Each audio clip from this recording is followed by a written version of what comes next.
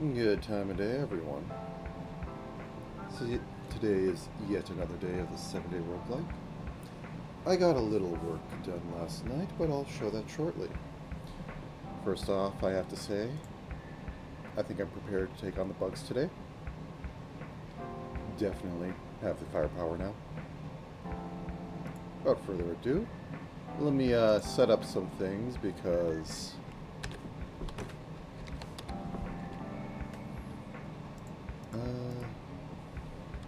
whoops, that's not the button I want. Set explosive potion. Set explosive potion. I did a little work. I said I wasn't going to set it up, but I did. Wrong size. Let me shrink that down.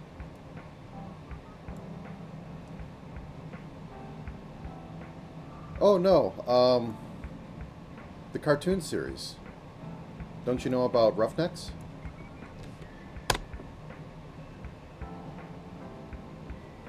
I literally... Let me just get an image up. Starship Troopers.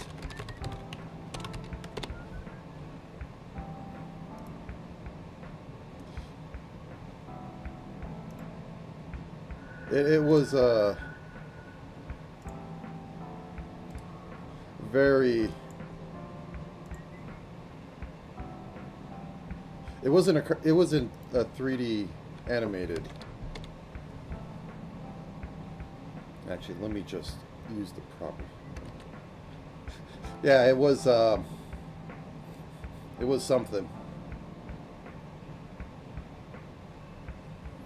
I don't even remember the other movies, but that's when they had the power armor, I think unironically to hide how bad the CG was. And because they don't have a lot of budget, as it was put, it was more drama than... They're full, like, half-hour episodes. It was kind of impressive back for the day.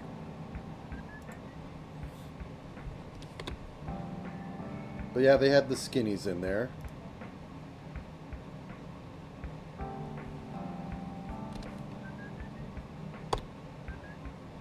So, I have a Chaos Chicken. The Chaos Chicken has a 1 in 3 chance of casting a random magic, which I will slowly update as time goes along, but... So, did damage. Did damage. Oh, it did an attack, which exploded all the potions, which exploded me more. So I got recursive spells, exploding potions. That's not all.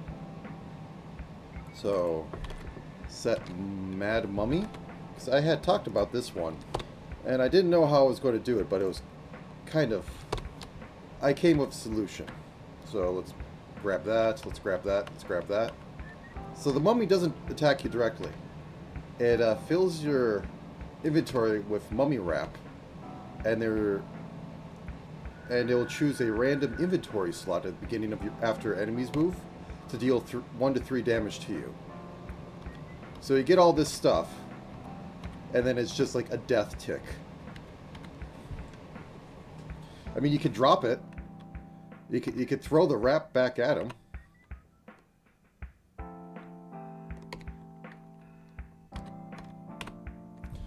Actually, I should fix that. But the mummy will just keep putting more on you until you're fully wrapped up and, you know, dead. Okay. Cursor, throw item. Let me just find that over here. Is that in main?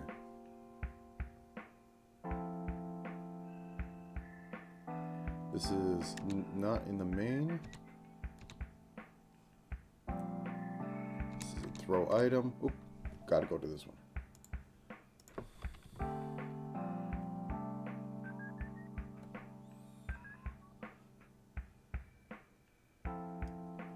And wait action equals true because you just did an action. So sorry, that's a little bug I saw going into here. Here's a few more things I added. Okay, so we get this. Let's go over. We should be able to throw this back. And then he'll instantly, yep, he'll instantly try and wrap us with something. Okay, that's been fixed.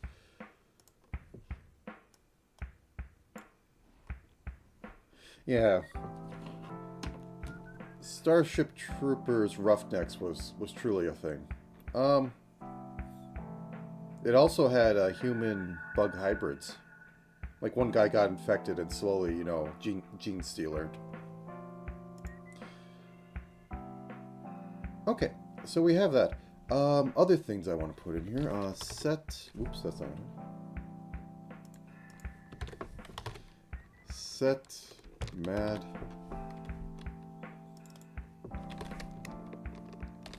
So set imp. The other thing that I had put in here last night, because it seems like an easy one, was set ice. Staff of ice. So I have fire and cold going. I haven't tested the wands yet.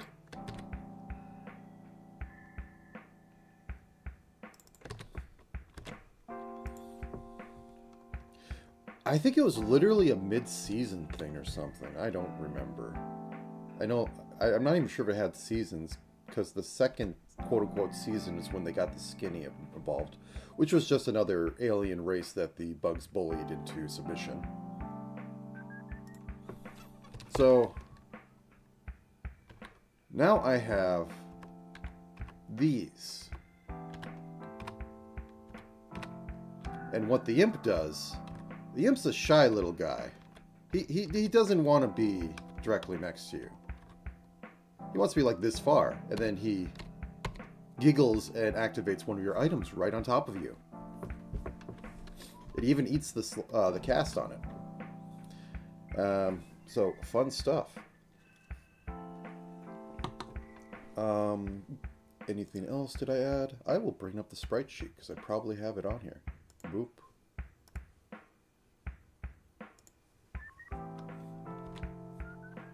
I was going to get scrolls, but I got a little tired. I got the sprites for the Yippee. The potion slime. Did I have the potion slime drop, either use its item or drop its item on death? I don't think so. Deal damage enemy.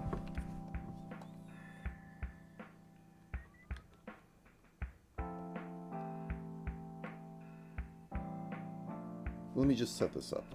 Set imp. Set potions. Potion slime. And we're going to set up a set cleaning potion. Boop.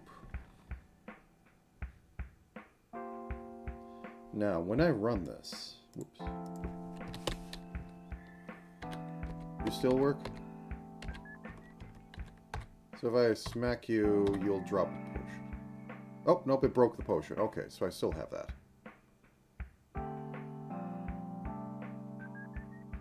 Oh god, it's an infinite.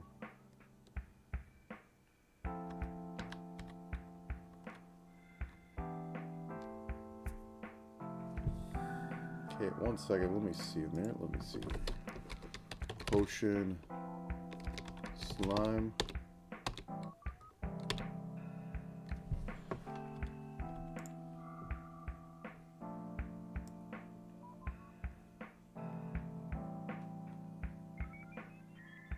Okay, there's a 50-50 chance it should do it. If it does weird stuff, that's kind of fine. It's kind of weird.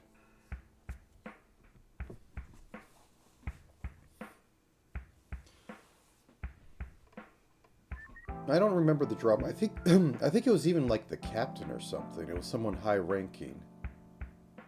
And like they managed to rescue him, but like yeah, they had started gene modding him or something. Or no, he got left behind. I don't remember much.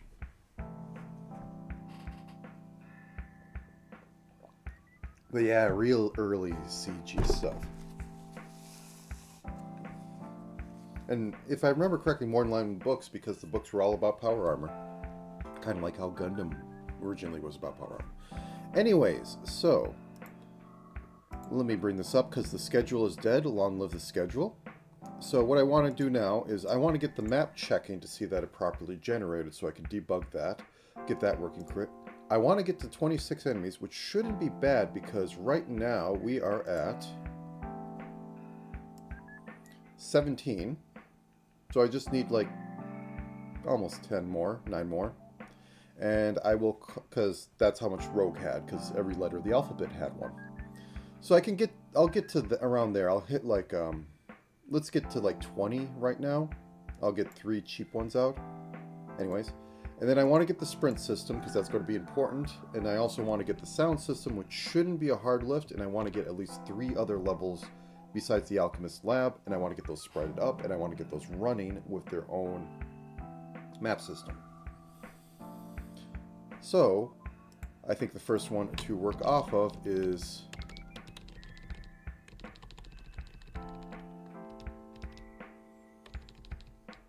Goblin Hero might be an interesting one. Got the reach.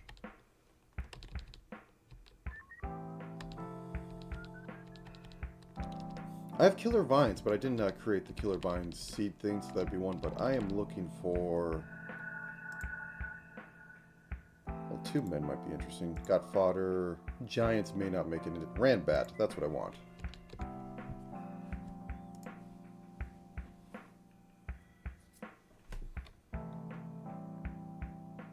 Yeah.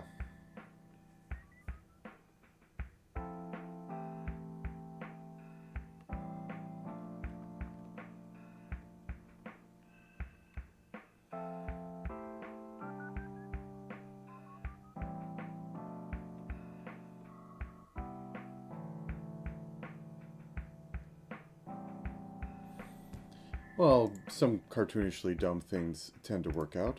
C... I'll get to you later. Warhammer. Okay, let's get our little... I'll actually use the mirror tool here, because it's a bat.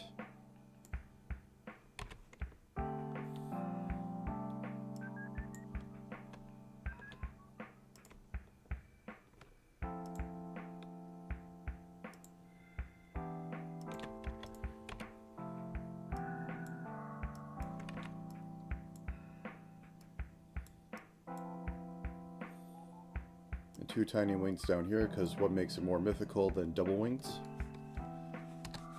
You could use the same color scheme as him. That's fine.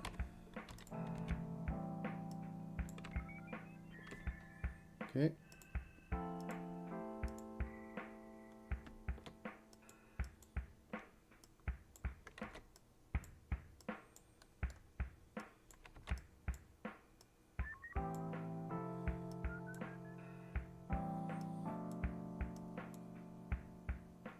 Also, I swear there's some Battletech mech design that is literally very monkey, drag knuckles sort of thing.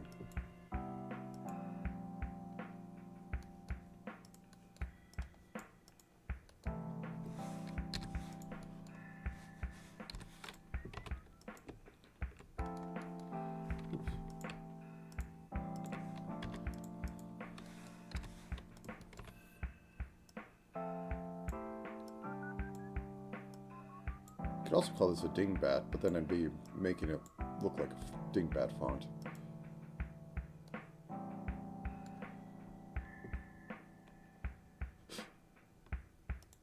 Gotcha.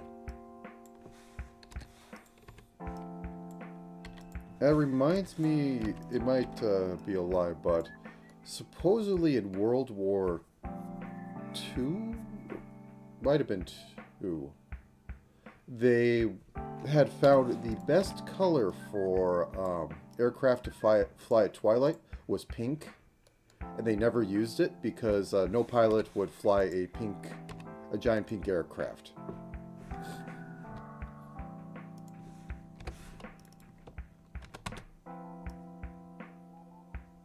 They didn't care if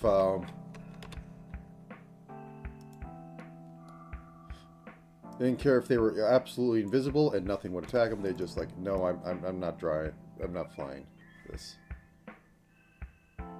Oh wait, this one should be down because I'm going to have it. This is the one that's... No, yeah.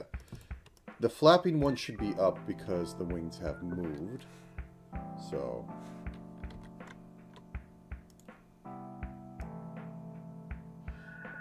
also, the whole ice cream thing.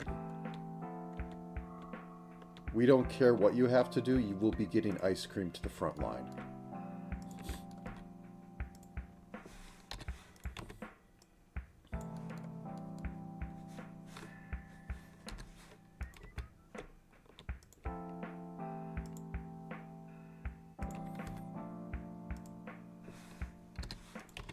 The ice cream ships must arrive on time.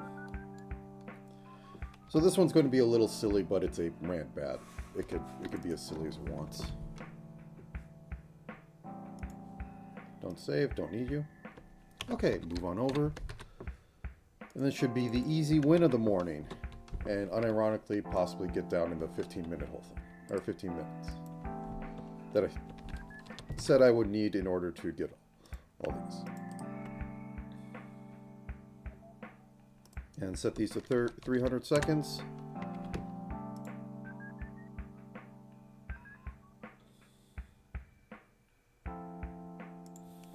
I think I need to have these moved out a little bit.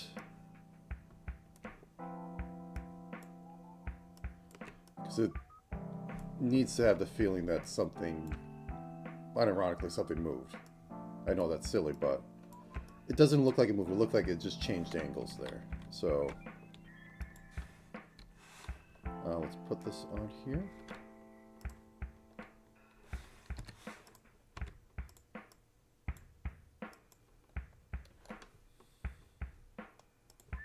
So when it pulls in, the arms go out.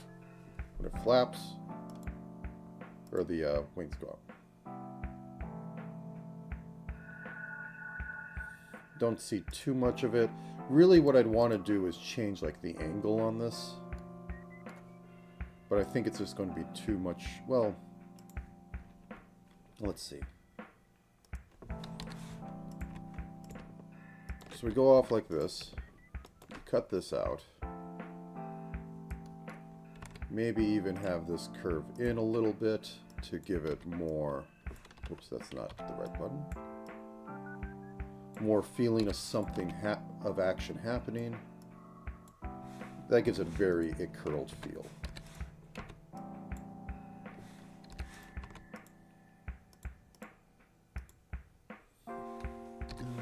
Okay.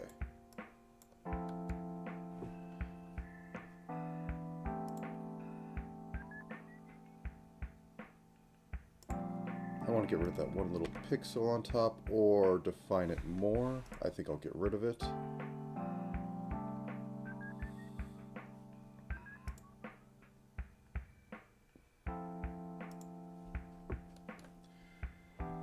Okay, I think that's good enough. I don't need to spend all day on this. It just needs to get the job done. And we'll get the job done. Okay, let me get some of the banding in here. 10, 5.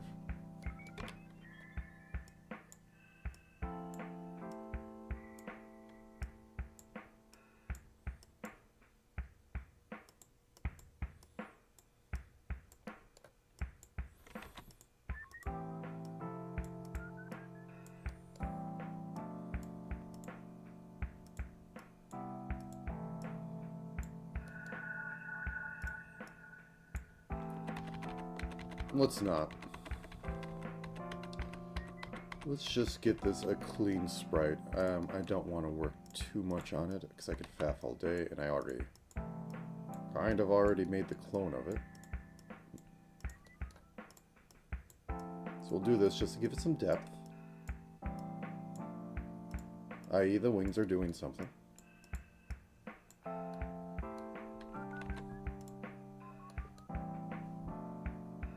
Wait, what? Oh, I was in the wrong frame. Okay.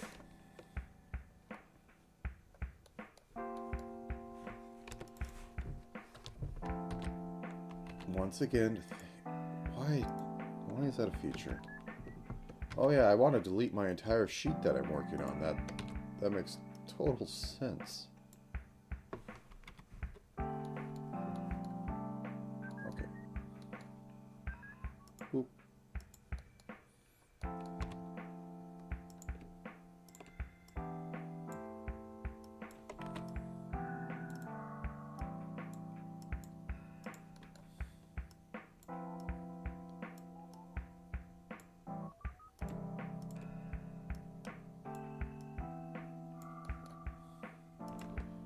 And just a bit of this. There we go. A little trash. You know, I could have a mom made of trash.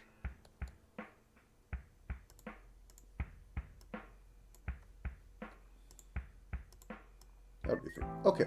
Anyway, we got Sprite. We rate Sprite. Sprite good. Sprite good enough. Could be better. I will take a second to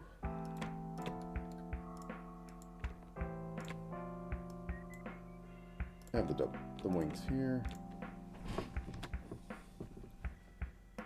Okay, this one isn't going to require much setup in code because it has too much movement stuff. I'm not making an entire subroutine for that, so randobat. Set imp.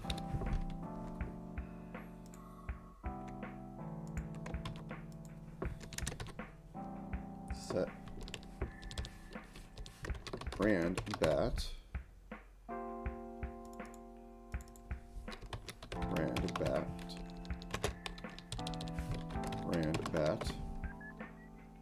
It can have 3 HP. It can have standard aggro stuff. Ent.damage face. It could be an annoying nibbler. Okay, so its index is, whoops, that's not the right thing. So imp plus 2, 4, 6. And imp was that, so 46. Then it'd be 47, 48. Makes sense. Set imp.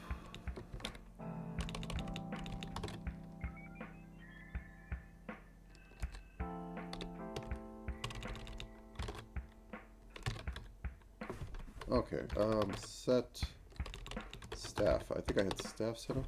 So what do I have at the bottom now? Potion slime. Okay. Ranbat, and we're going to go to void individual enemy action. And then we're just going to slap on the bottom of this list. Else if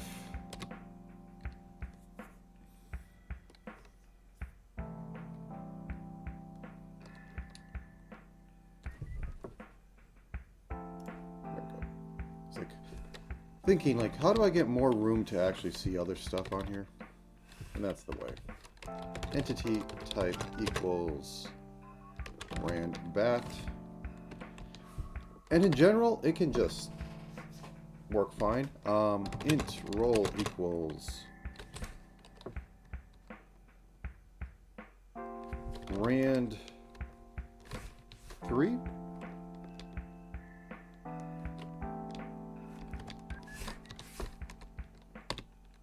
If roll equals 1, random move,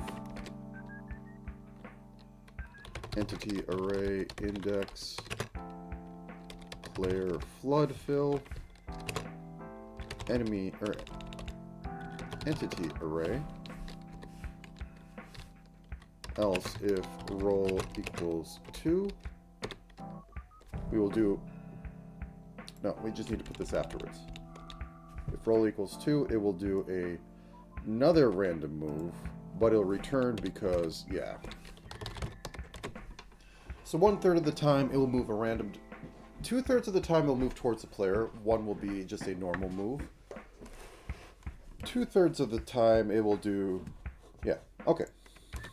This should be simple. This should be a nice little win. It ran.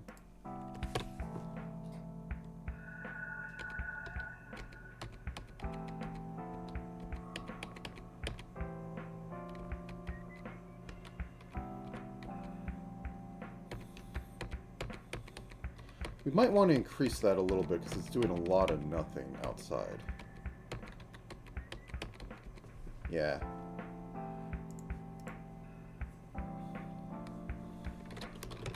Bat. So we'll do a 5. And if this is...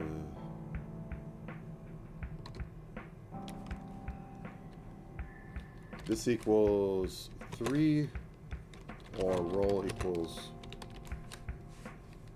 2, and if this equals 4. So now I'll have 2 spots that can do that, and this is random enough.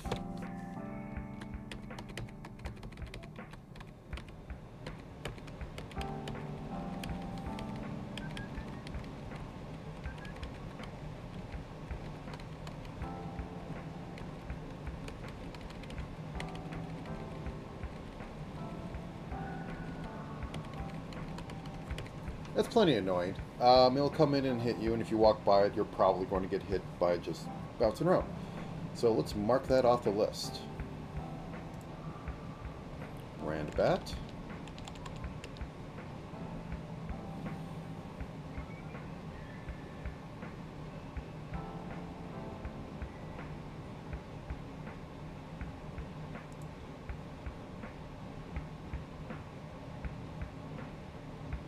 You were at index of 46, and you are done.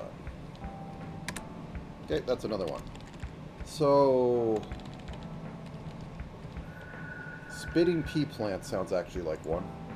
That sounds funny. And I think we already had like a reference for that, like down here.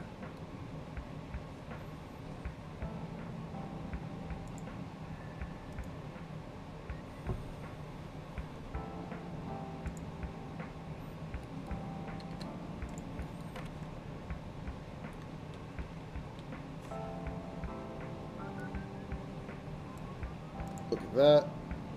We have silly red stuff, red flower petal-y thing behind it.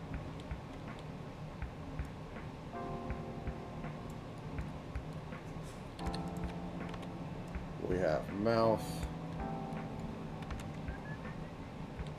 And then we can do this sort of thing.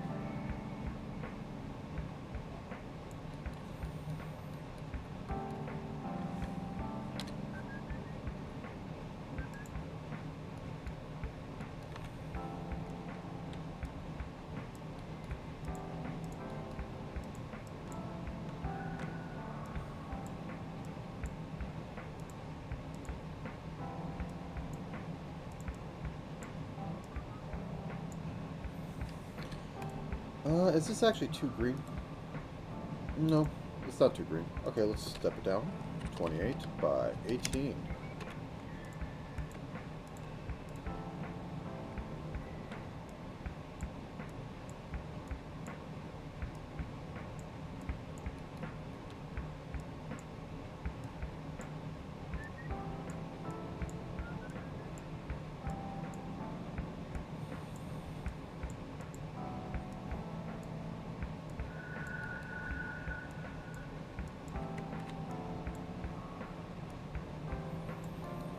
And do this a little bit.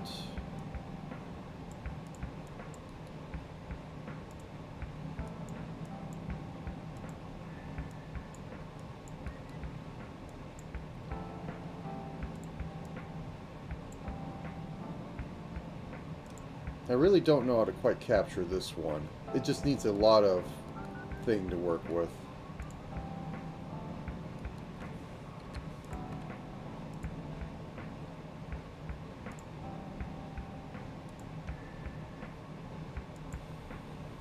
I guess.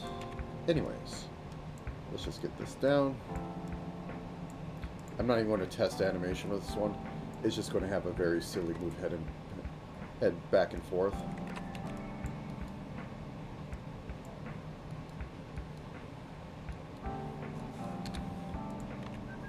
just to bounce it out a little bit.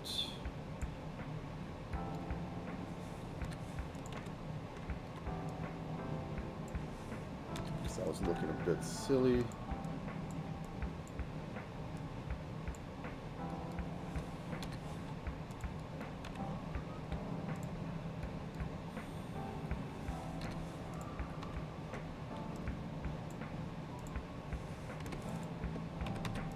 Okay.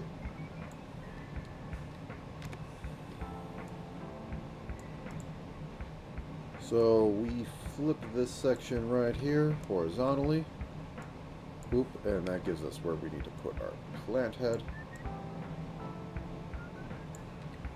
That needs to get us where we need to adjust this a little bit. Oops.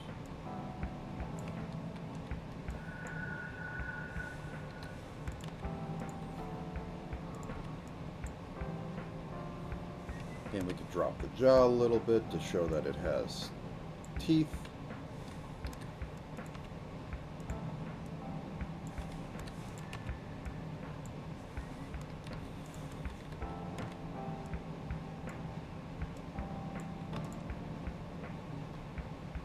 Where's the nice? We'll go a few.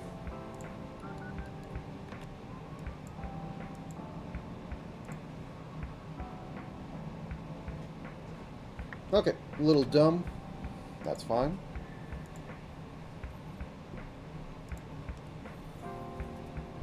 Now this one is also going to be controlled by attack because it just needs to see that you're within range and it's going to spit at you. So...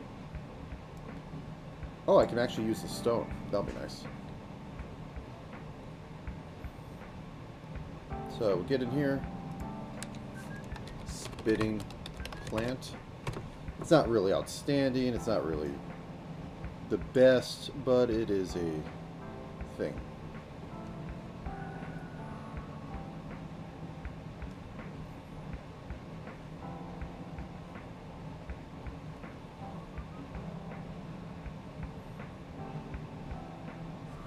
Set imp.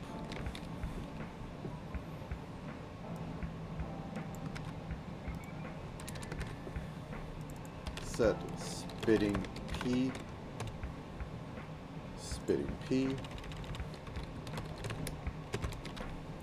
And this is going to be P. Spitting plant. You can have this. I think I might figure out some way to have this spit every other turn. I might have a global, well, it could just be 50-50 chance. And congratulations, you're on the next line at 48. Set ran bat. Set spitting P. Void individual. Like, this is flying on the really easy ones. I was tackling the most interesting ones because that is what I do. As you said, morale is a thing, and I was destroying my own morale and probably not eating enough stuff. I was eating junk, but not eating the right thing to get me through the day. So, this one, since it doesn't move, if player.x is less than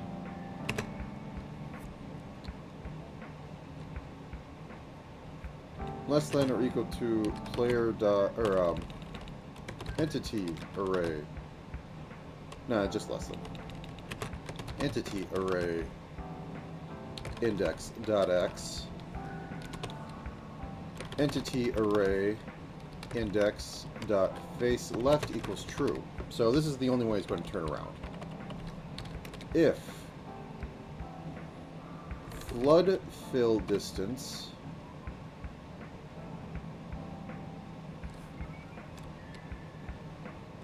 I have this set up here, I think.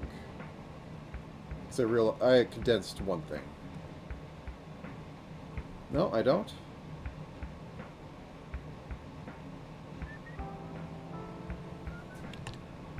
I'll just do this. If in FOV and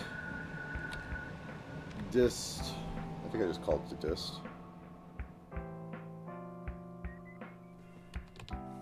is less than 5, and rand 2, which should give us 1 or 2, or 0 or 1, which is 1 is true. Add that to scroll. Entity array index dot name plus spits a rock at you. Nope, nope, no explanation point. I'm not going to deal with that. Damage. Damage. Actually, is damage set up there? I think I just set it to like something. Yeah, I just set it to something so I don't have to initiate it later. Damage equals rand mod entity array index dot damage face. Damage equals damage player.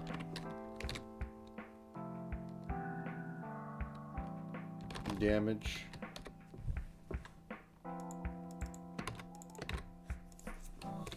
Also, I do think my keyboard's having issues. The A key was sticking last night, which is concerning. Also, you know, I've rubbed off half of the keys on here from overuse. So maybe I should look into getting a new one, a nice new ergonomic one. Okay, and I think I just do... Yeah, I just do this.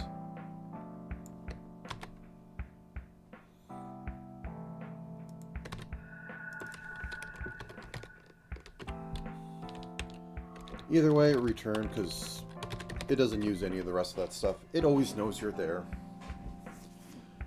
That said, I should get that SFX set up, so heart, or heal type, heal. No, I'm looking for bash type? Yeah, there we go. So we get down to the rendering down here at the bottom, so let's go up. There we are. So we're in here. Once again, should be some sort of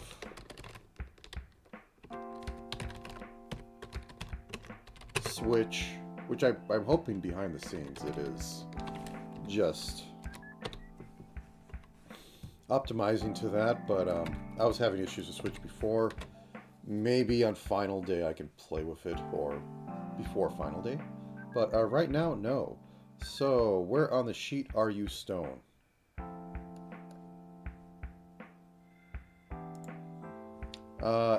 Zero, 1, 2, 3, 4.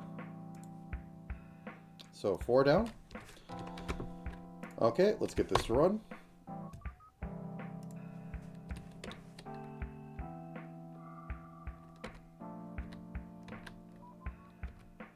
Why are you moving? Did I not set you... Did I not set your,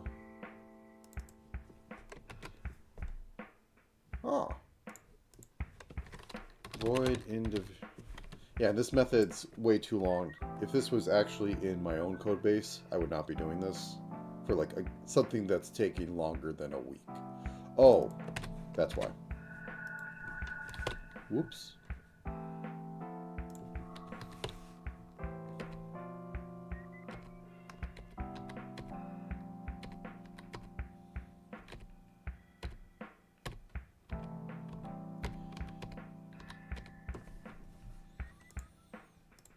Let's make this 3 and equals 0, and then I have to put some params around this, or round brackets. Boop, boop. Crack that back.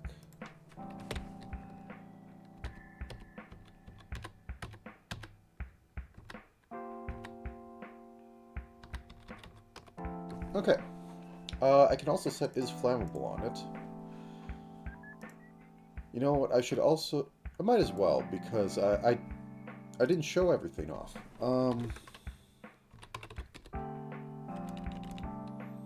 Set spitting P. So I have a few other things in here. Staff of Ice. set fire sword,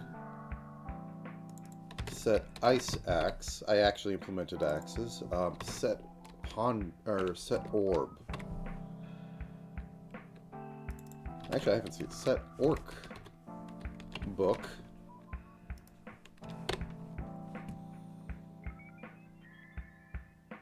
So now I have an array of items to pick up. So I can grab the fire axe, the ice axe, the orb, and the orcish picture book of war. You can ponder the orb. I don't think I have it properly implemented, but it should secretly increase the value of the items you have by a slight amount. But, you know, it takes time, and I think it's just funny you can ponder the orb.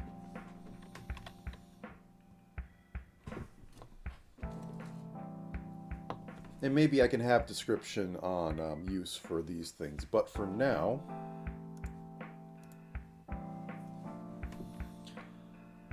I'm going to add a new thing because, well, first let's make you flammable. And is flammable equals true, so you now take a lot more damage from fire. And I think I'm going to add a new thing in there, is freezable.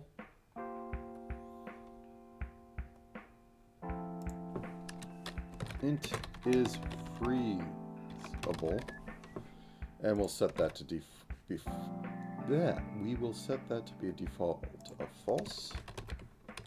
I mean, it's a plant. They tend to not do well in winter. Spit.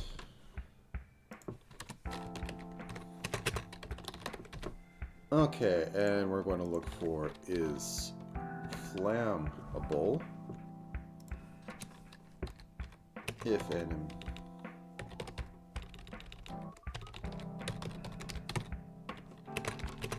equal -1 and entity array enemy index dot is freezable, damage equals rand 4 plus rand 4 times 10, or 4 plus 1 plus rand 4 plus 1. I decided that that should be generally ice. Oop.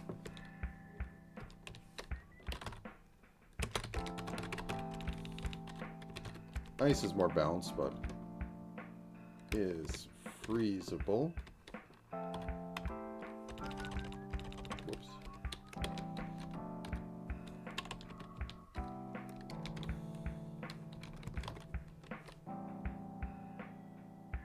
Oh wait, that's not the right one. Oopsie. Just copy this out. And bring it down here. If valid target equal 1. If valid target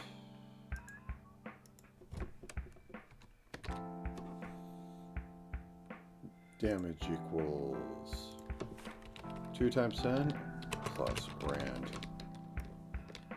divided by 2 times 10 plus a little less. Okay. Or no, is freezable. And this is the one thing, because this is some weird pointer thing to say, go to the location at this address instead of accessing it the other way. It's weird. I brought it up. It's why I don't like syntax changing and the weirdness that this tends to do. Okay. Just add another.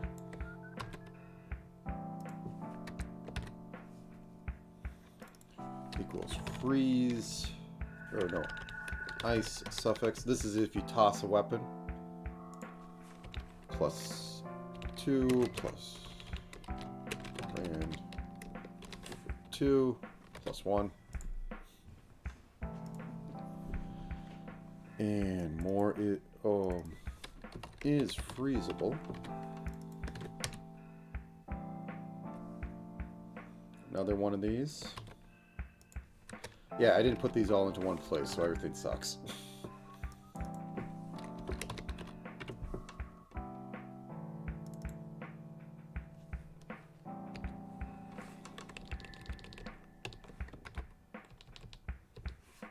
Oh yeah, doing big, huge damage when you just smack stuff with it.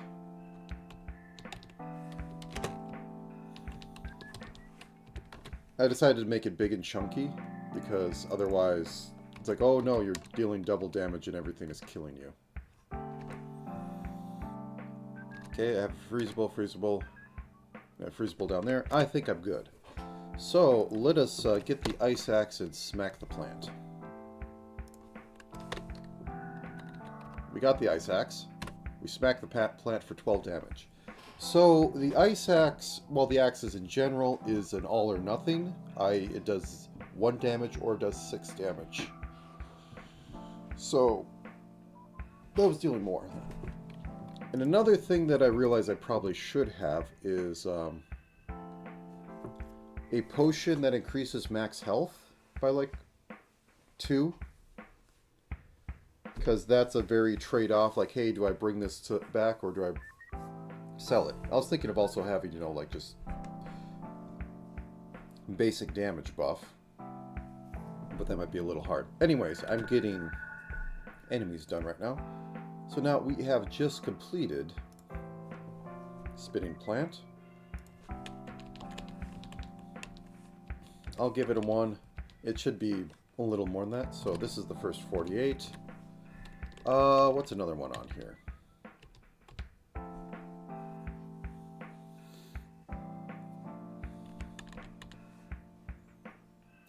Magic Nose is interesting.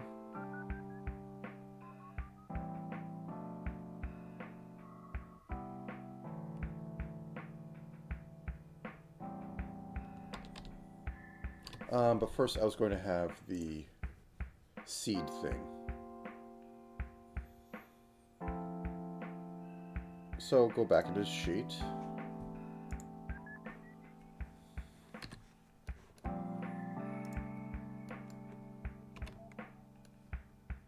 So we have the vine up here. And I guess also the seed should make vine. Well, yeah. Yeah, it'd be kind of... You wouldn't hit the seed after you realize that it makes the vines. But if the seed will, like, randomly spawn a vine around it, you might consider hitting it to stop it, and then it can throw, like, a few in random directions. Yeah, let's just do that.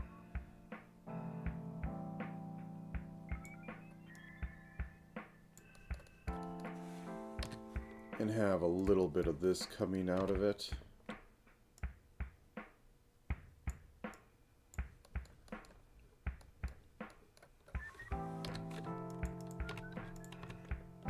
Sort of rough up this side. Have like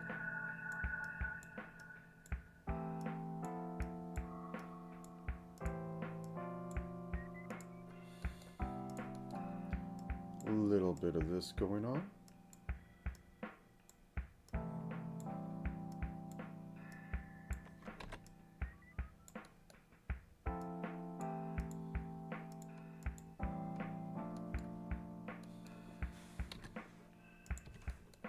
Whoops, that's not what I want. And I really should make the outdoor area.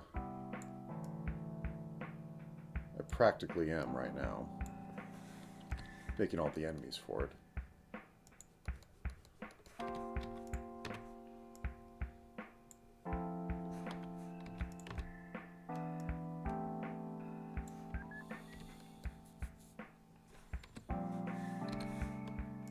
So this is kind of like the spawner then.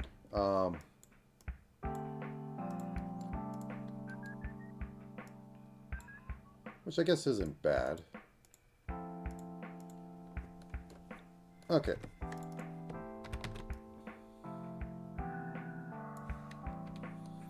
Okay, and this will go we. This can go like this.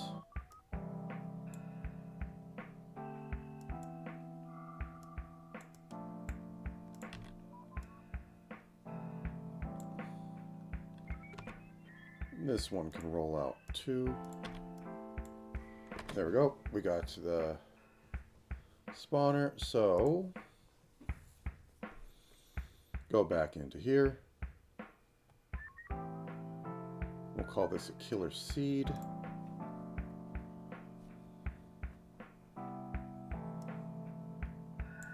Nope, wrong one. That's why.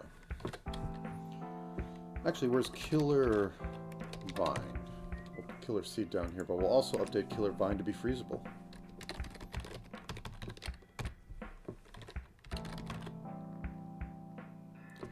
Killer vine. You should be flammable.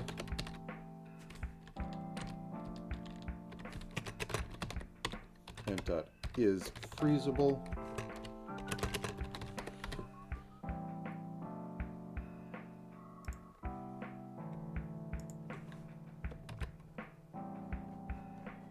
All the way to the bottom of this.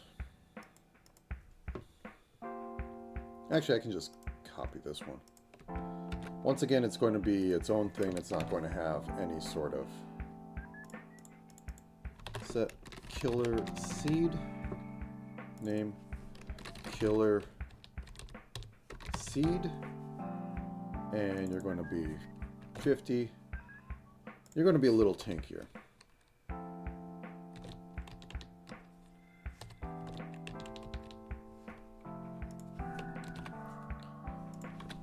And so killer seed, what I'm going to revise it to do now is that it's going to try and spawn next to within like some range of 3x3 if there is a killer vine or a killer seed next to that area.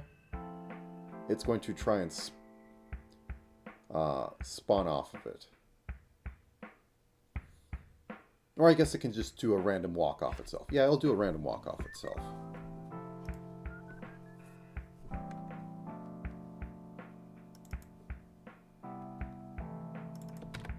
Okay, P.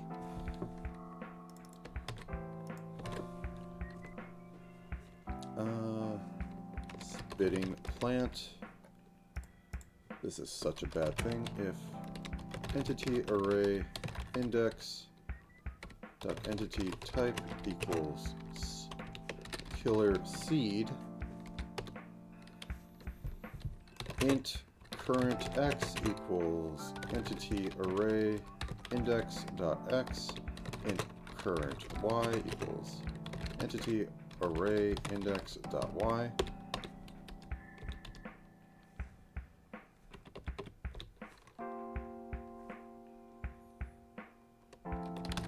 Well,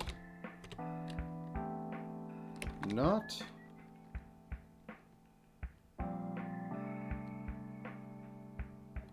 is wall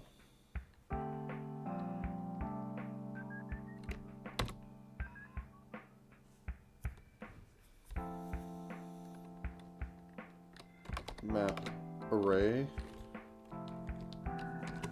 current x current y.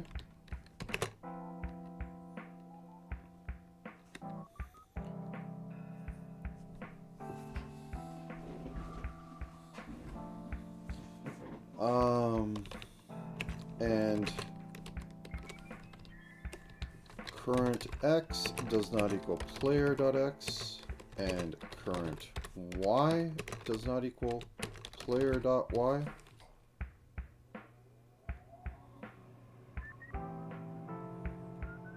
Okay, that's good enough. So it starts on itself, then it starts moving around. So int roll offset rand max direction for int dir in, or nope, dir equals 0, dir plus dir is less than max direction. dir plus plus. Actually, is wall can do that.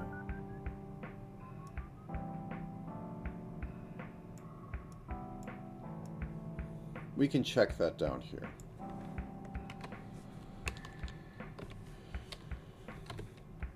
If not, if is wall map array current x plus offset x, current y plus offset y.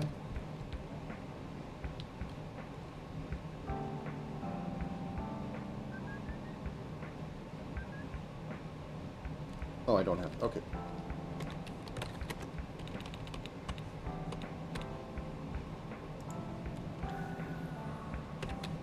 Int offset y, x equals 0, int offset y equals 0, offset x equals offset x array, dir plus offset, offset y equals offset y, dir plus offset, bool found equals false,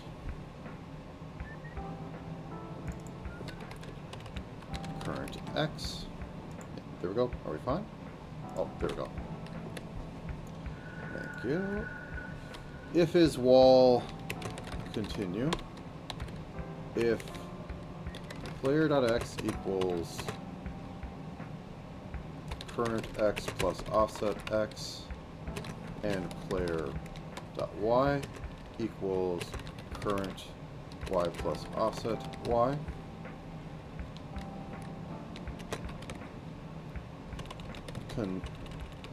Continue. Int entity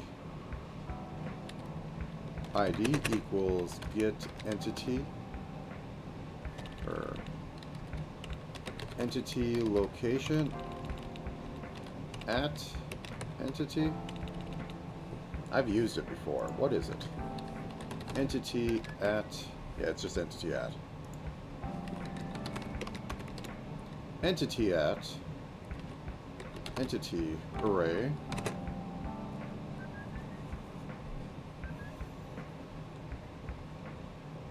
offset x, oh no, current x,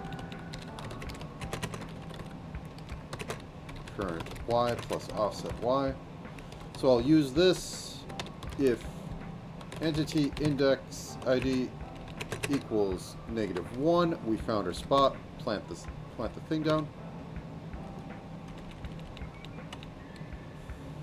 Else, if entity array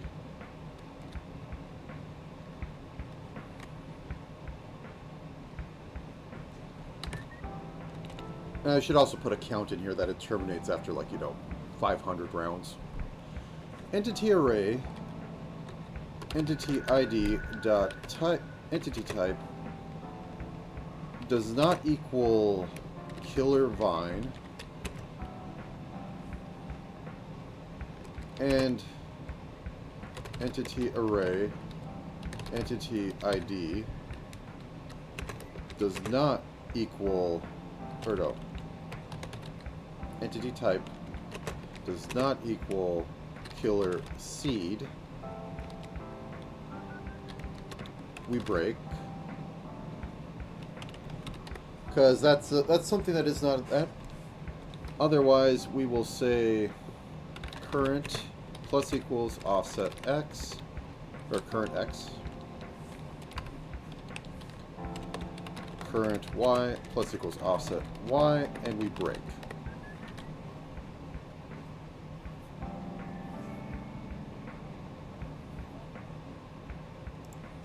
Found equals true. If not found, break.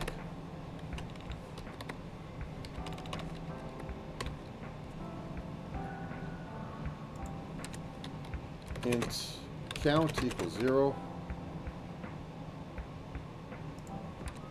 Count plus plus. If count is greater than, let's say, 64, break, and that's for safety.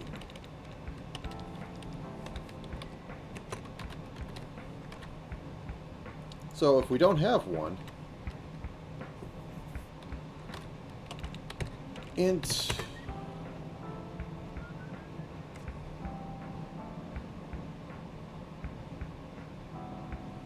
this also sets found equal to true.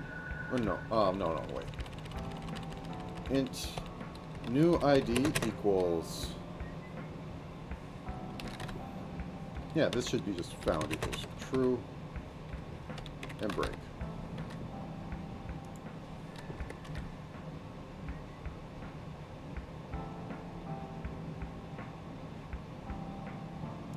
No, found can say false, because then it falls out of this. Found is only for new spot. Okay.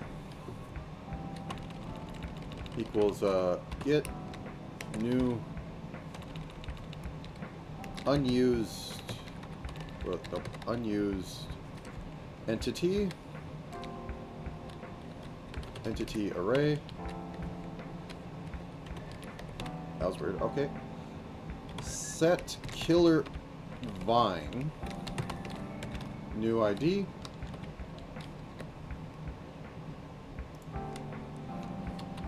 If new ID equals -1, just return.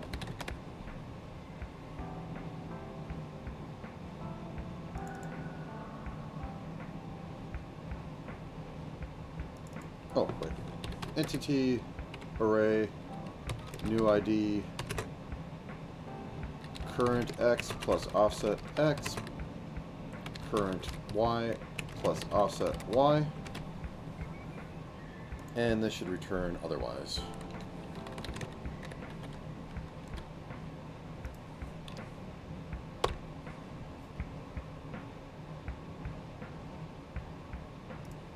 I might want to have a random thing in there.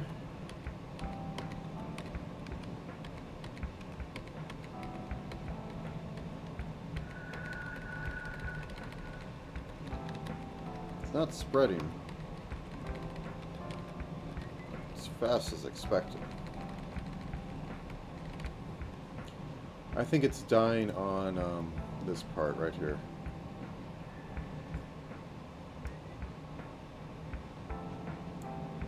Oh, okay. I think I should be normal. I do this a lot and I don't know why. Okay.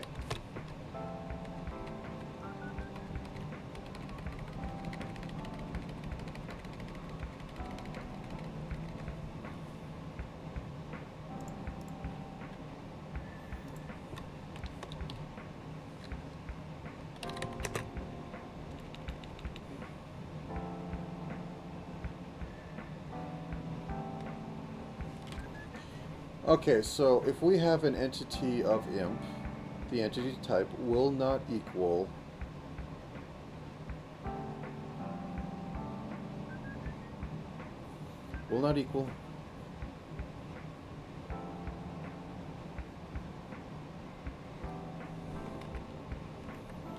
No, I think I was right originally. Because then it will, if it equals killer vine, it'll be true over there. Get out. If it equals killer seed, it'll be true here. Get out. If it equals imp, it does not equal that, and it does not equal that. Okay.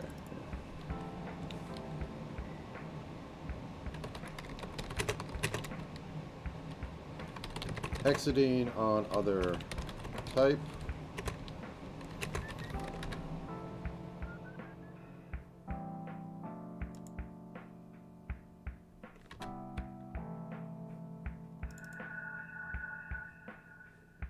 The offsets are correct. Okay, let's do this again.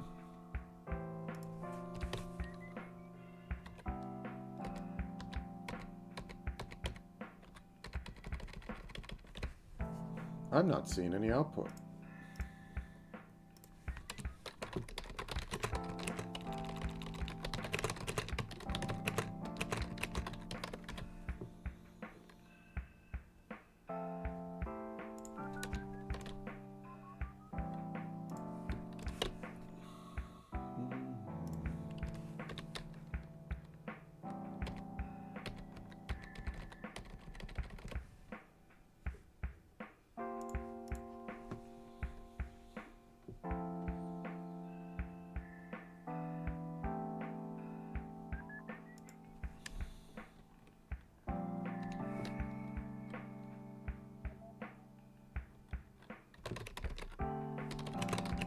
Making vine. Is it just hyper stacking vines?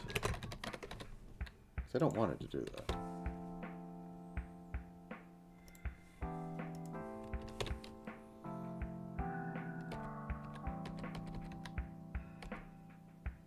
It's hyper stacking vines.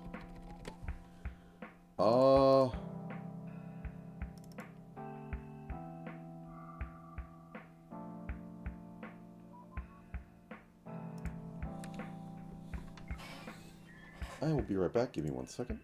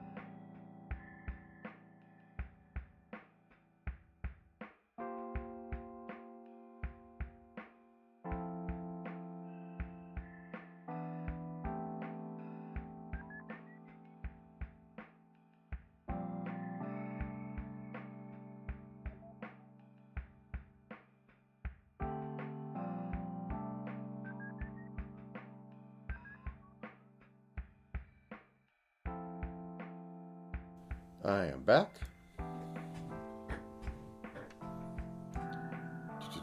So, this is getting in here even though... Oh. I did the thing.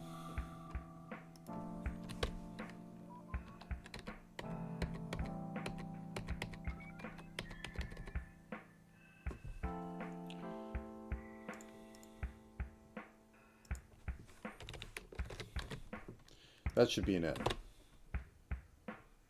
I was correct.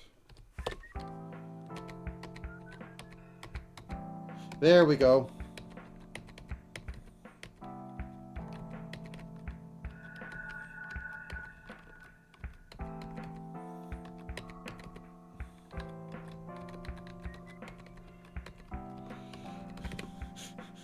That's a little extreme.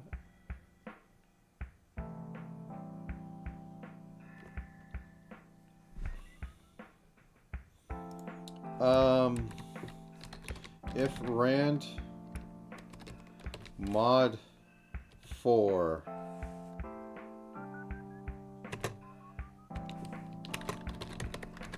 so every 4 turns int x equals current x, int y equals current y.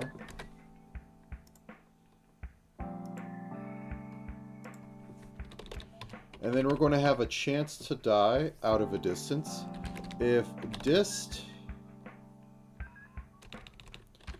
rand 5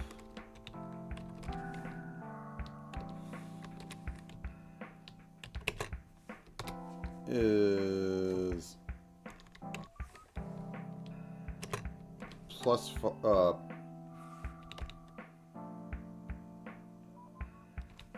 10. Yeah, let's just go with that. Is less than basic distance.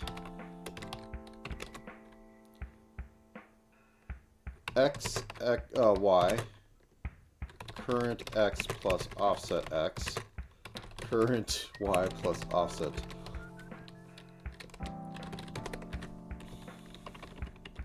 If too far, return.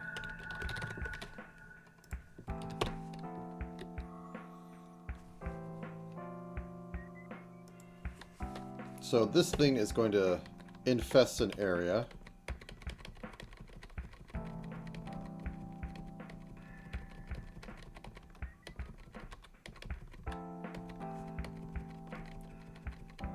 Very slowly. Okay. I think that's good.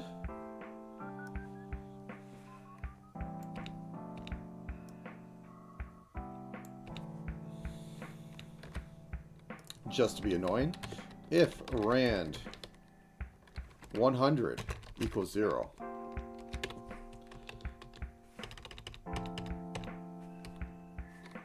else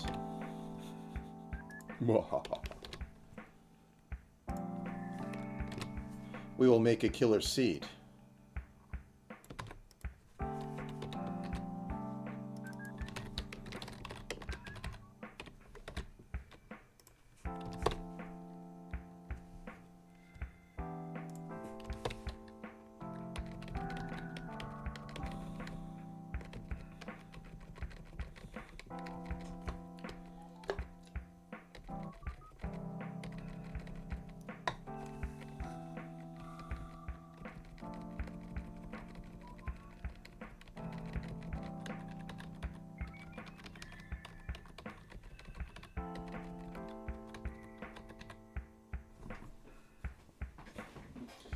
So technically the secret to this is that you pick this up, you toss it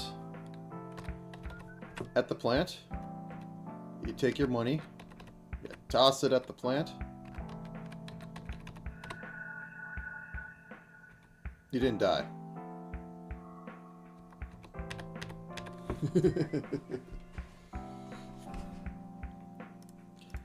Okay, I think I'm going to up this a little bit. 1 out of 8, it will spread, because it might be there a while. Okay, I will call that good. Cross that off the list and see what we're at.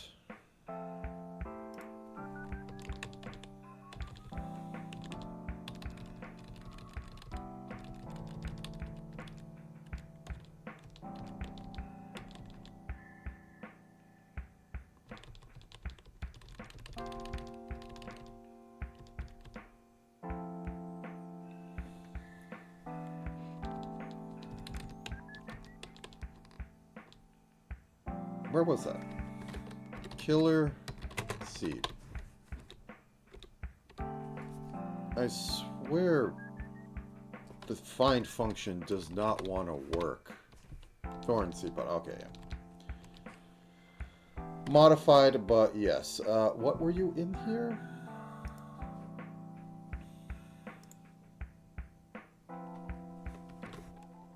Killer seed. You were 50.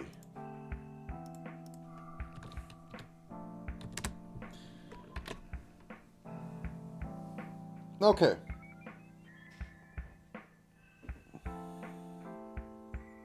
Now then.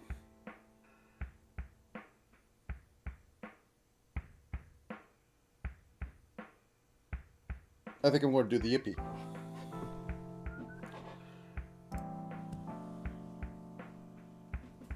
This also is going to have the sound system, but...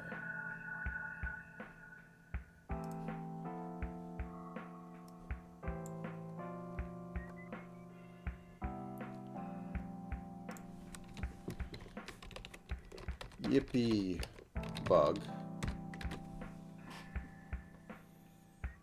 And we will down to killer seed. Oops.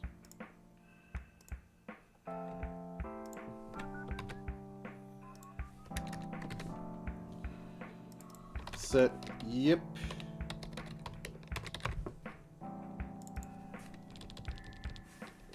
Yippee bug. Whoops. Yippee bug. This one's going to have a little bit of beefy HP. And it's going to do a little damage. So this one's probably going to be completely driven by the AI on the other side. So let's get that. define killer seed. There we go. And back to the terrible individual enemy action.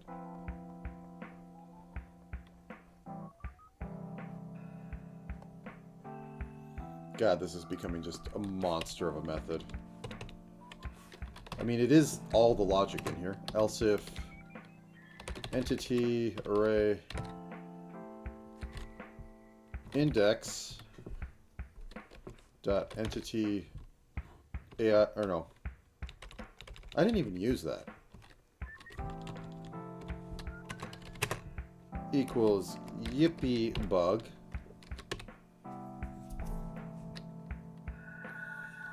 if, okay, this is going to be at the end of this. If entity array index dot aggro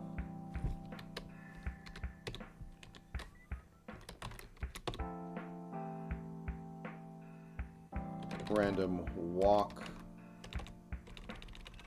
random move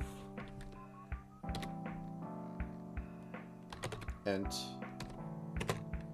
player flood fill array entity array, and we'll get you in there, and then return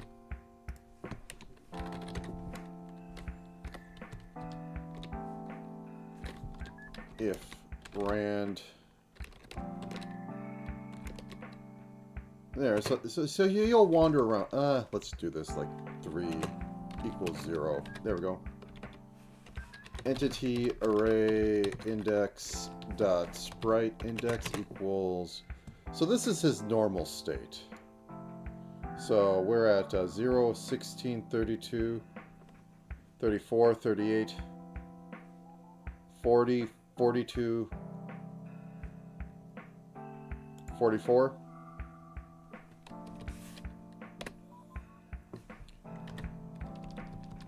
So if not entity array aggro index dot aggro and in FOV and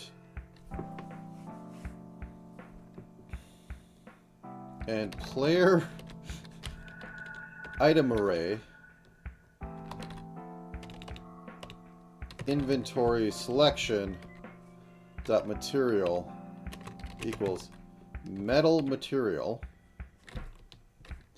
it will then go add global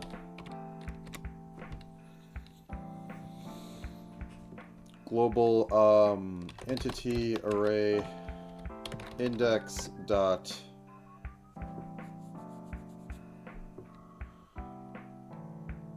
name plus says yippee.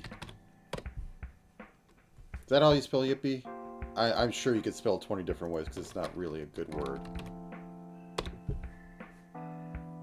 Yeah, it's IE. No, wait. Radical hippies. Okay, it's 2 E's.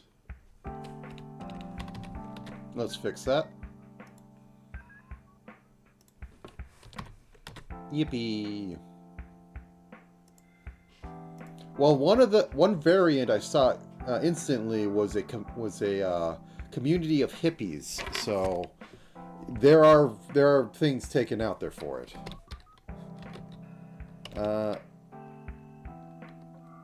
Entity array index dot sprite index equals 46. Else if not, well, okay, I don't need to care about that. Yeah, this one, if you have aggro and you're in line of sight and it does not equal, the aggro will be set to 0.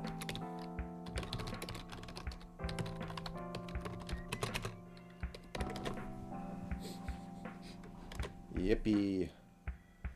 And that sprite index can go down here. And then it can do the normal move towards player thing. Okay, let's go. I should also include in there in a minute, but I want to see that... Wait, why was... Oh, you activated. Okay, one second. Let me... I did not have you set to your index, so 44... 44... Let's try this again.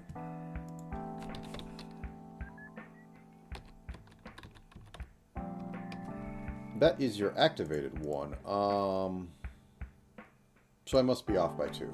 So 40... 40... 44...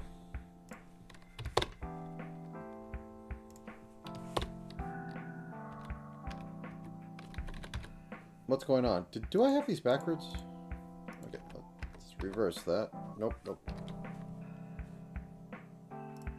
Okay, so we have imp plus 2. What is imp?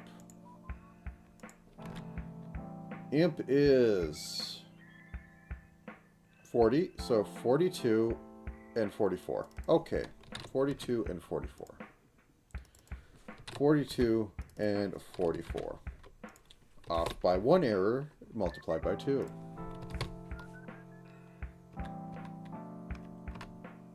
Picked up the fire sword. Do you not like this?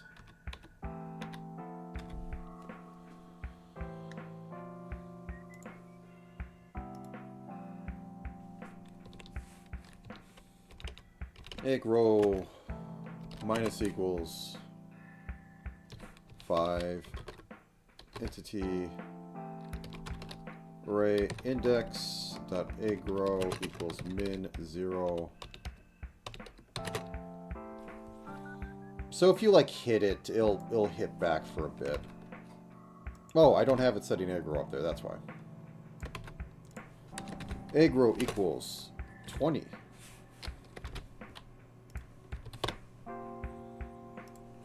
What did I do? There we did.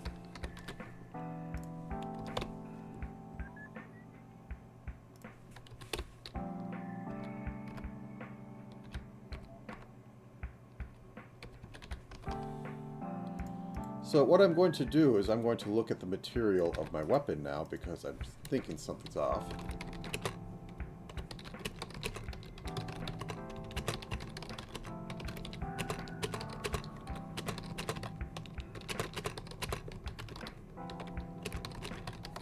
It's quite possible that I didn't set them up right, or they're not transferring right, because we are using a swap.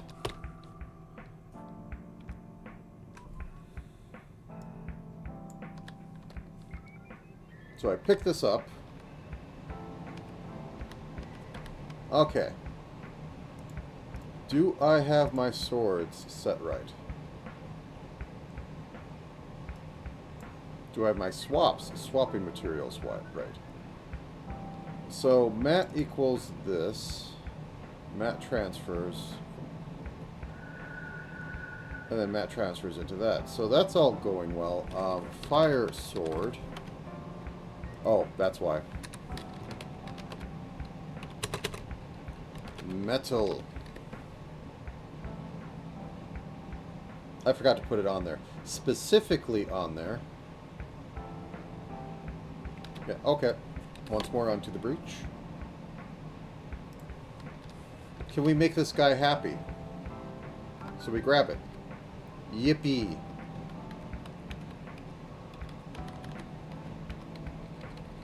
Are you not going to go after me? Oh, he should have an aggro range of like 6. We'll just ignore any of that. Ent.aggro range equals 6. Ent.follow FOV equals true. He wants that metal.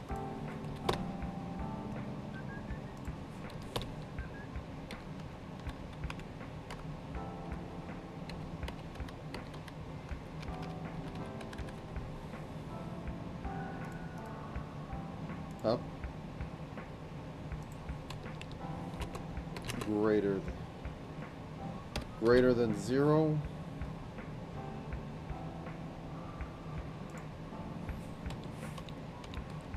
Is there a return at the... Oh. Something's wrong.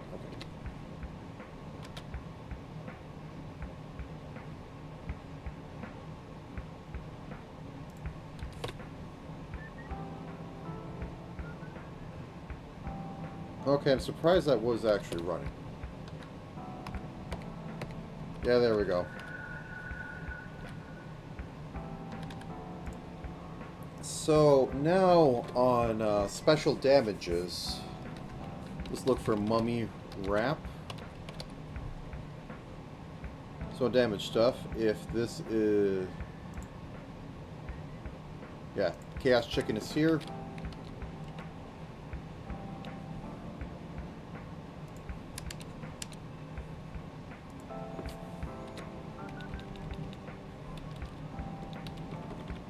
If entity array index dot entity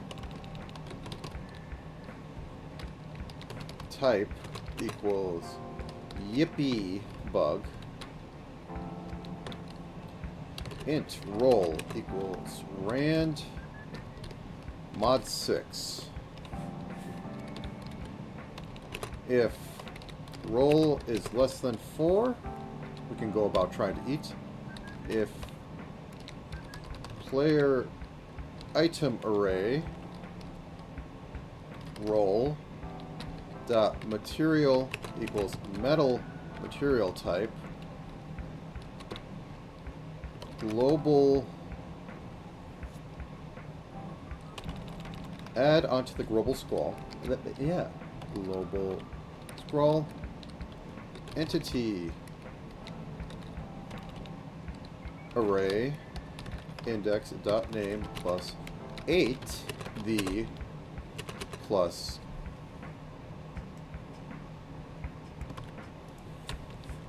whoops dot name plus, and we will reset item of this one. Yippee.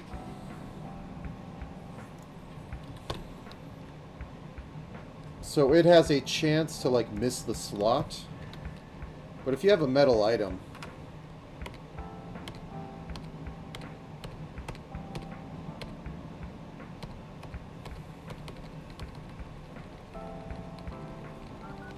okay, let's see what the rolls are. I have a feeling I'm messing something up.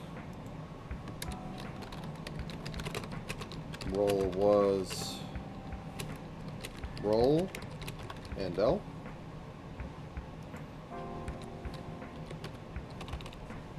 I'm going to show this.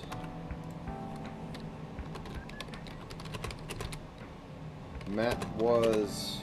So we're looking for a 1.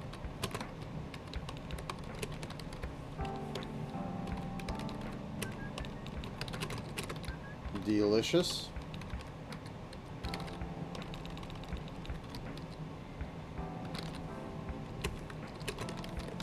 Okay.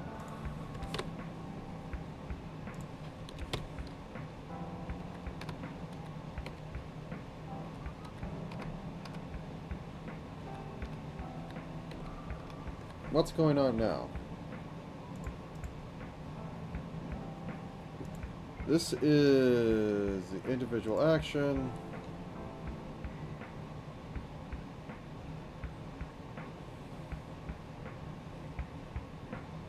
What?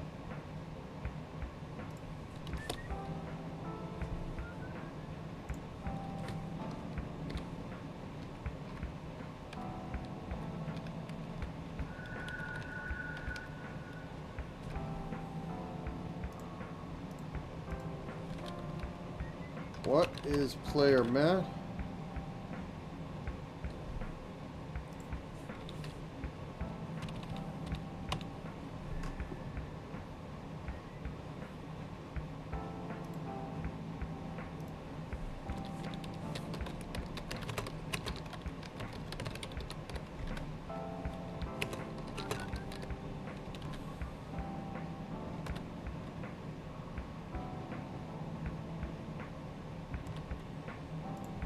Hmm. Okay, let's take a look at this.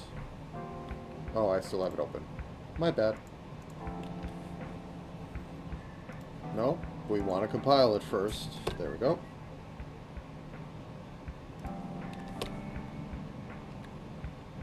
So we grab this, and yippies.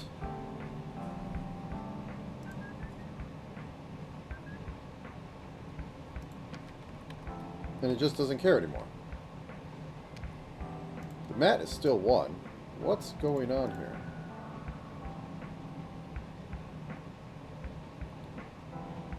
Let's go into this, because I think there's something a little... Oh, I don't have a max aggro. Is that possibly doing it? Let's give him... Entity...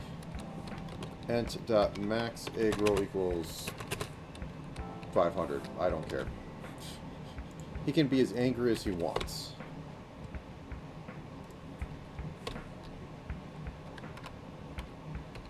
Yeah, that was it.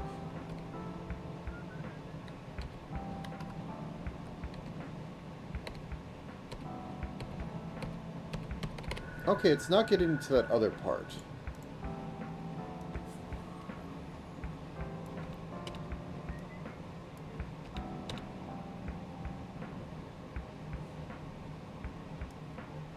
Okay, let's look for yippee bug.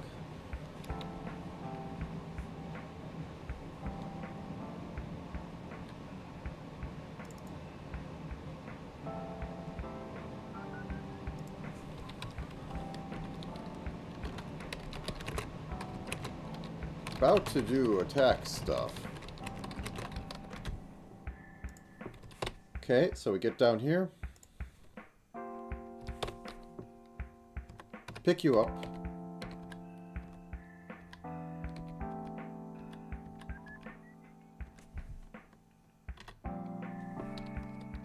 This is really weird.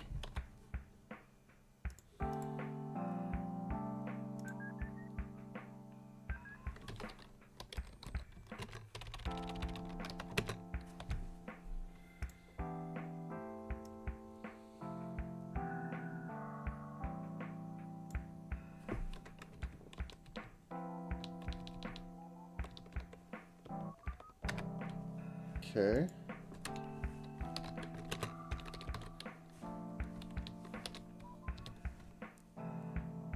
Oh, I'm not said. Wait. When did I delete that? Dot aggro equals 20.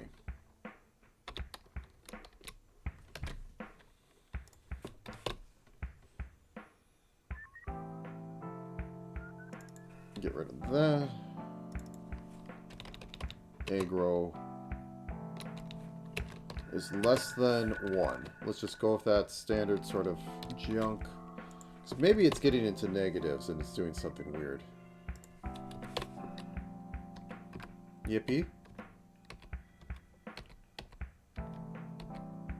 Okay, I'm only getting the aggroing. I'm not getting the damage stuff. Where is the damage stuff coming in?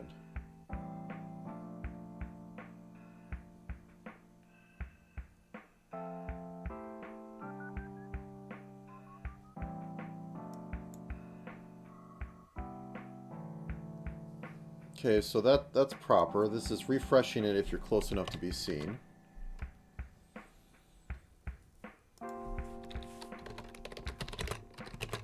In attack thing.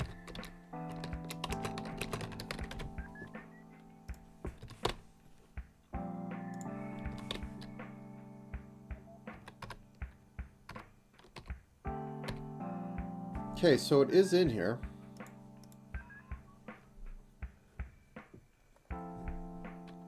I'm going to see what type it is. Did I just put it in a wrong loop, or wrong part of the logic? Yippee. Once again, it deletes that. I will try not to harp on that too much, but... Okay. So it is in the right thing. Did I include it in the end of this or something? Where does that end? I included it in the middle of this. Okay, that's why. My mistake.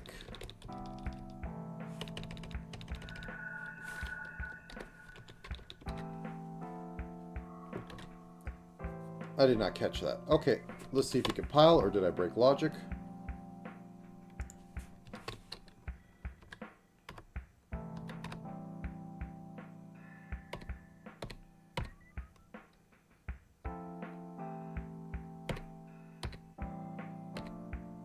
Okay, ate the fire sword.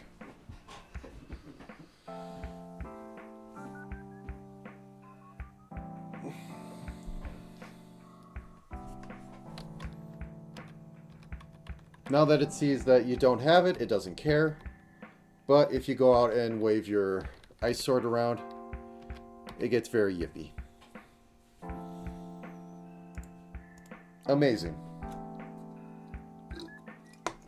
I should probably also add the other armor to the game.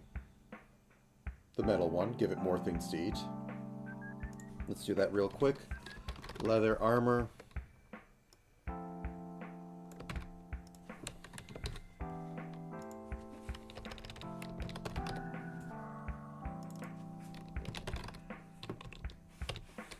And this can be worth a bit.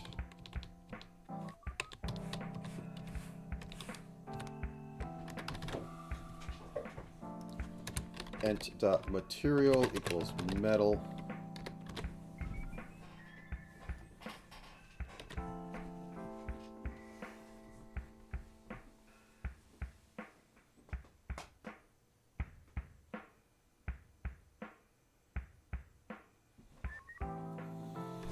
Do I want to add something like metal scraps to the floor or something? That might be a thing. Also, I need to think about lunch. I do not currently... Oh, why is... 1 second. There we go.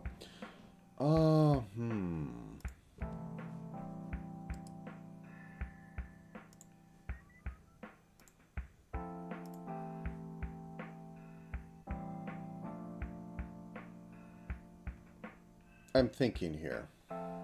So, do I want to make a... like... scraps that fall on the ground that like you could sell or something?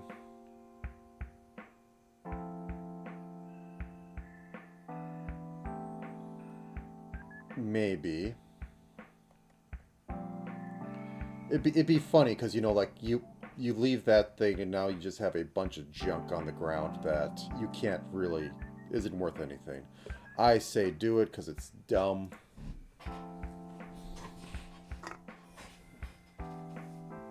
And I can make a rust spell that can do something similar. Okay, let's just do that real quick.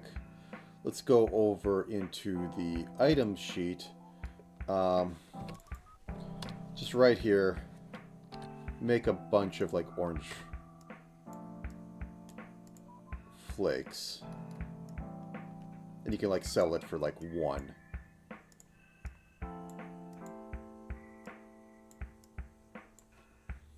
Add a little bit of this brown in here.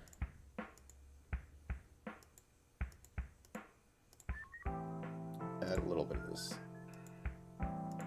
And then do the standard... I am doing this specifically so that every item can be distinguished as an item by the fact that it looks like this on the ground. Okay, let's put that under...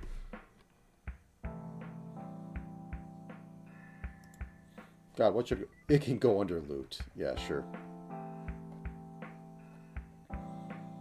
I don't think I'll get to the things, but... void set scrap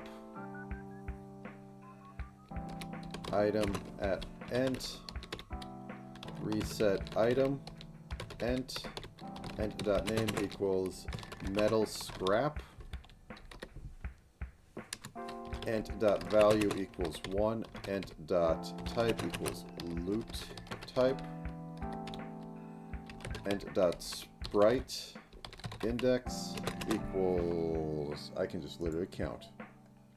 0, 1, 2, 3, 4, 5, 6, 7, 8, 9, 10. Oh, I don't think I ever showed this. Why don't you like it? Yeah, because I'm making... Oh god, what is going on? Okay, here's what we're going to do. We're not going to get mad at this. We're just going to copy this up here, because somehow I've said magic words that don't... Yeah, there's something wrong in here that I literally cannot see. It doesn't make sense, and I don't want to bother trying to figure it out. Okay. So we set this to 1. We set this to 10. Yeah, now it's yelling even more. I don't know if it's like literally something wrong with the IDE and it's flagging on something. It just whatever. But yeah. Okay. So delicious. Ate that. Int floor ID equals get unused item array.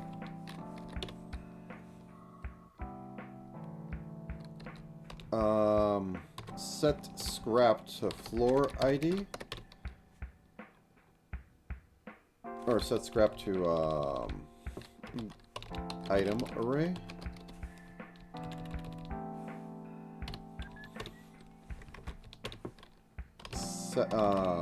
Item array floor ID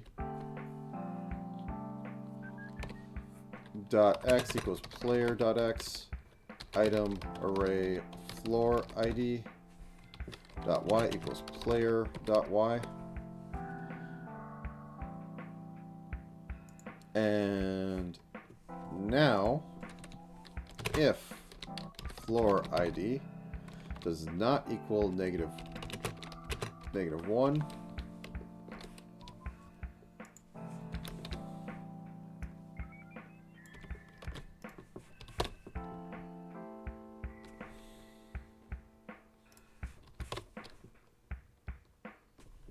okay, yippee, there we go. Insult to injury.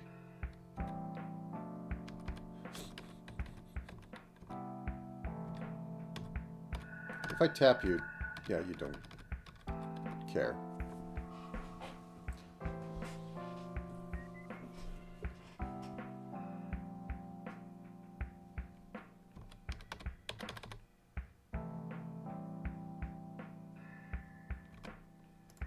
I should figure out how to do that, but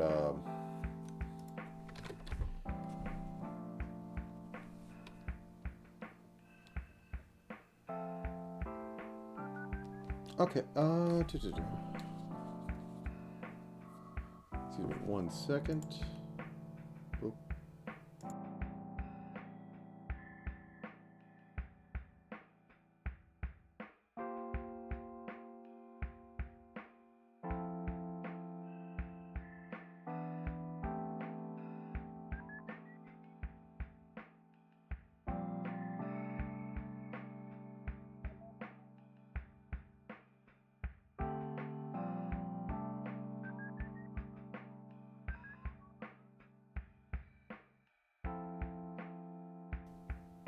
Okay, just had to check that.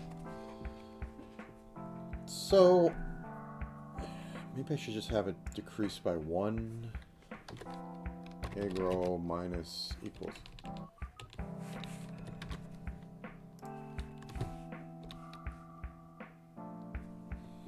Let's see, because I do want it to be...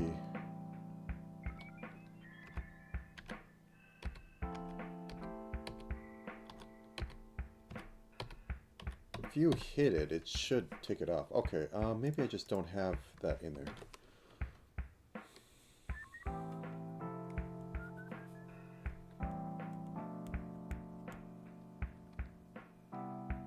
Damage enemy.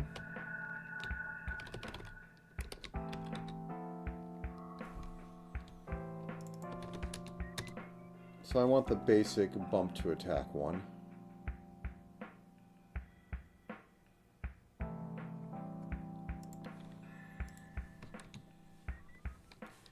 Entity array.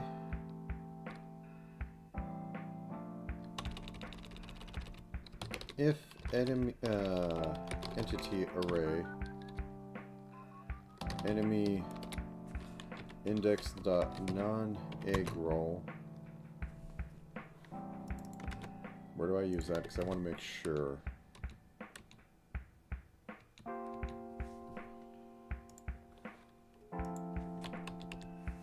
Equals 0.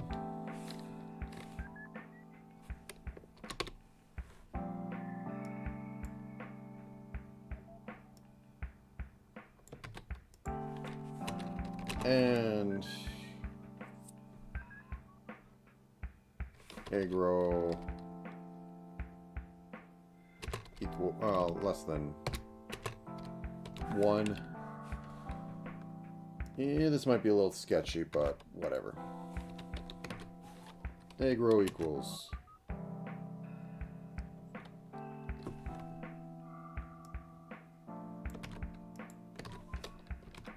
max aggro.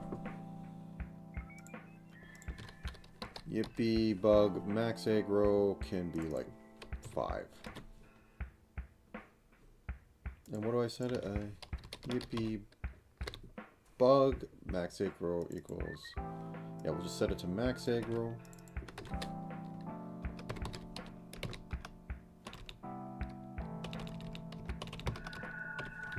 There we go. So if I go up and punch the bug,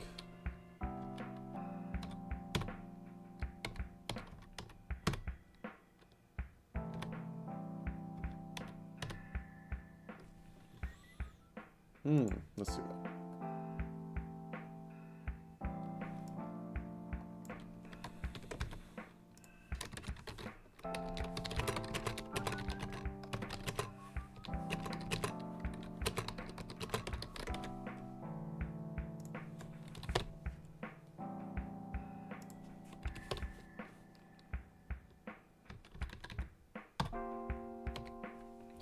Okay, so the bug aggro goes up, and then immediately, well, let's see if it actually gets out.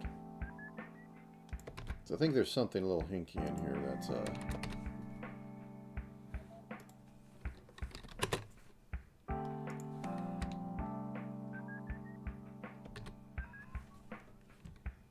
left early. I'll show you right after I diagnose this bug. On the bug. So Yippee bug turn. Okay, it left early. Why did it leave early? It has an aggro of above 1. Aggro here. Does it like just drop? Aggro.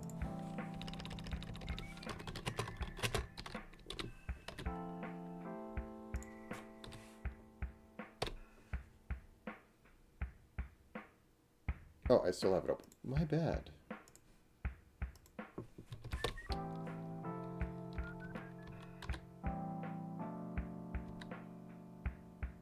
Did not. Oh, I didn't compile it.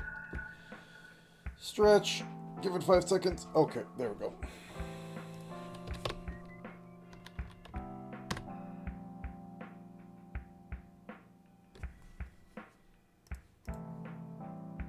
So it sets it to 0. Somewhere be...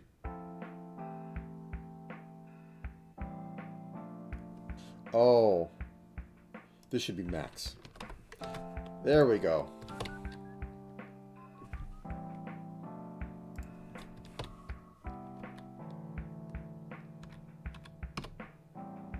So it yippies.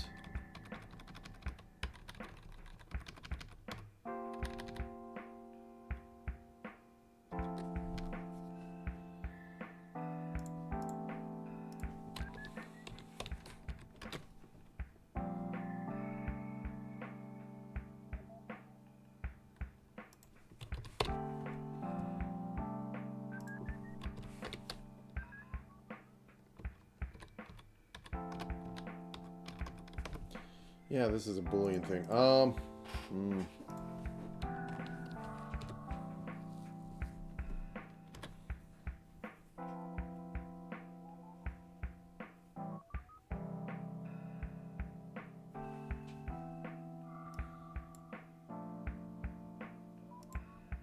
Okay, here's what we do. If it's hurt, it'll just follow you forever. It doesn't forgive. If entity array dot h index, gotta remember index dot hp does not equals entity array index dot max hp. Okay, I think if it's less than half, it will forgive. It'll Dark Souls to forgive if you hit it a few times. But if you're hitting it like a piñata, it will get tired of your act. So, grab this. Yippies.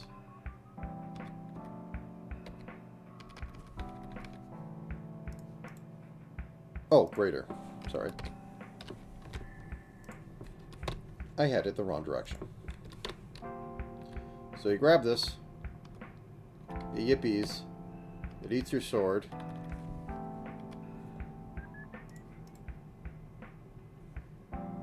Oh, I didn't actually compile.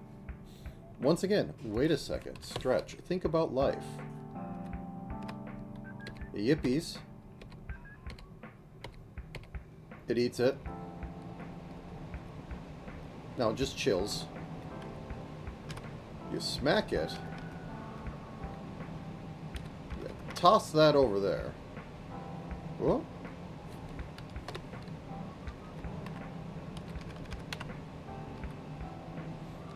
Okay, I have to fix that.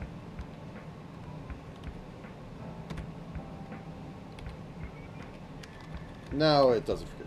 Okay, I have a bug on that. But first, I'm going to show you set yippee set mud golem, and I have set mop. So this was something I made on a lark because I thought it'd be funny if there's something that the janitor could also drop besides cleaning potions. So we have a mop, and if we walk on a tile, it will clean it up. Also, if we hit the mud golem, it takes massive damage. But is throwing items broken? Throwing items is broken. Okay, let's go into throw item. Void. And let's debug this. Actually, first let's find, let's get rid of...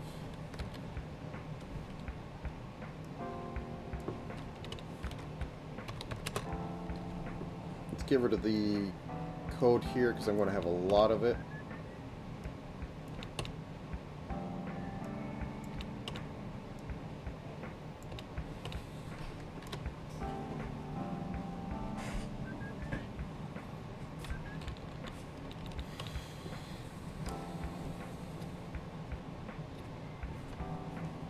Okay. Void throw item.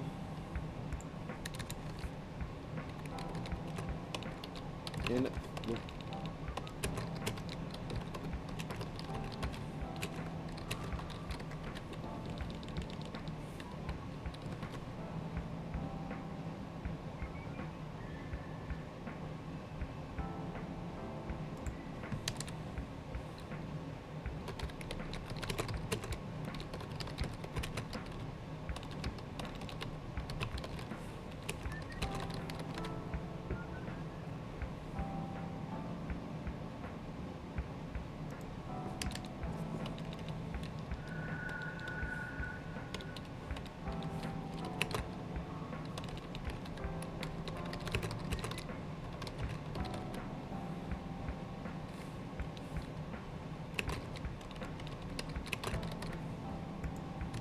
So I had this working before, I think.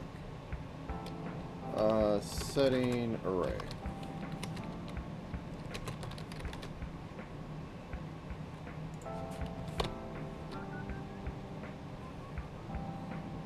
Where is it? I don't like the see out very much. I think there's other ones, but you might have to install stuff or something. Okay, throwing normal item. It gets down to throwing normal item.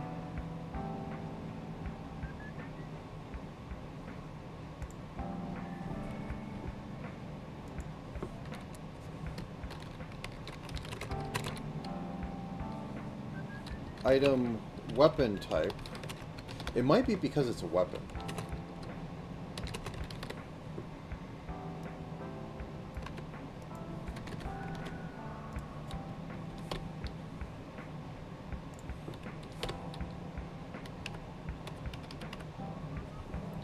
Okay, so it gets into there.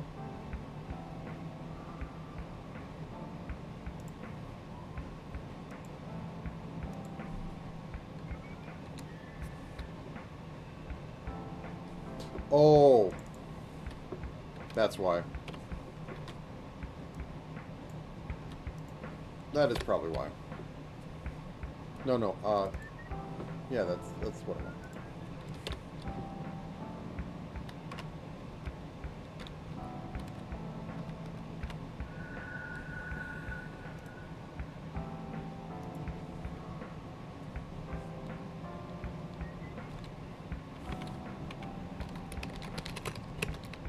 Here.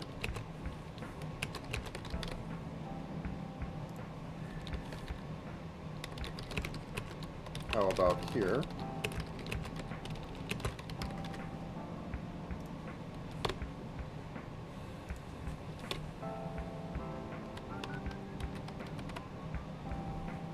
Okay, so it gets to here.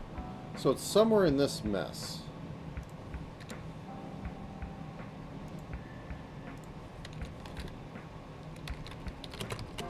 About to get unused item.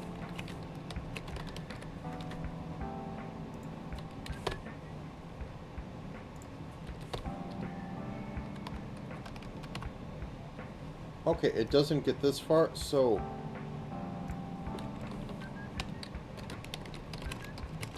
valid target 1.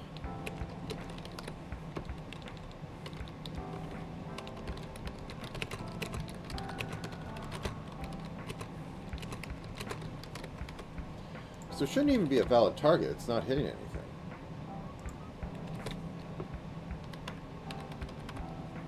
Okay, it's invalid target 2.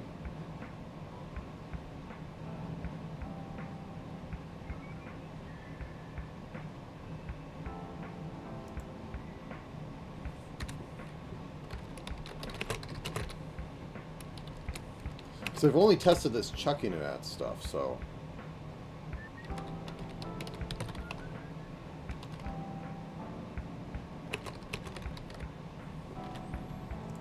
not just throwing it to the ground. Okay, so...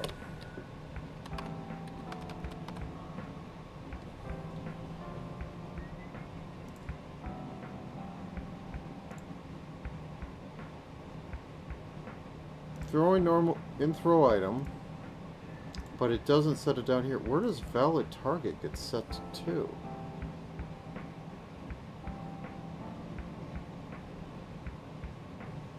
Do I do a stupid equals something somewhere? Equals 1.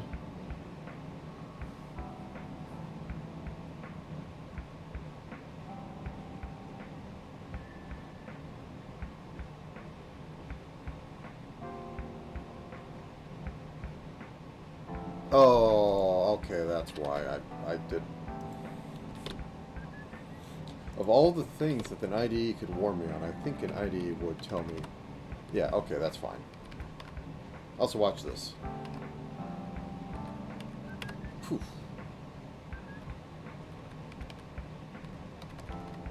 Wait, does throwing no longer... No, it does damage, it just didn't show it.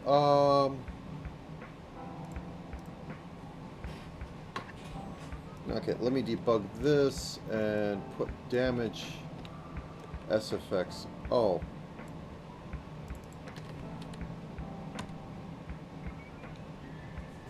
Do I do SFX in here?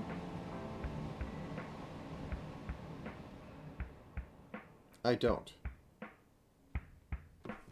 Void item, row item. Also, I need to figure out what the heck I'm going to eat shortly. I should probably just do takeout again. I do have a few things in stock, but they might take a bit to cook.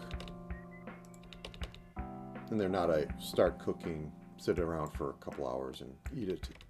It's more sit there, flip thing, cook thing in pan.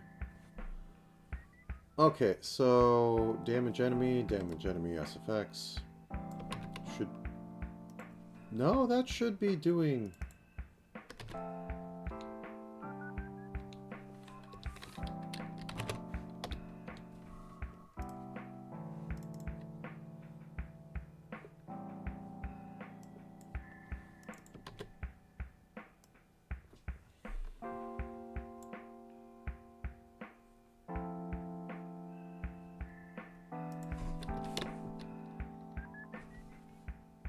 Wait a second.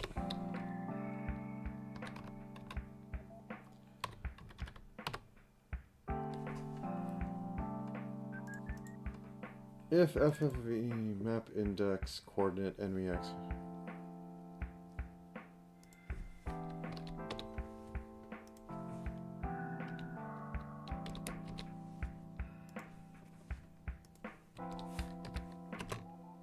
Yeah, that's true.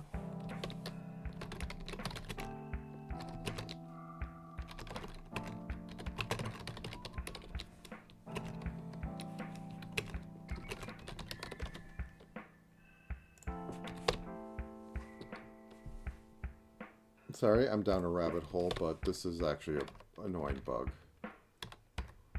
Boom. Yeah, it's saying that, but I'm not seeing the text. Or saying that it's hitting that thing.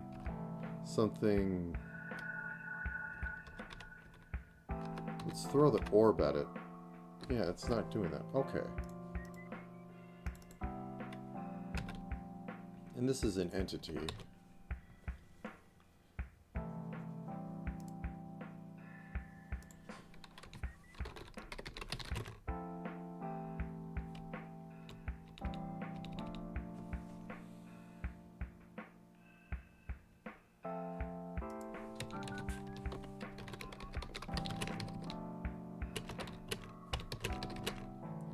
SFX.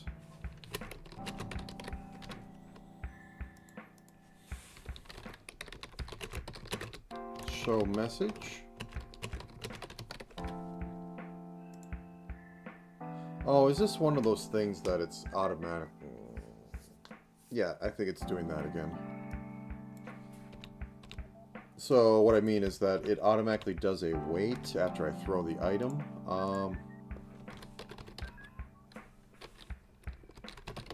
Okay.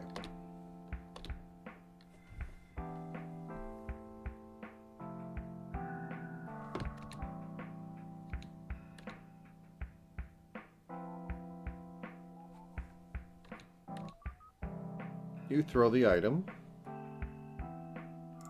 I don't want wait action. I want move action.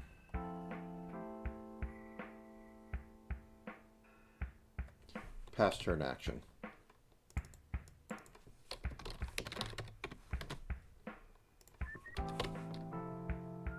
Crisis solved.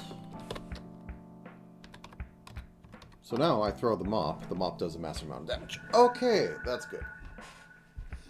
But yeah, I decided to have that. I should actually check to see if the janitor drops a mop. I know it drops a cleaning potion, but janitor. Get unused item. If rand 6 equals 0, 1 in a 6 chance it will drop a mop. else we'll drop a cleaning potion. There we go. Haha, funny. Set mop. Okay, and we go back to void. Throw item to get rid of all this debug code so that I can look at my output console, which nobody here can see. All the terrible things that go in it. Okay.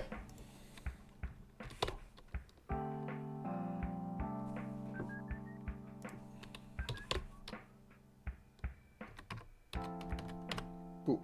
Okay, there we go. Awesome stuff.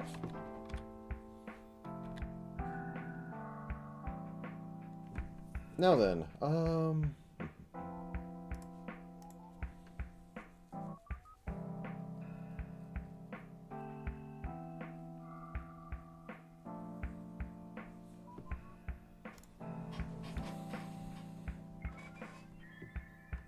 I should do something. I'm going to make a redeem thing, because if something is thrown onto the out tile, it should redeem automatically, which would be funny and dumb at the same time. Void. No, because then I'll have to get to it later. Okay, so what were we on before I went on a side tangent of throwing items? The yes, the Yippee.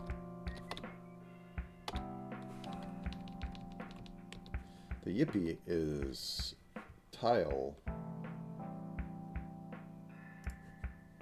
No, that's not the one I want. I want this one. Yippee. It is 42. And it is done. Wait, why do I have a 0 here? Room. No, the imp is working. I didn't show, but yeah, the imp will do it. Okay, we're up to 22. Let's do 2 more.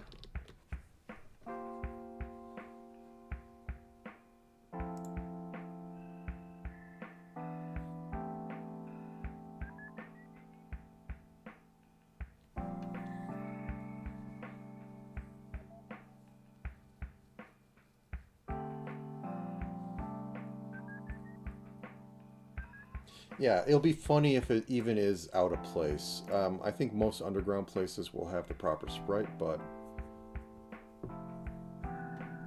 Base tile map. Copy this over. Copy this into entity sheet. Wow, we sprited this so quickly. Nope, nope, nope. Why did it do both? Okay.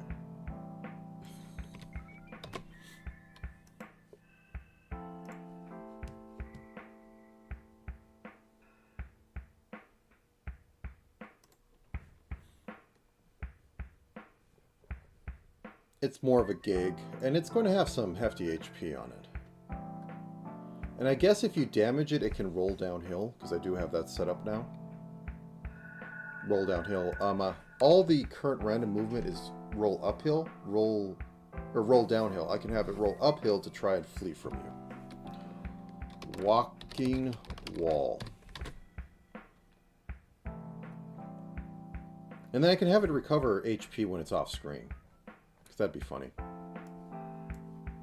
So that it can, like, know not to run away anymore, because you tapped it a bit, but now it's walking away. Avoid walking wall. Entity, the and int x, int y. Wait, 1 second.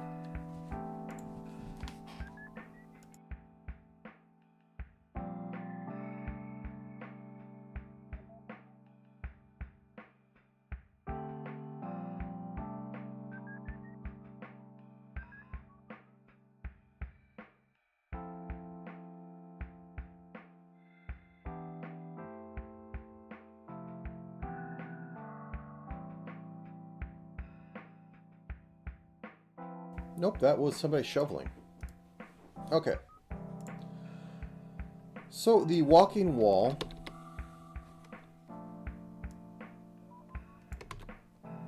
going to have like a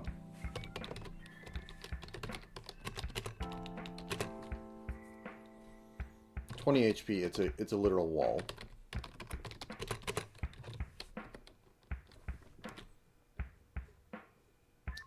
And it's the entity type walking wall dot.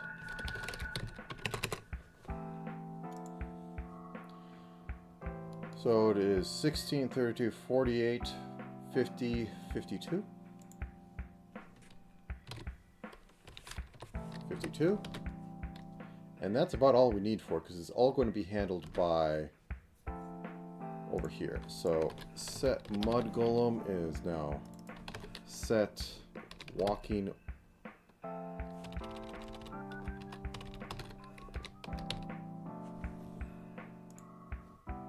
Oh, that explains it. Okay. Walking wall.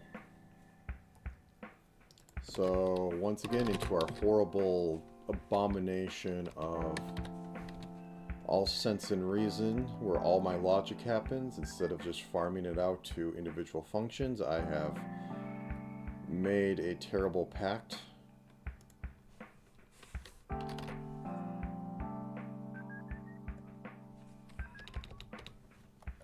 No, I'm a little past that. There we go. Else. No, that's not it.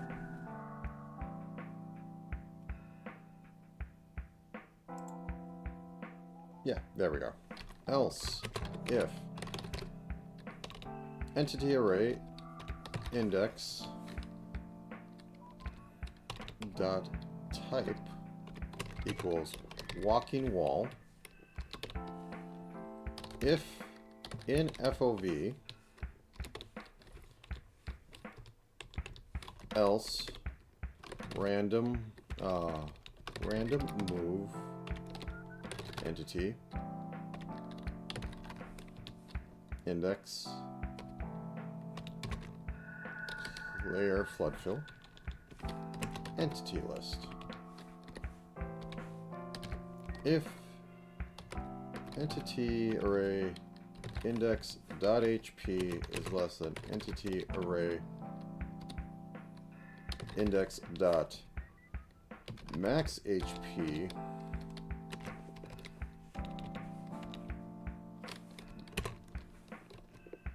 and rand, sure, 1 out of 3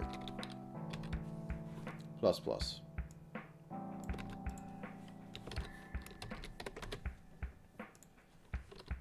If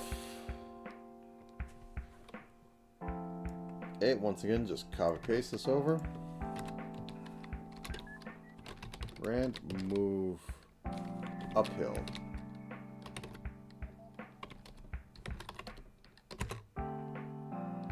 Layer flood fill entity array.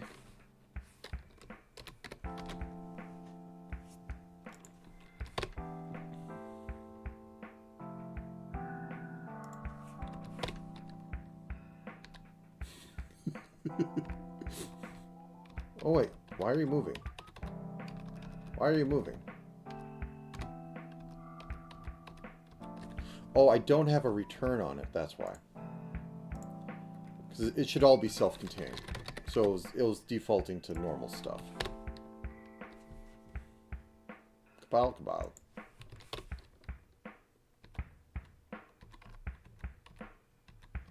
Okay, so if I go over here and I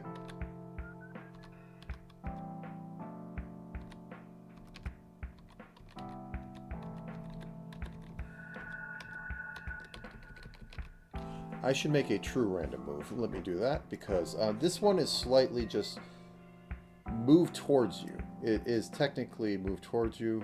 Void random. Oh, it's a bool.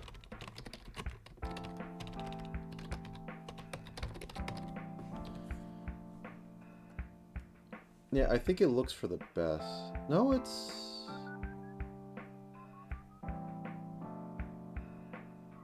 There's an entity at It won't move onto you, otherwise relative. Okay.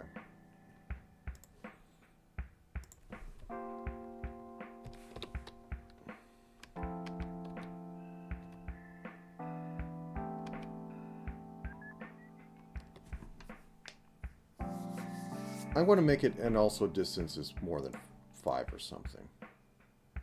That'll just be useful. And this, or no, that's the wrong thing.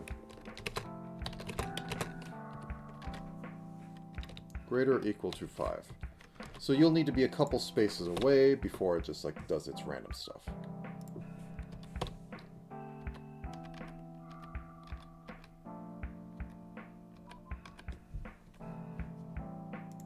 Did I not compile?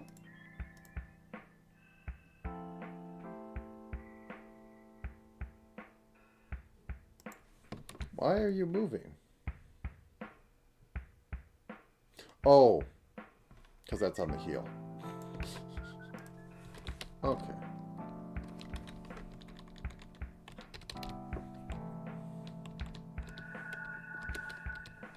So we bump this up.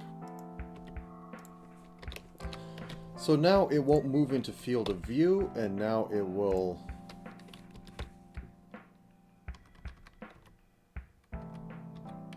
So if I wait here, it's not going to bump in.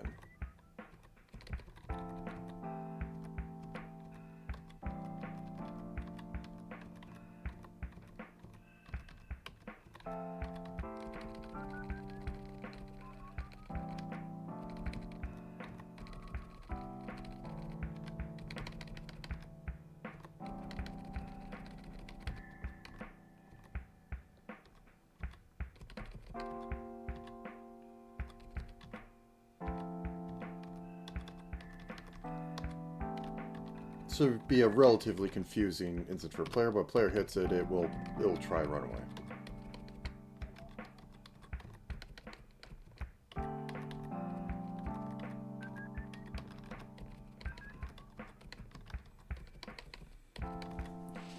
Okay.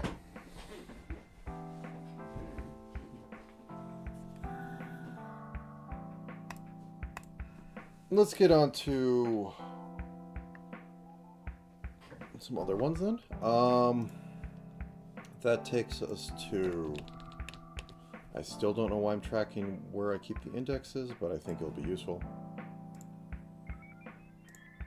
Walking wall.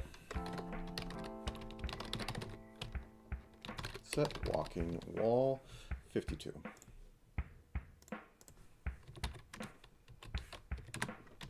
So we are up to 22. Let's make the Parry Goblin. Or the Mundane Goblin. Yeah, the Mundane Goblin would be a good one. And let's make him a more bluey guy. We got 35. A little slouched goblin. He only has 1 HP. How much was it? Was it 1 HP? Was it 3 HP? I don't remember. I'm going to give him that.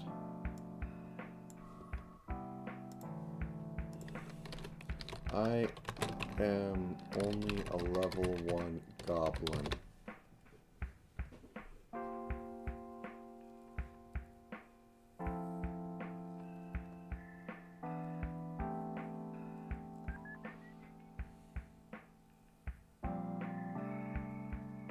Three hit points. Okay, you have 3 hit points.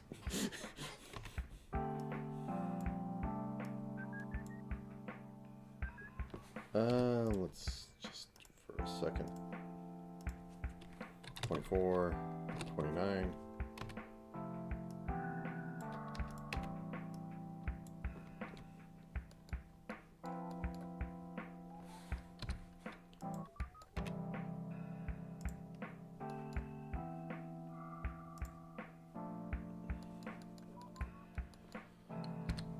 Actually, let's make this double down on this. So 14, 18.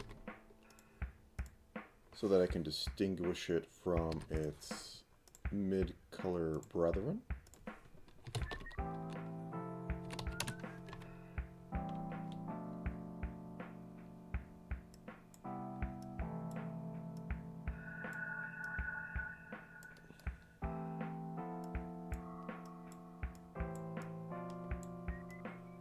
I'll give him like a loincloth in a minute, but...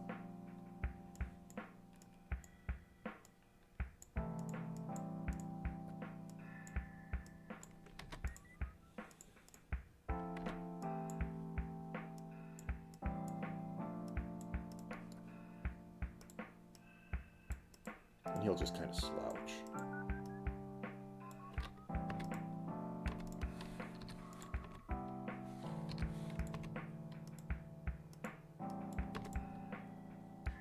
It's not supposed to be too big or anything.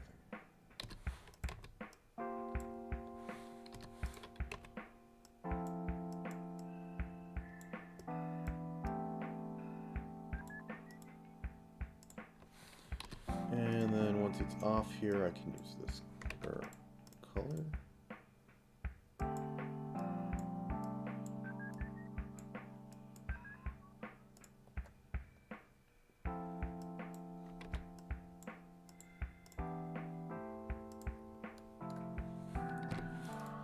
And you can... oh, I should give you like a loincloth or something.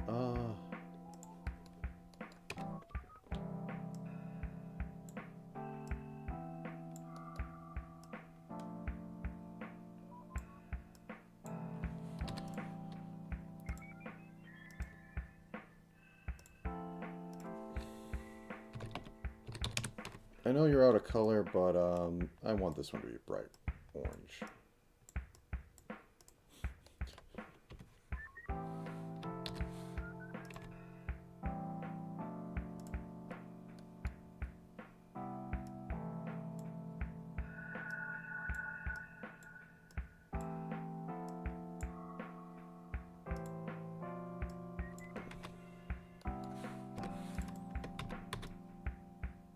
So, head comes down.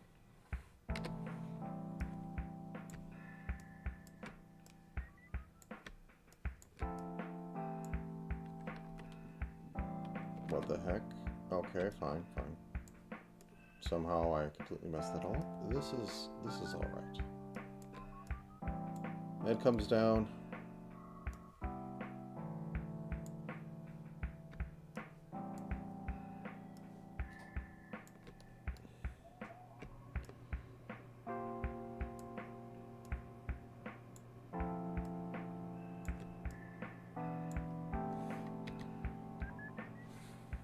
Whole body comes out. I can just do a little bit of this here. Not very high, but he's just a mundane goblin. And then I can have on the magic effects, specifically reference if he is a target of... for enemies, he can just, you know, go. The mundane goblin was not affected.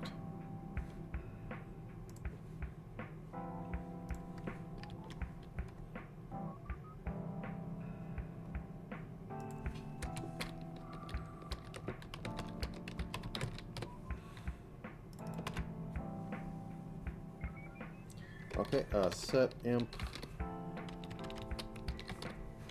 I still haven't figured out my food. I'll get pizza tomorrow. I don't want to like keep eating pizza a lot of times this week. I've already had it once, and that's a little more than one. Maybe I could get wings or something, so it's not like just pure carbs.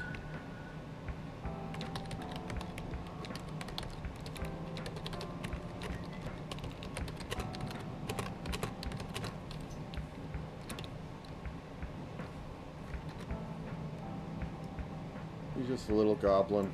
He has 3 HP. Oh, I didn't give it a name. Ent. Name equals walking wall.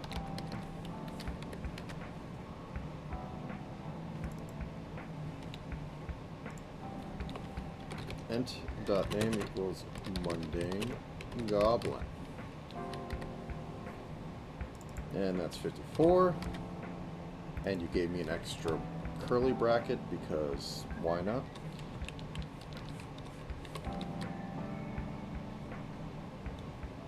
I suppose damage range can be 3 because I'll give it a chance to drop a knife. Knife or some gold or something.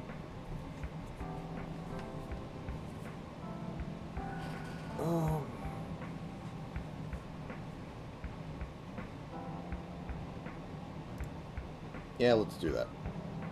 Excuse me for one sec. I'm going to order food. Be right back.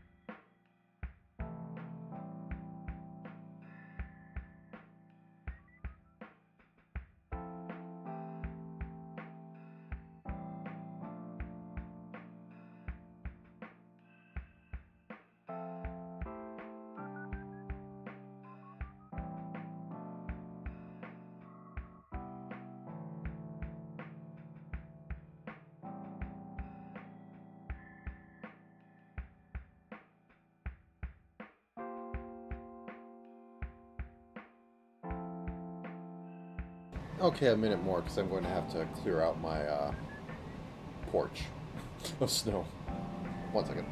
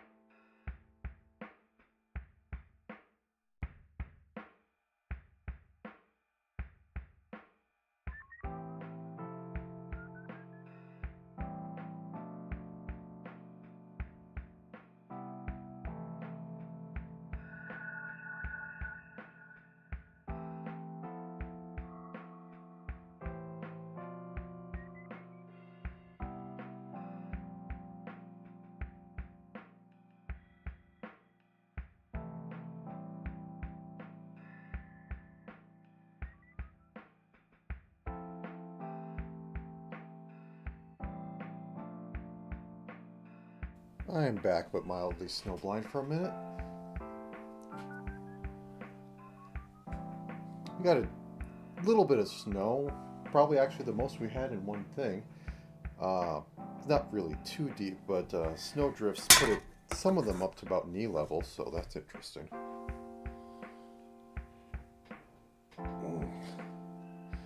Yeah, I need my eyes to readjust. I can't see anything.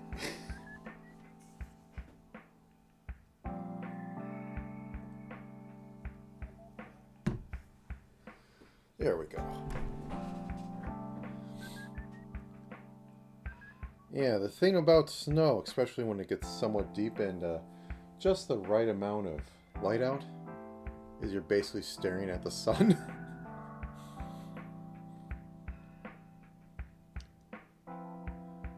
Which is why there's special goggles.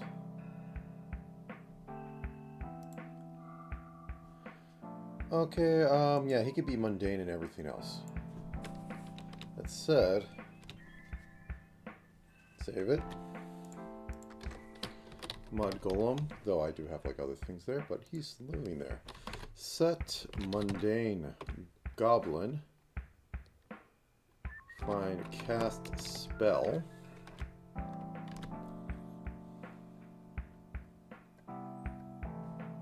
Get rid of this. I managed to actually hit a infinite loop, and it crashed the program. It didn't crash anything else, but yeah. So let's look for valid type 2.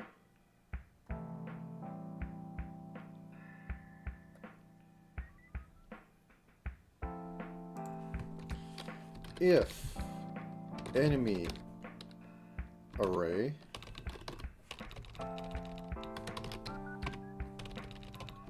entity array. Yeah, in the future, I think I'm going to just use global variables for everything because it gets silly. Type equals mundane goblin.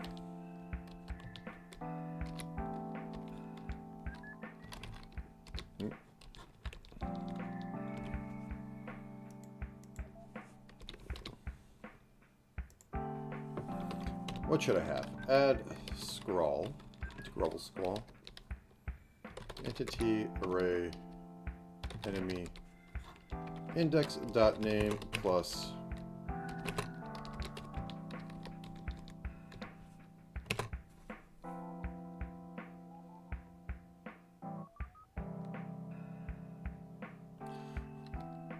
couldn't get excited about the damage. Was too mundane to take magic damage.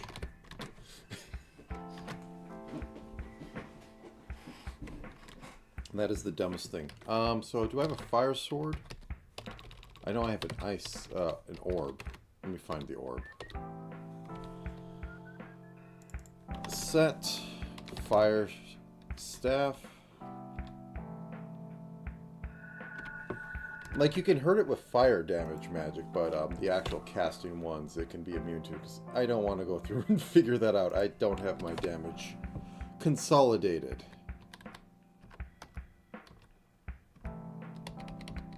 Okay, you are...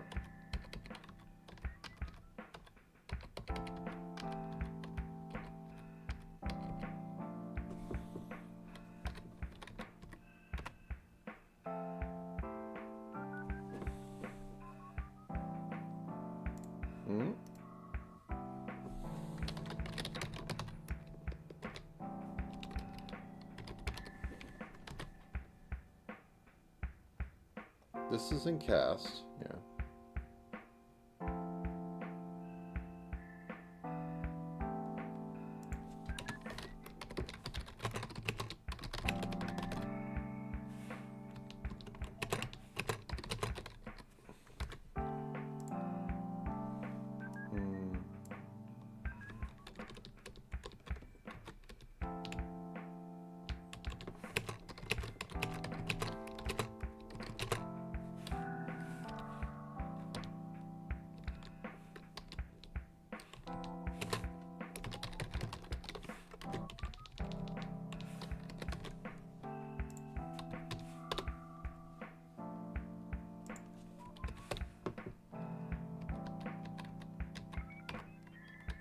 fire staff. Okay. Poof.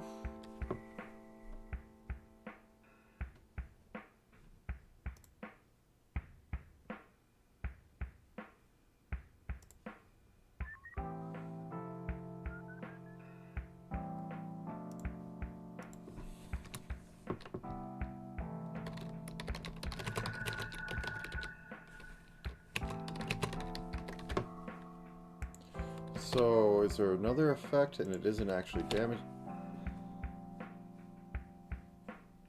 Oh, I didn't close it.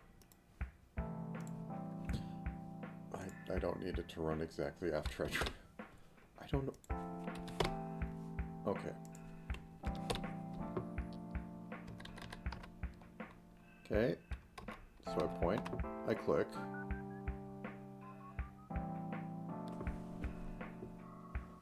It goes valid target, and then it doesn't go into any of these.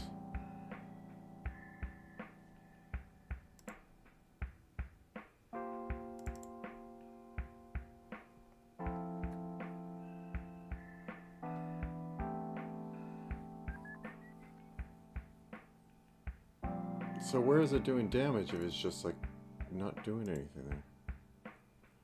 About to cast spell. Cast spell. Valid target.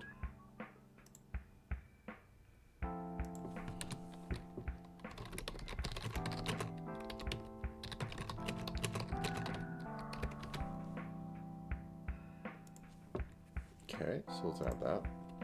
Oh, it's still running. I thought I closed it. I keep misclicking off that. Okay, get back into this and get it run.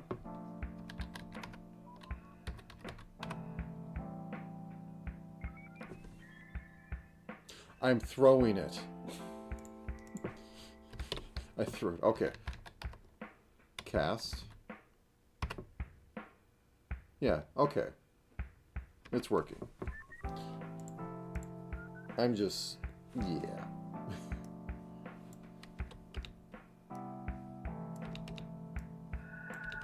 Too much testing of throwing the bottles. Okay.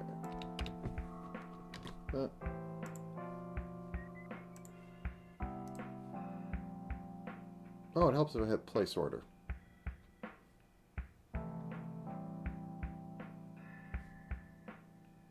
The order has been placed. Okay. So we have the Mundane Goblin.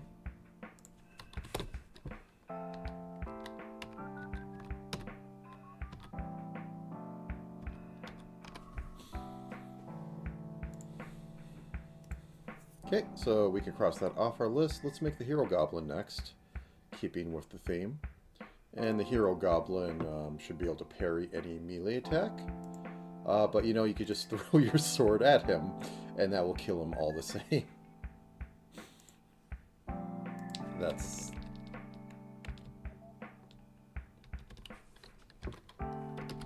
wasn't I just had it?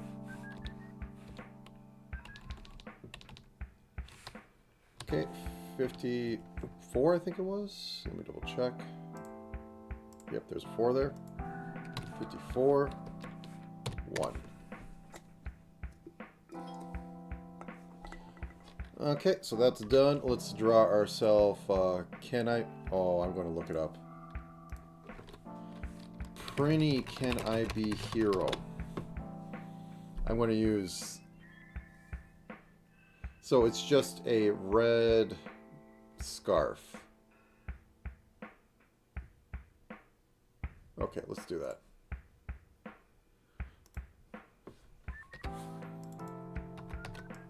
So it's this guy, but with better posture.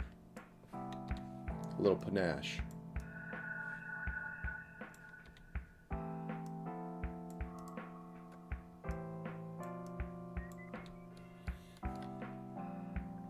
So let's take this.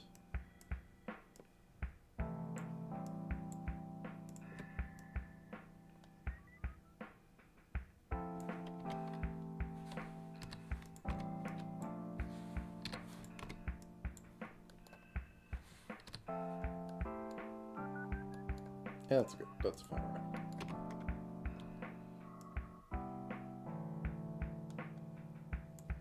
Right. And then we'll have the fluttering other half back here. Put a little line there.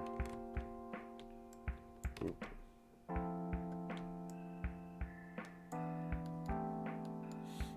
That is the hero goblin.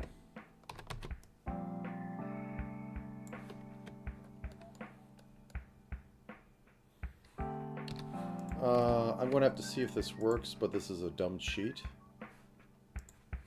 So we make this that now.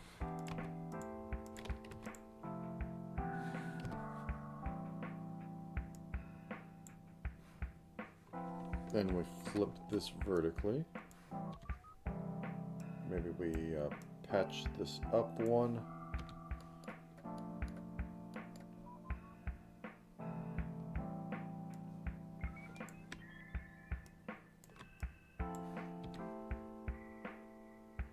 Have like his arms go up, he's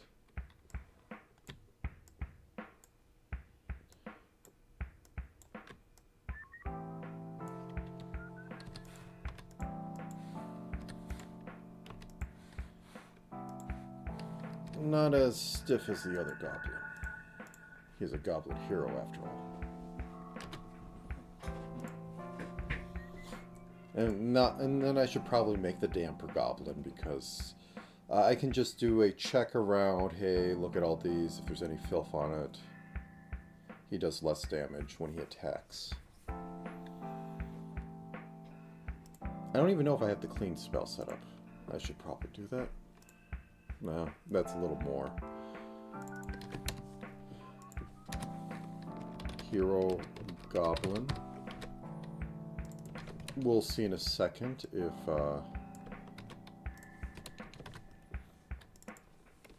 hero. So I think there was in Dragon Quest, there's Dragon Quest Rocket or Slime Rocket or something, where you get to play as well the. Let's make these guys a little aggressive. Int dot aggro range equals 4. So I think it's 3 to start with.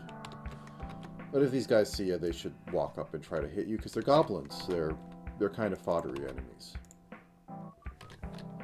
Set mundane goblin. Set hero goblin. I didn't update the name, did I?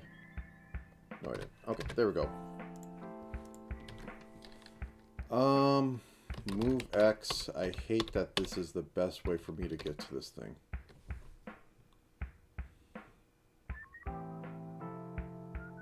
Blah, blah, blah, blah, blah, blah, blah, blah.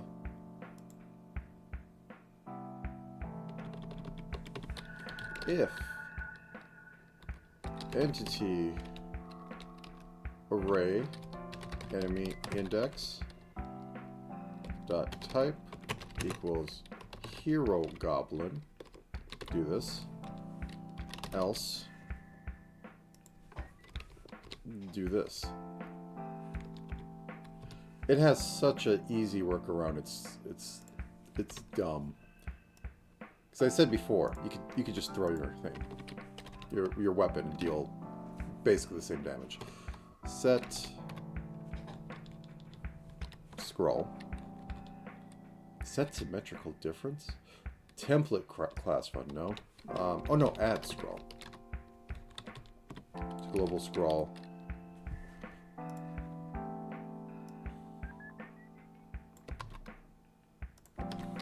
Dot name. Heroically deflects the attack.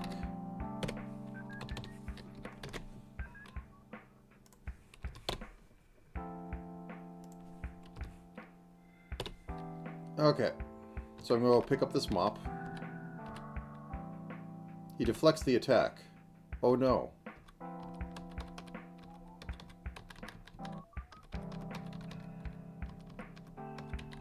Why isn't this...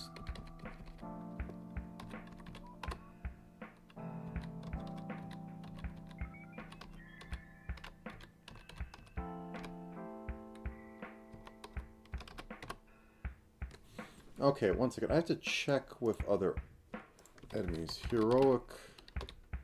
Or, Goblin Hero. So let's do the dungeon thing. Set dungeon thing. Did I mess up something in basic code now?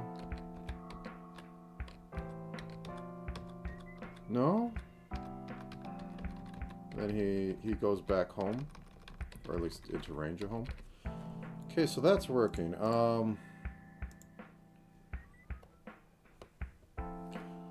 What's another one that I had that is just like walk up and bash you besides fodder? Well,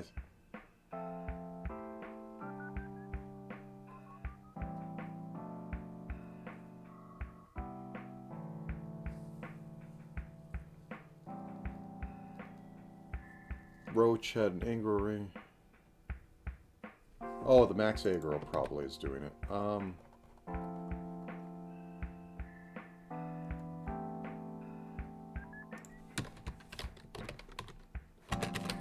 They can be angry.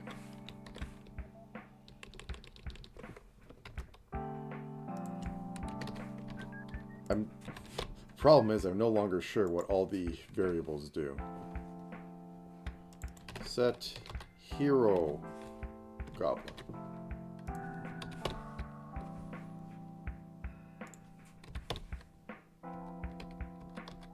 Yeah, now he gets in my face.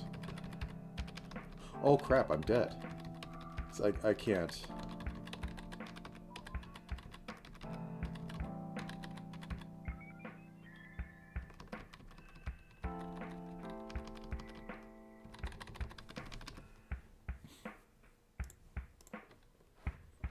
Okay. Well, that's part of why you're supposed to have sprint, so you can like move, get free moves. You have like 10 free moves a dungeon.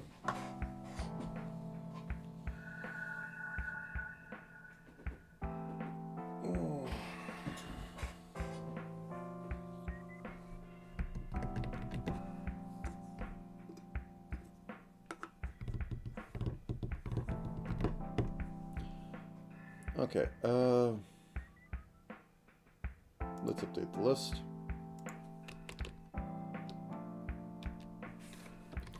Hero. Goblin Hero. Magnetic Pigeon should be on there at some point. But what are we at for all this? 54, 1. We are at 24. I wanted to do 23.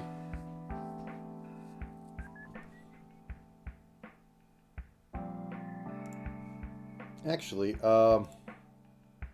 this is dumb. I should do it though. It adds flavor. Let's go into items and have a heroic bandana.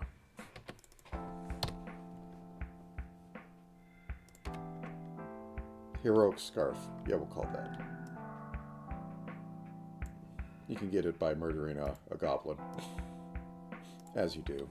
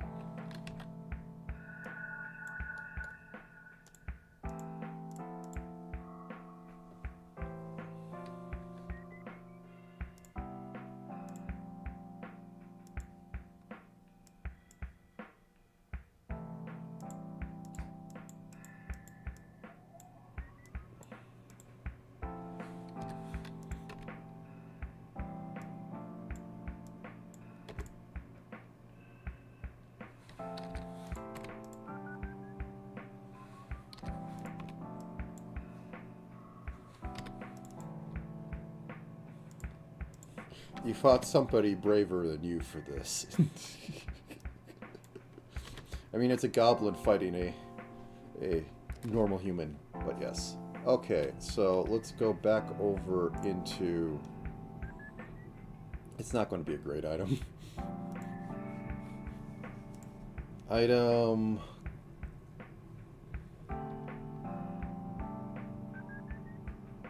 Metal armor. Let's use Lich robes as a basis. Set goblin... or set heroic scarf. And this can be like 2. Heroic scarf. Does scarf have 2 Fs? Scarf. Scarf has 1 F.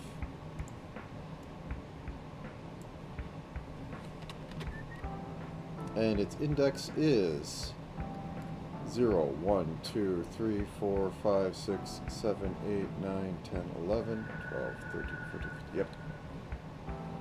15, 14, 13, 12, 11.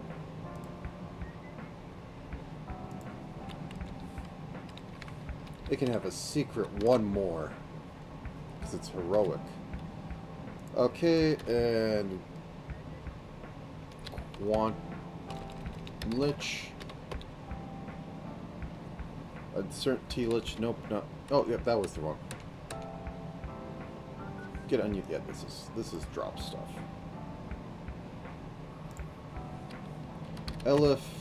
Else if entity array target enemy dot enemy type equals heroic goblin and rand 3 equals 0, a 1 out of 3. Now let's just make it all the time.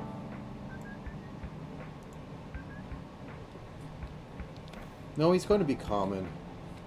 Yeah, make it somewhat.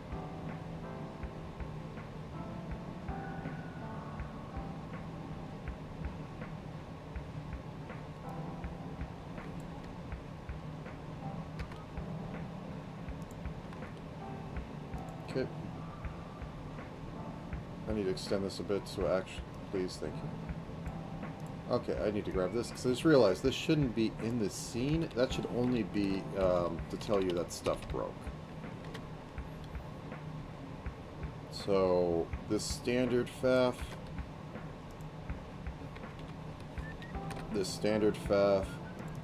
set heroic, no, scarf. There we go.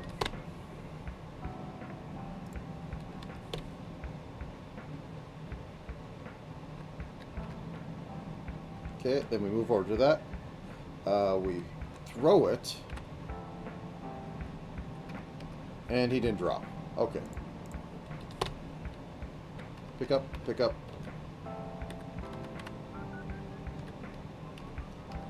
And hey, look, we're wearing a heroic goblin's scarf.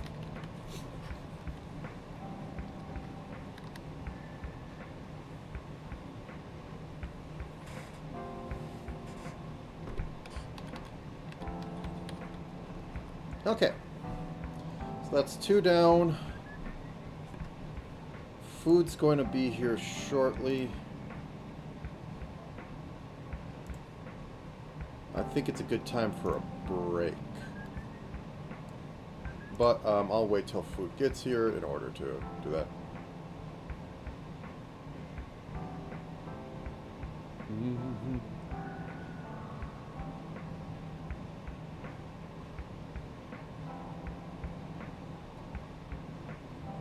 Braining a little bit.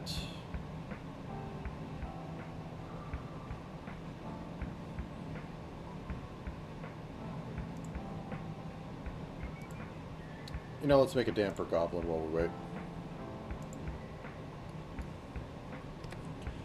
Which is like this. Get rid of this. This is peasant.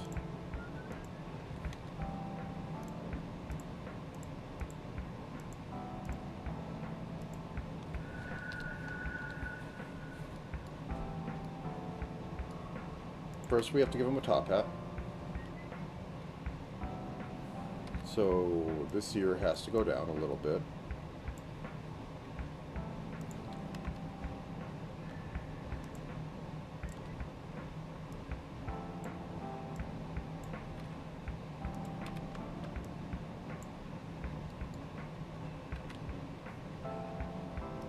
Let me just look up. Top hat. Ah, yes, red.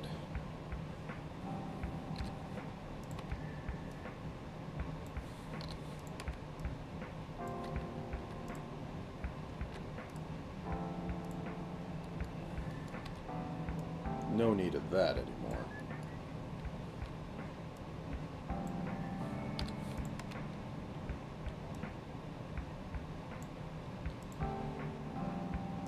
I'll get to arms in a second.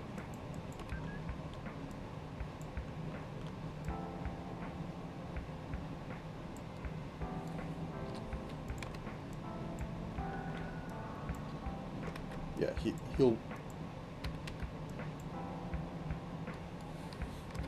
has even better posture than the other goblins.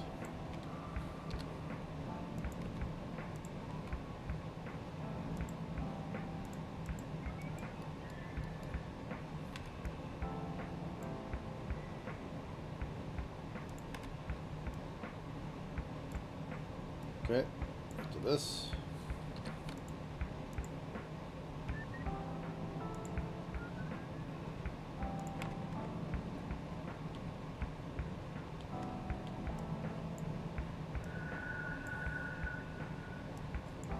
Shoes that have a shine on them.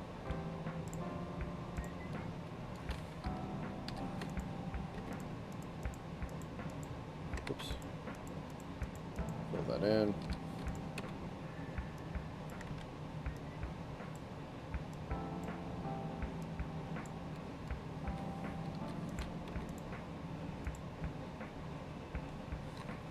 White cufflinks.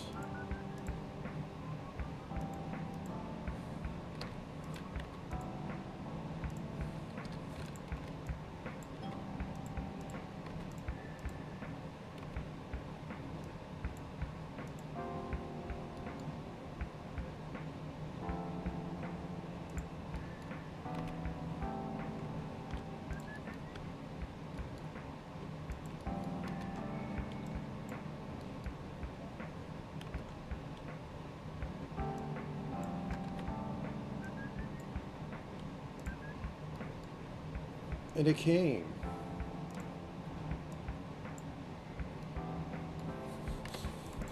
Very dapper goblin.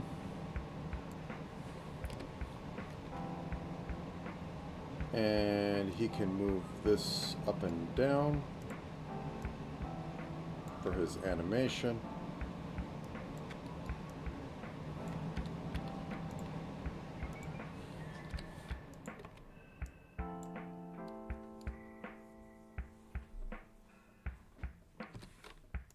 Can even squint a little.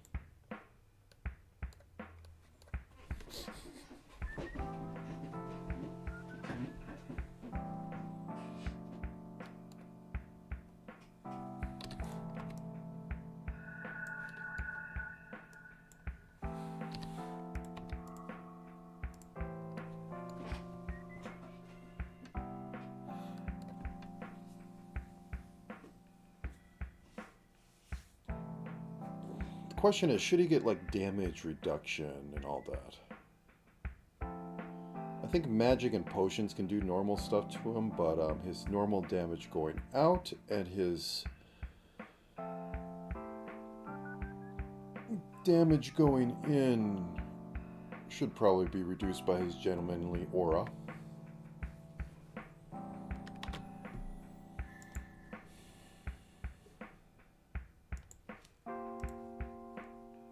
I need to fix up the player sprite at some point. Oops, I'm in the wrong area. Control home. Very useful. Let's see if I can spell damper right.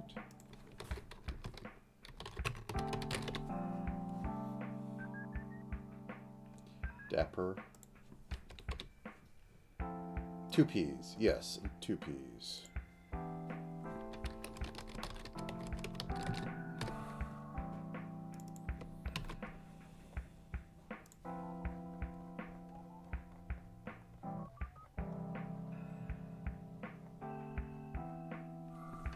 Set Hero Goblin? Now let's see if I can actually type this in without it going, oh no. Set Dapper Goblin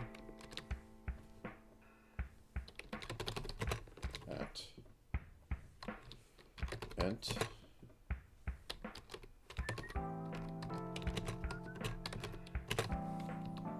Okay, then I think after lunch, I'm going to try to get the sprint system in. I'm going to try to get the sound system so you can actually, like, know where an enemy will be by, like, hearing, like, a Dapper Goblin laugh. A Dapper. I want to put an M in there.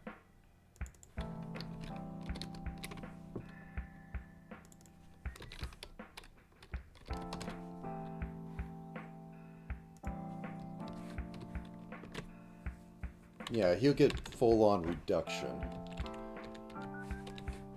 I think I'll decrease his aggro range.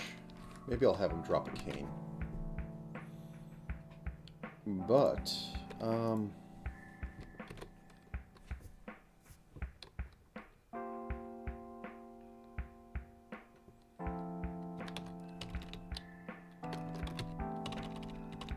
damage enemy. There we are.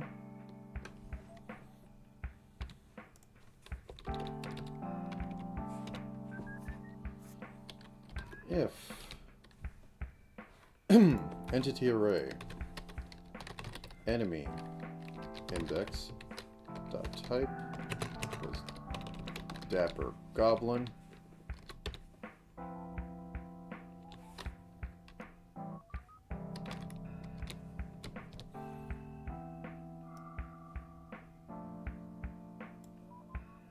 oh no, I can just reduce damage.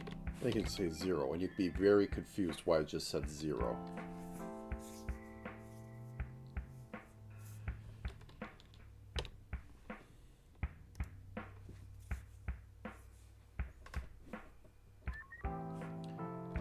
For int check x equals check y, check x, it doesn't matter. Check y equals -1, check y less than 2, check y plus plus. For int check x equals -1, check x less than 2, check x plus plus. Int damage reduction.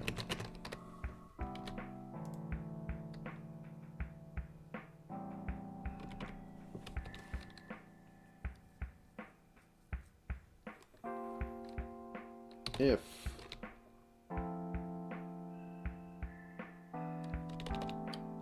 damage reduction plus equals on tile chord to index. I'm going to put this here. Int monster x equals dot x, because it's going to get int monster y equals monster x plus check x, monster y plus check y. If on tile equals -1.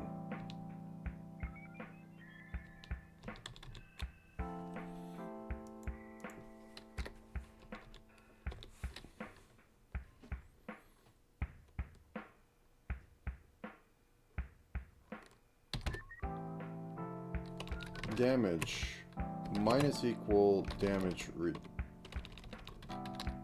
reduction. Damage equals max 0 damage reduction.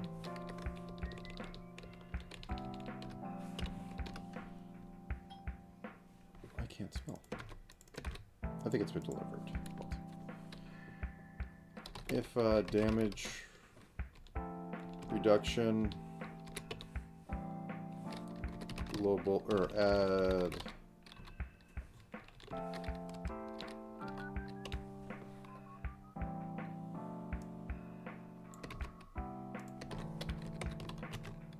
plus laughs off your attack in good clean suit.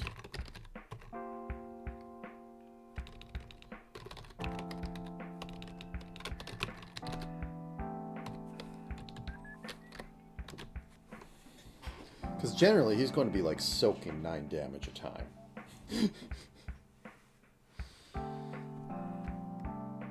Okay,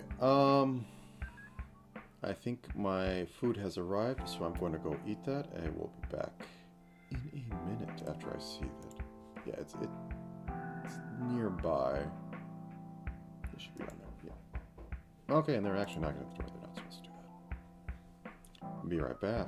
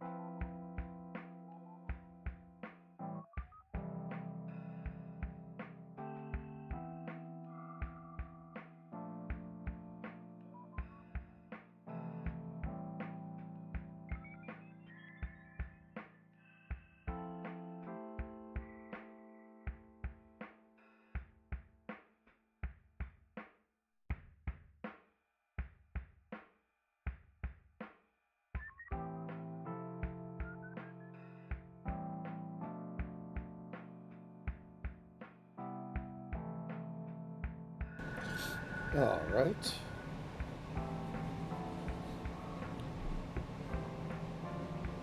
Oop. Where was I? Ah, yes, a damper. I'm actually going to make this a function.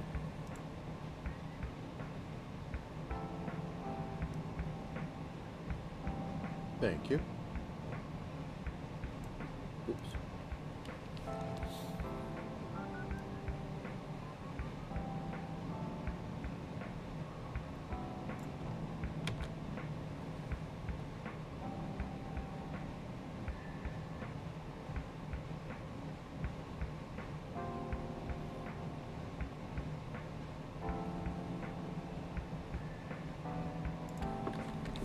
Void. Filth, or no, int. It should be int.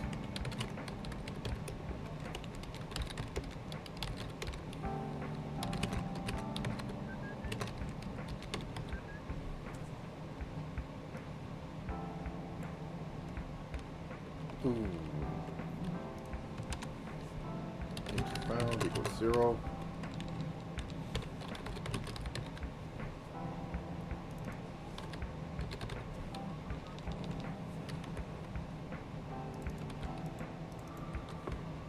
X, Y, okay.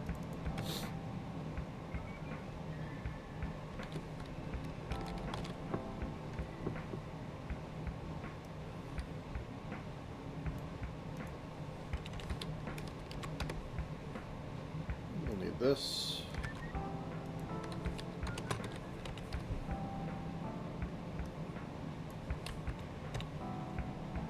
If damage 9, else if damage reduction is greater than 5.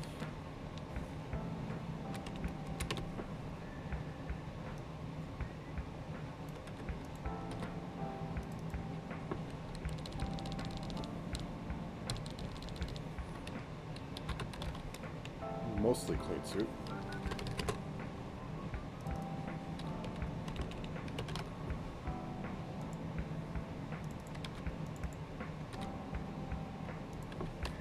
Else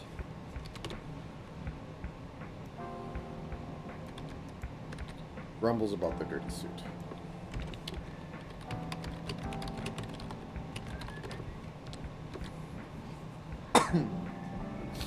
Okay, and then back to attack.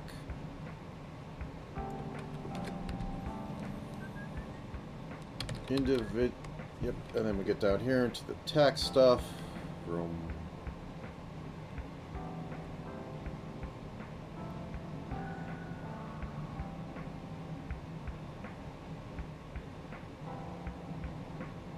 There we go. Attack stuff.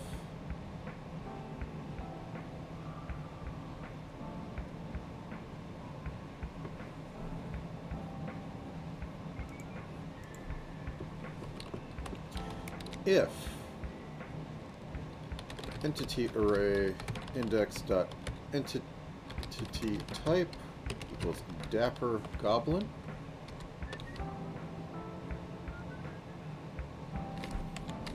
else, let's keep that right there for a second, pop this up,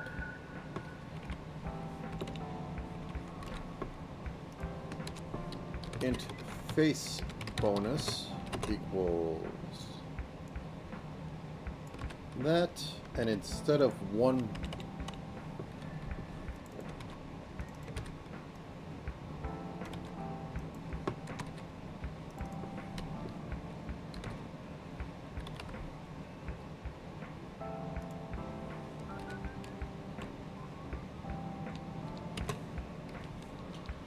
plus a face bonus. So this can be a bit dicey. So let's go back here. Let's just bring this down to a 2, because otherwise it's going to be a lot.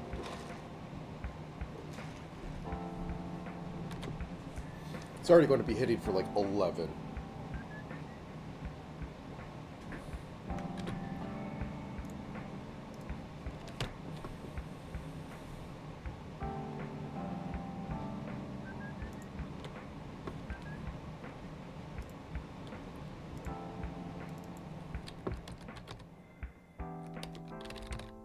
Oh, okay. This is declared below this then. Thank you. Go.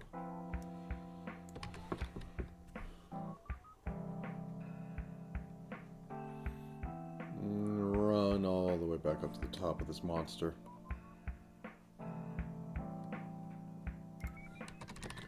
It is badly source code. Okay.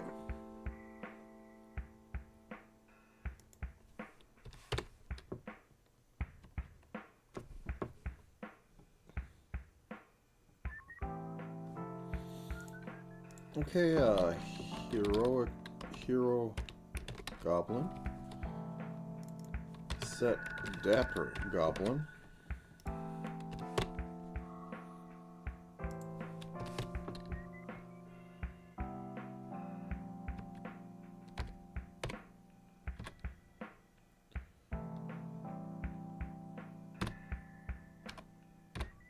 Dapper goblin. About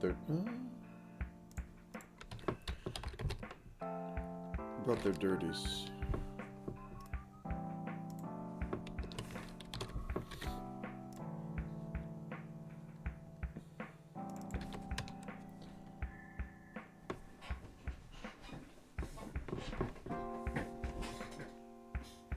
Oh, that's why. I'm surprised that worked, but yeah. Okay. Now this thing.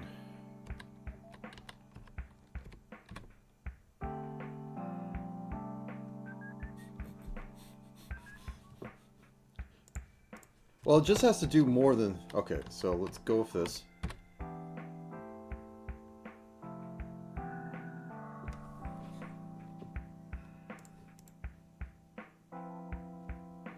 Okay, let's see. There's something clearly odd going around here. STD, see out. How much damage reduction?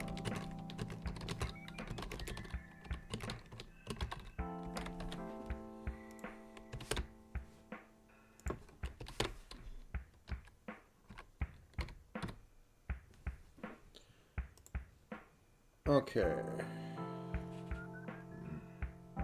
I'm not seeing any of it. Am I in the right part again, or am I completely lost? What is this in? This is in main, so this is basic attack stuff.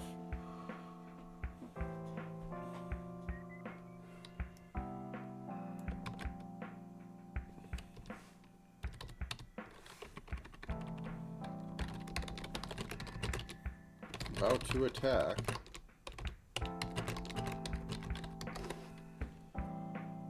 After attack.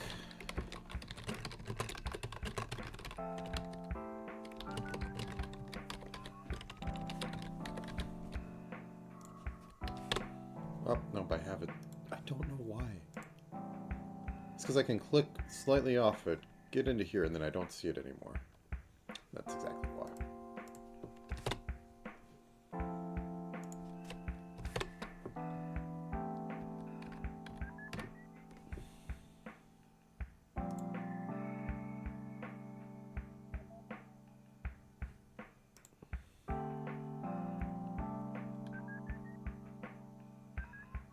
Oh! It's using the damage reduction as the max there. Instead of the damage. Close this. I didn't want it buffered. I wanted to run again. Okay.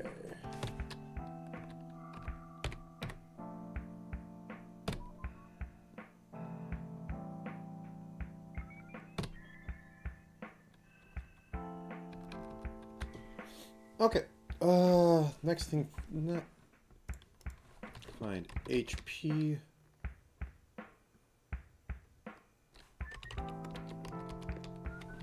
And I wanted to use the half font for this.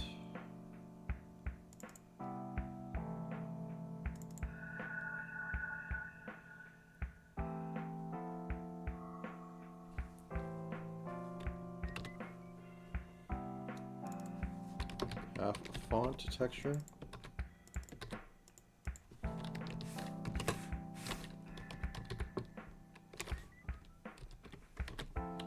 Okay, so that has been updated, and now we get that little thing up there, so less intrusive. I might want to do a little bit of outlining around that.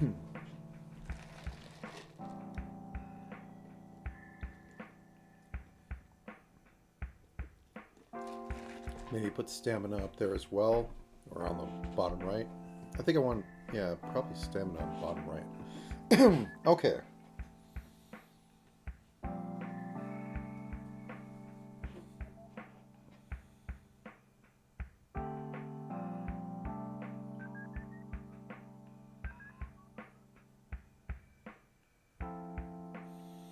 I'm trying to think how to do a run mode.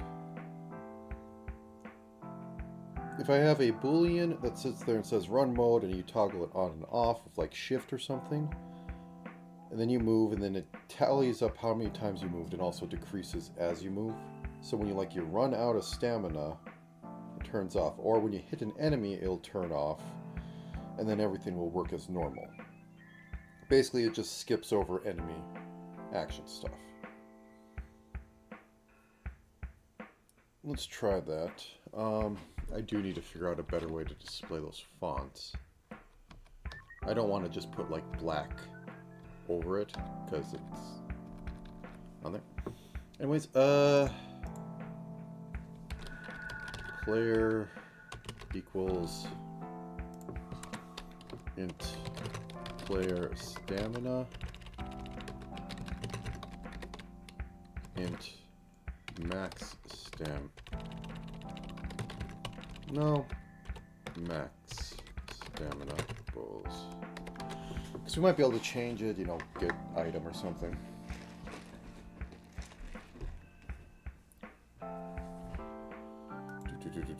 One second.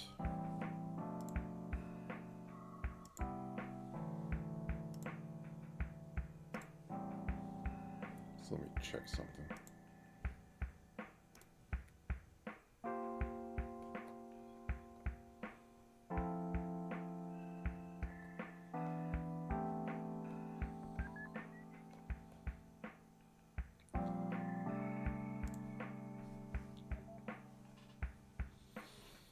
Okay.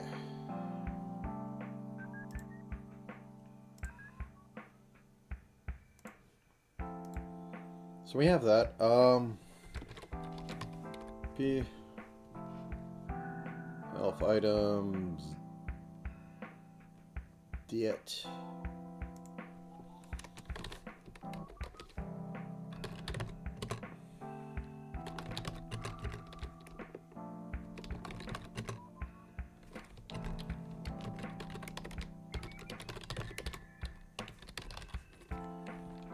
Player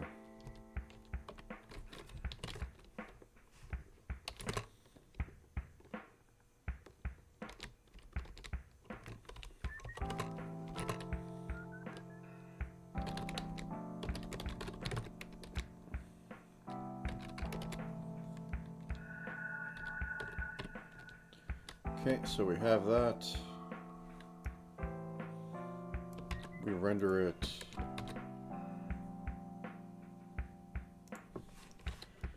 screen width divide 2. I think I can get away with that.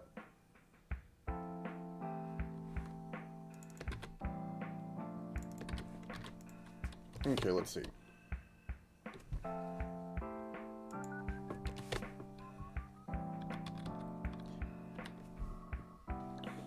We can move that over one more, so plus 32.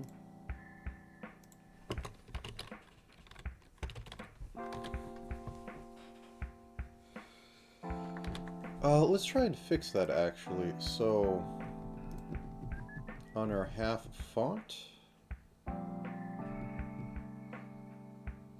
we go. Save it. Let's set up our default.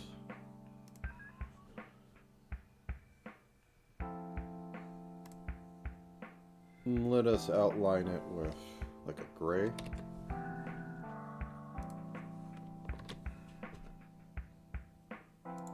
Okay, let's go back in here. And then we can make that white then, because it has the gray outline. So if it's on white, it's going to have the gray outline. So 55, 55, 55. Run it again. We're also going to see what it looks like when green gets a color. Okay, so we have all those. That stands out. 32 is not the thing. Let's move it back by 16.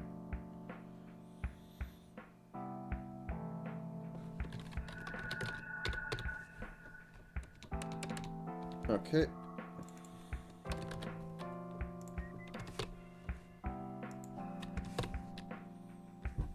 Nope. The play was... Well, can we do 8?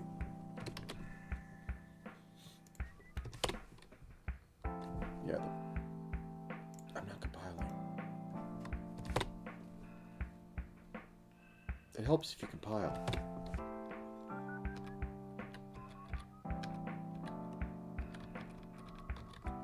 Okay.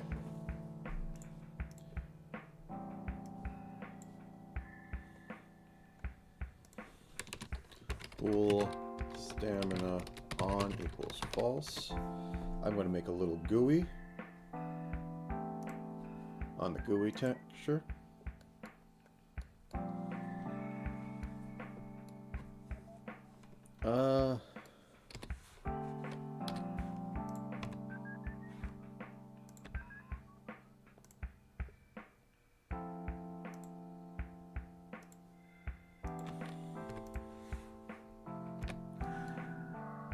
This is going to be on top.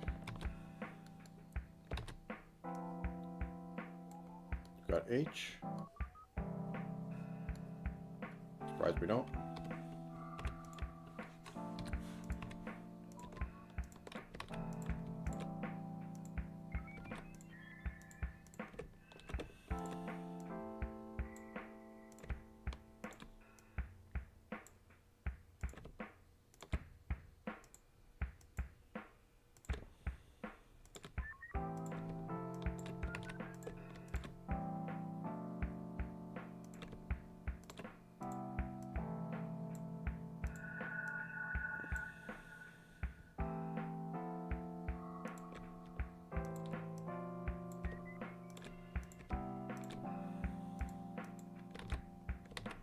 Do we have an N?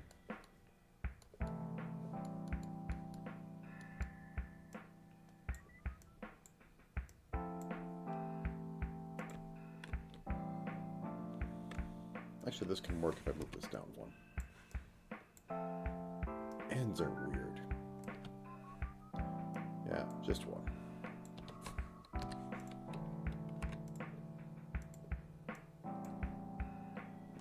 Shift to run.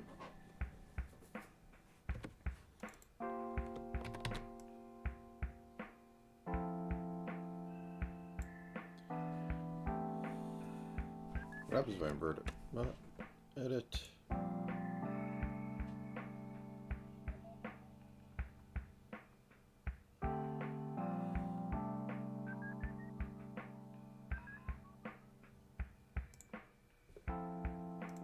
Oh, that one.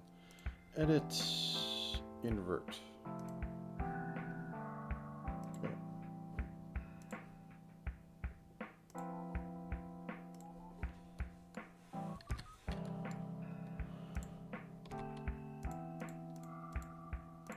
And I'll say walk.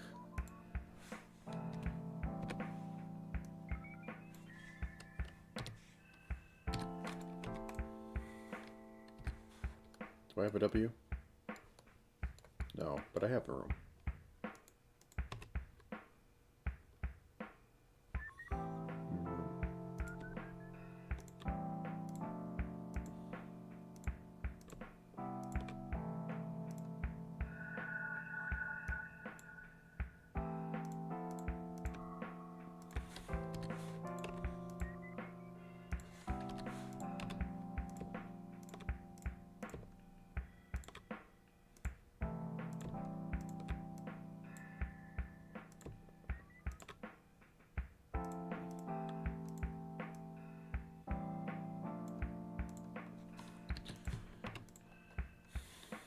And we'll just duplicate this.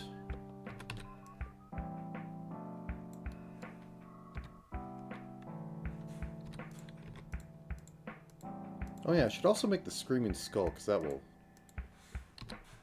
be simple to implement.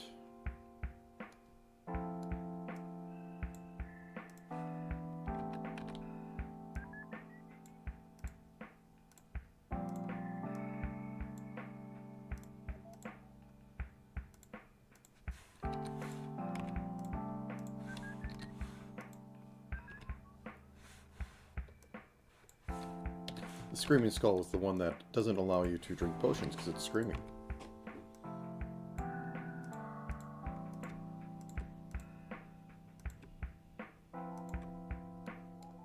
When I say 2, 2. Oops. Move that down. This one's a tile smaller, but same principle.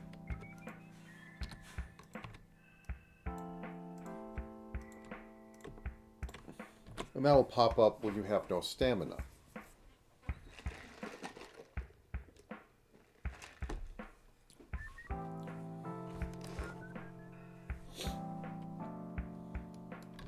Okay, let's go back in and let's add the GUI squares. GUI cursor run toggle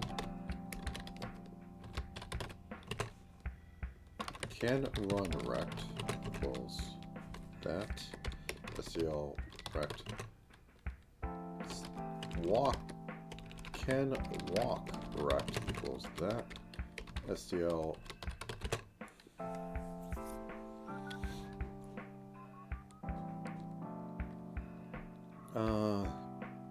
no run rect equals that. It's one of my things I wanted in this because I made a completely unparsable game last year. I'll be honest about it. Because I wanted to be a little better this time. Okay, so these are all 32s. Let's just copy you for giggles. And it is 3 over, so 48. Yes. 48, 32 down.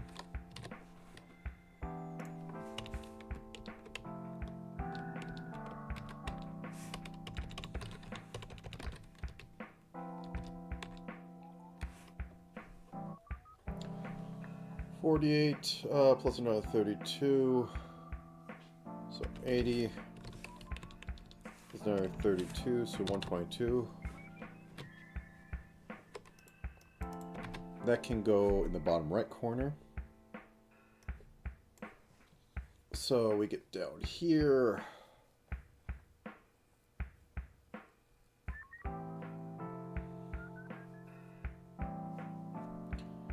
Time.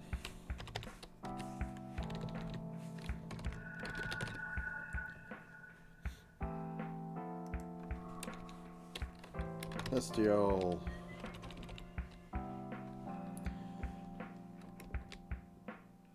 standard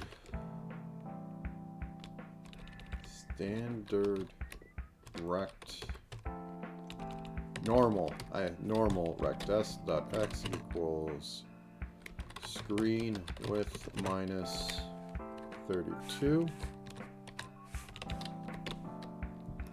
normal rect.y equals screen height minus 64.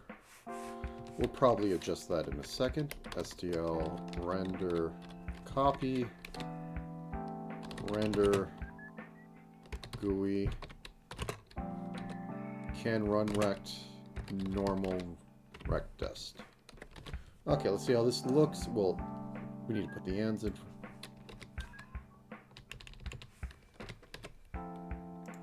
Ampersand. Okay. Okay, okay, I messed that up entirely. I'm like 16 off.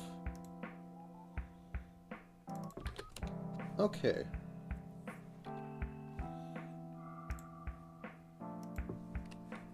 32 times 3. I got a calculator. 96. I added 16, that's why. 32 times 4. 32 times 5. 128 and 160.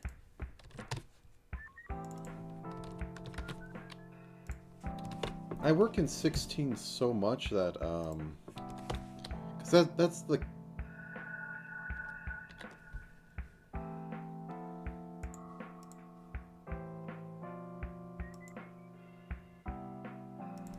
Okay, slide down.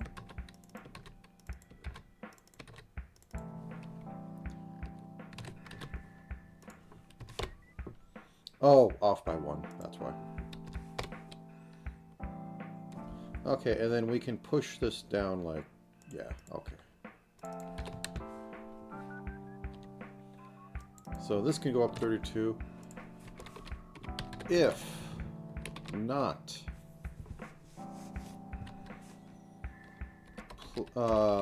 run,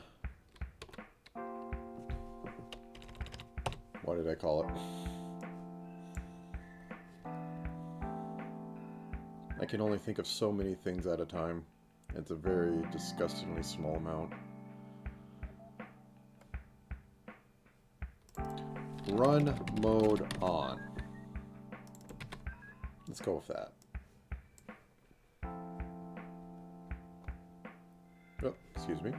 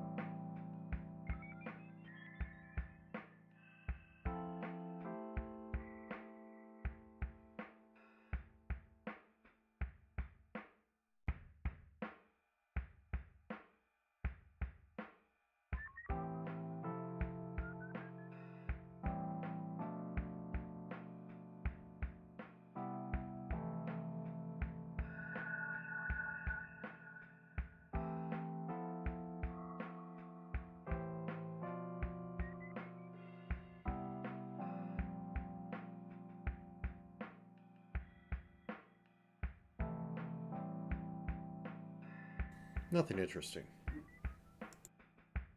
One more second. I just need to get something over.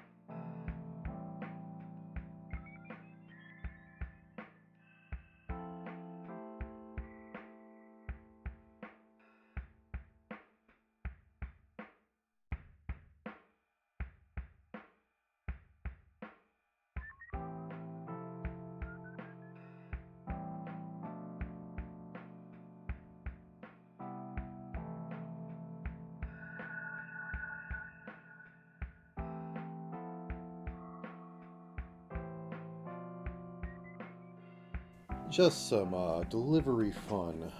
I missed it, and I thought they'd try again today, but I read on there that I have to schedule every schedule for scheduled delivery. So I'm going to see if I can get a ride tomorrow or something to go over to the bank, or not the bank, the post office. Anyways, back to this. 1 second. There we go. Okay, where were we? Ah, yes, getting stamina in.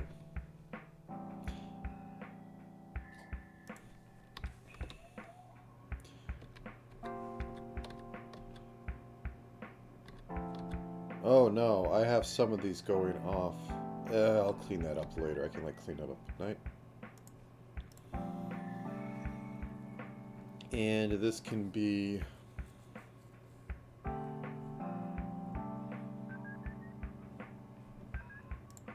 Oh. Yeah. This can be...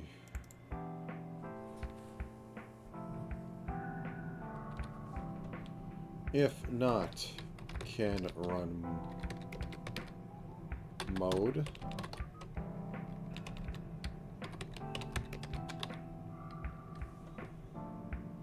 Can sprint mode?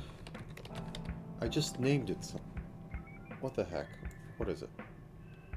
Run mode on. Okay. If not run mode on.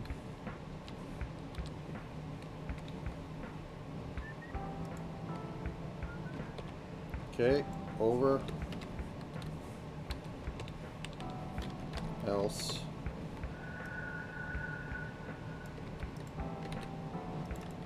Can walk.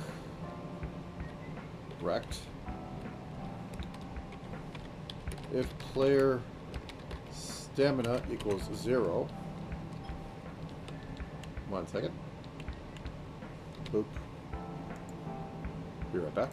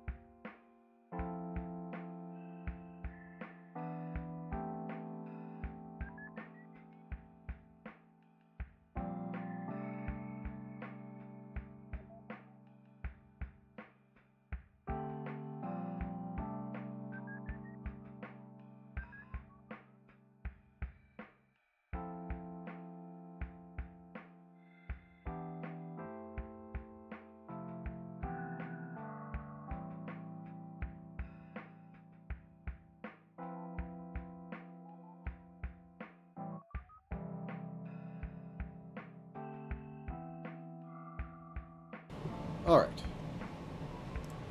So, stamina equals 0. We do the last one, which is...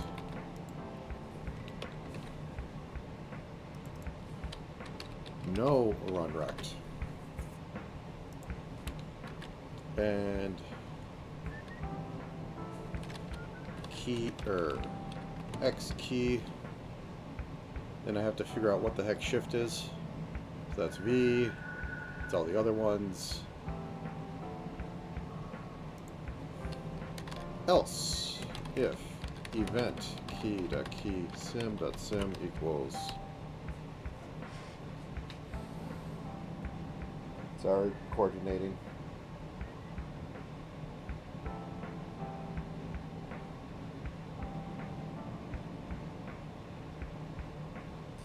Okay, tomorrow might be the stream that gets truncated into 2 parts.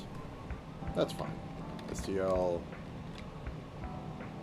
Okay, shift. Yes, shift. If player stamina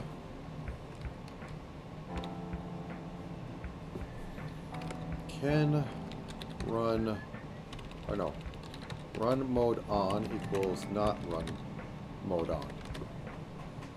Okay, so we could toggle it.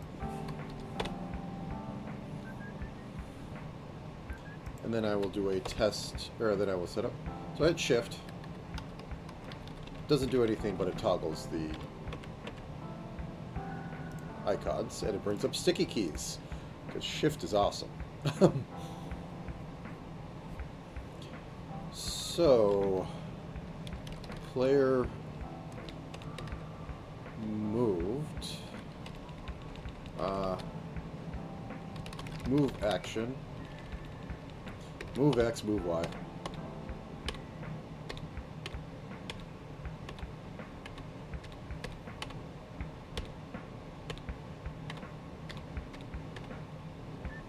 Okay, we get a move action.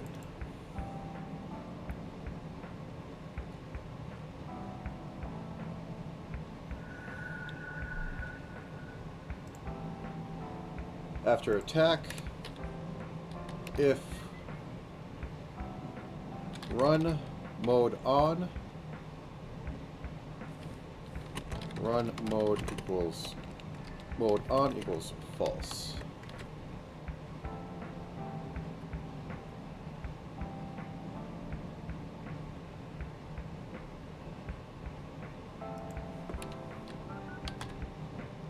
If run mode on, we go into here, we decrement it, player stamina minus minus. If player stamina is less than 1, run mode equals off or false. Run mode on. Yeah, looking like to be around the same time right now. So okay, here's the player gimmick.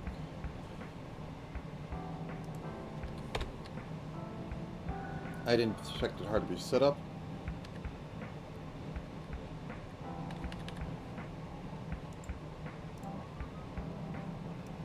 Did I move the wrong things? Stamina, stamina, stamina. Where are you, stamina? Okay, this should be 16. Let's see how that looks. Yeah, okay, everything looks fine except for... So shift. Run mode on. I got this backwards, yeah. If run mode on, player stamina, stamina, stamina, else we do all the enemy actions.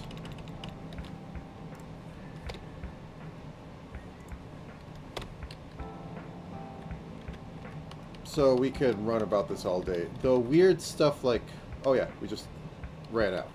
Ah, this didn't set to can't run. Okay, let's go fix that. Stamina. So down here, if player stamina is less than 1, render no run rect. Yeah, that should be the right one.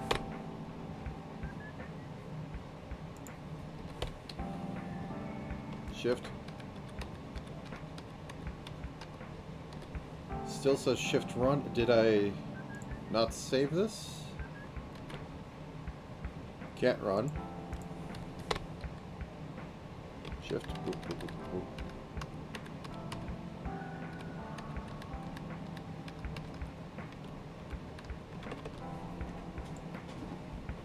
That's weird.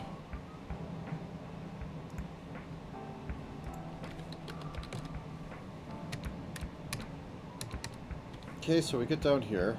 Player stamina. If it's less than 1, it will do no run rect, which is way over there. Oh! I did not make my if-else ladder.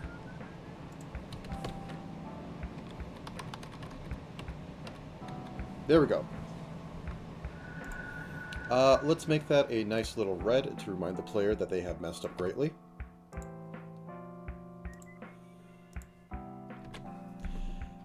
And then let's actually make a stamina potion. It'll look exactly like the Diablo 2 stamina potion.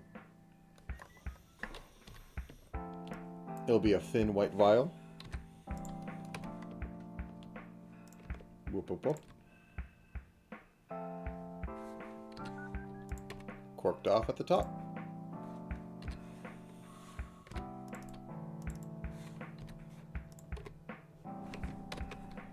Outline. Okay, let's go in here and make unused stamina effect, which is going to basically do nothing for most stuff. But when you quaff it, it's going to increase your stamina. re-up your stamina by like a random amount, like 2 plus 0 to 3.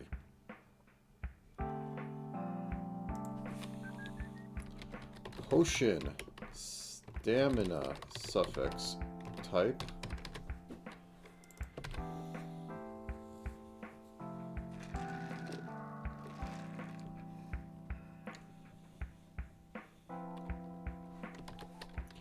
Dirt potion.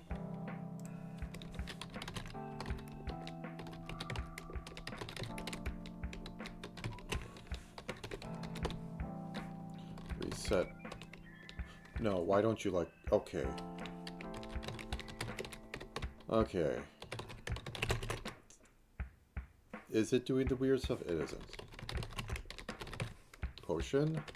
And dot value equals 5. They're actually... I'll say 15. They're actually kind of worth it. And dot type equals potion item type. There we go. Ent dot material equals glass material type. And dot suffix equals potion stamina suffix type. And dot sprite index equals, what's dirt? One more than dirt. 70.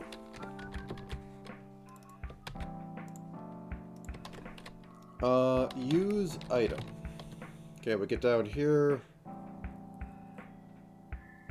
Oh, I can actually update the unknown potion one to also use this. Else if player item array slot dot suffix equals stamina heal equals rand 4 plus 2,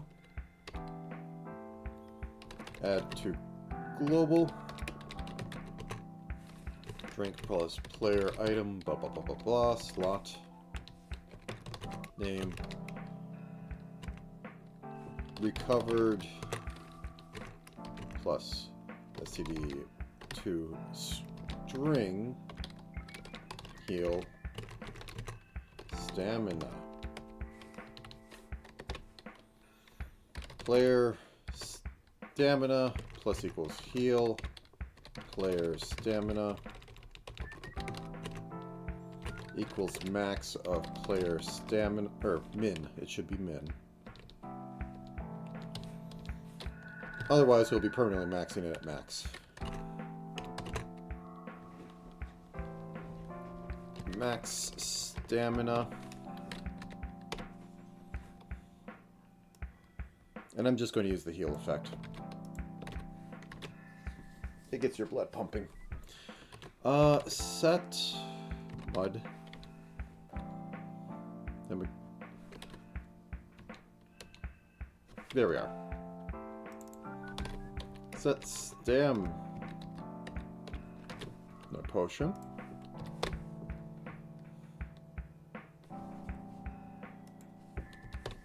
Okay, we'll see if we can run over. Pick it up.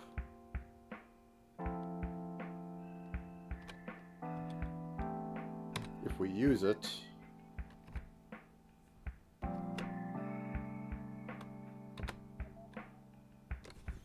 Okay, quaffing should... Well, that should be fine.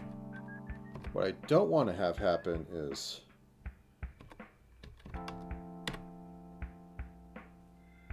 Yeah, okay.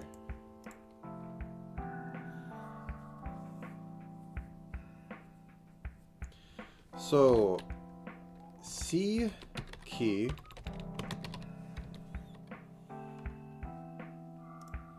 If we get in here,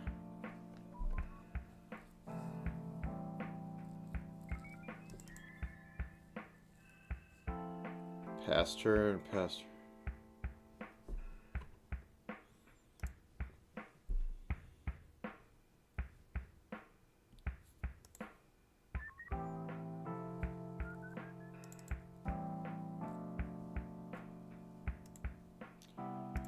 Pass turn, and we'll also flip this to be off.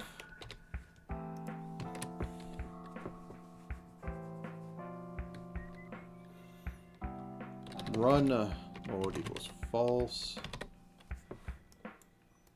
The pass turn is there because silliness.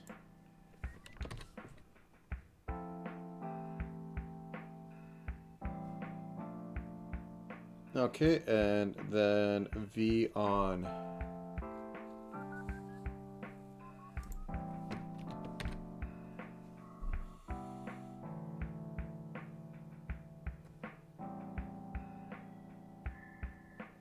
We also need one for casting. So on the Z key, whenever we basically break out of stuff, throw item, pass turn, yeah, there we go.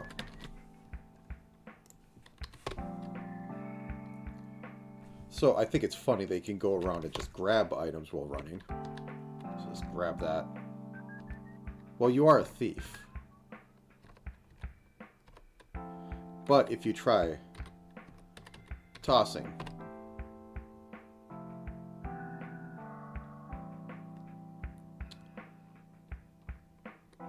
you go back to having to start running again. So you start running. You quaff that. You go back to normal mode. Okay, so let me go back to my revised everything is on fire schedule. Save. What are we at for enemies? We're at 24, so I think we're 2/3 of the way there. We got sprint in there. Sound system I don't have in there. Let's begin on that. So I'm going to have to go into like the SFX thing. I'm going to have the Dapper Goblin laugh. So let's go into effects.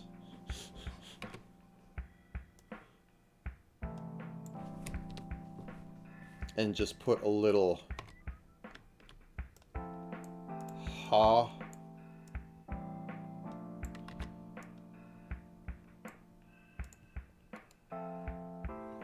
Let's make that a little bigger.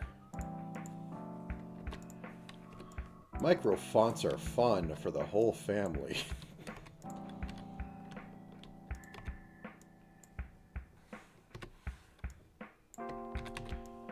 Haha.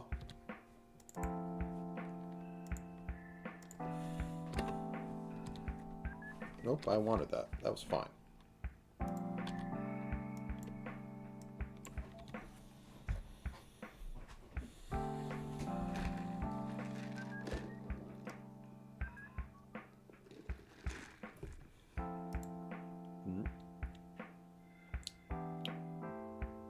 Okay, good. So, oh, that could be just literally an SFX, and then we'll have like the various haha, click, click, click.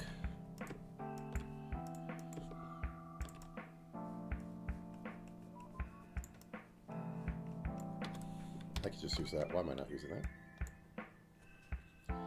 We'll have like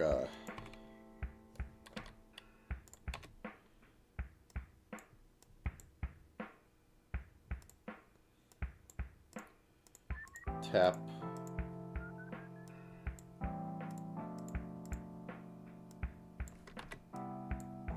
tap, tap.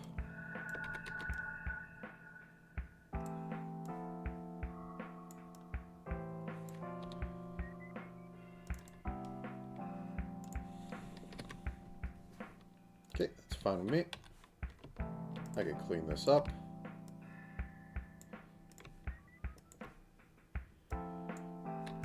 Any others I can think of right away, so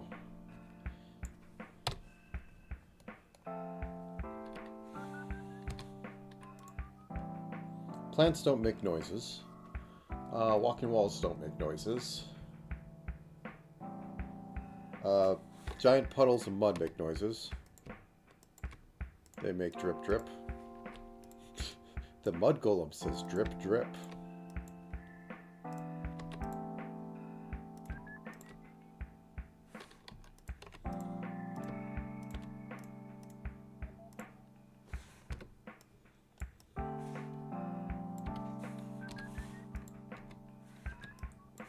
Whoops. So I select all around that, hit Shift O to get that.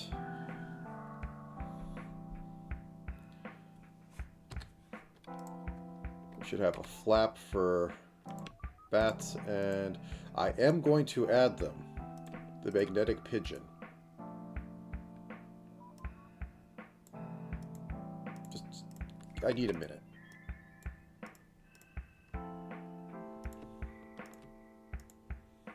Microfonts are an art. A painful, painful art.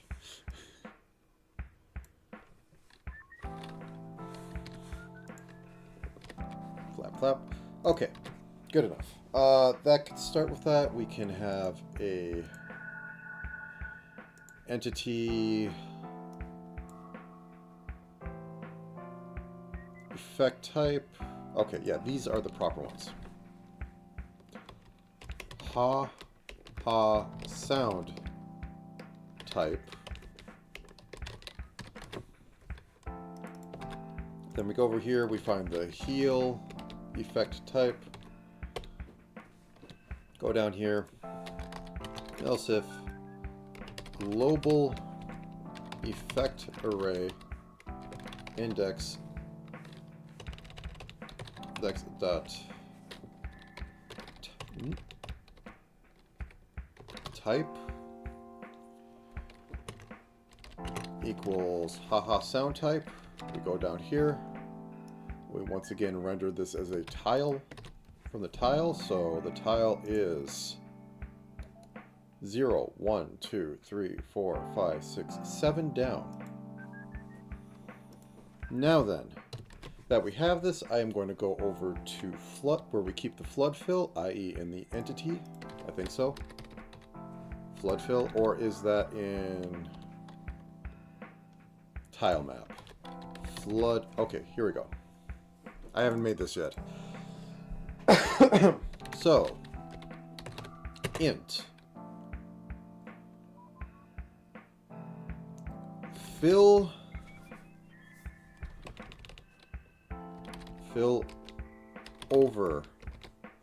overlap. So this is going to take an int start x, int start y, int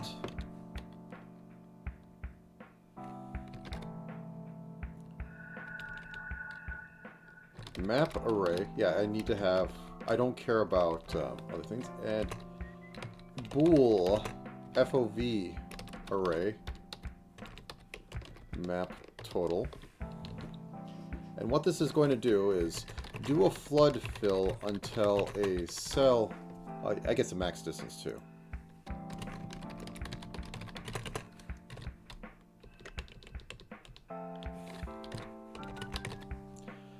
Until a cell can be seen, then return that index. Then we can turn that index into X and Y and yada yada yada. So anyways,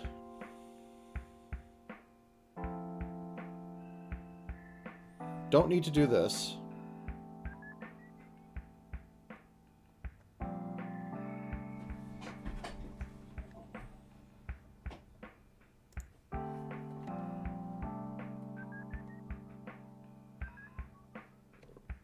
Okay, this is all I need.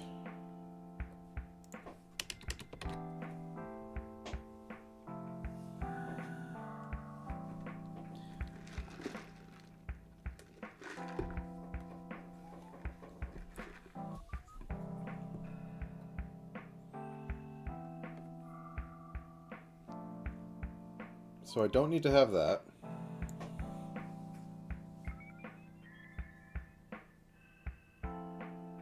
Oh, I do need to have int explored map total. What's the way to do this? C++, how to set an array of int to 0.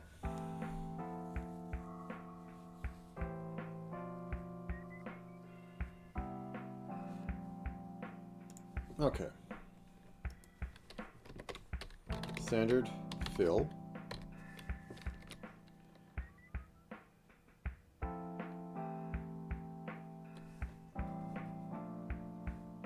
God, that's so.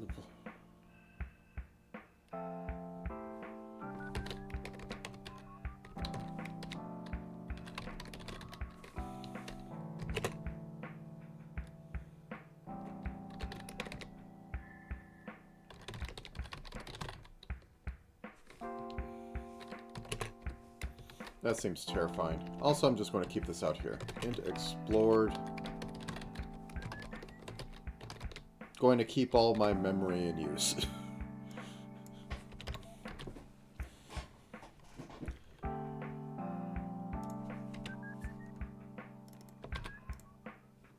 Okay, so we go into here.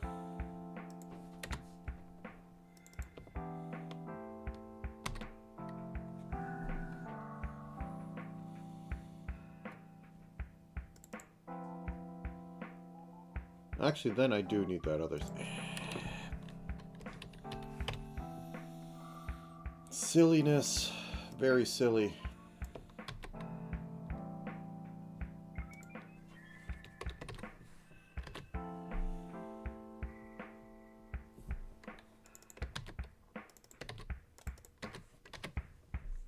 Though this is probably a very bad method anyways.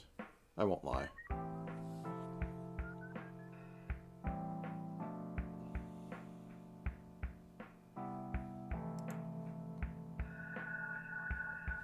Okay, first...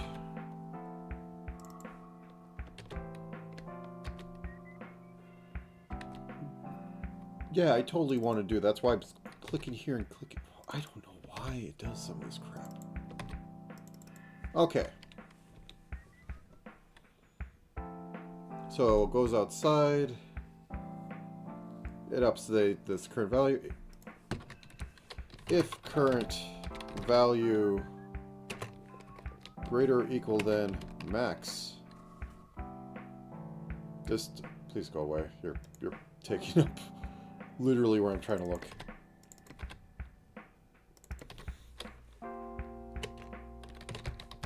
Continue.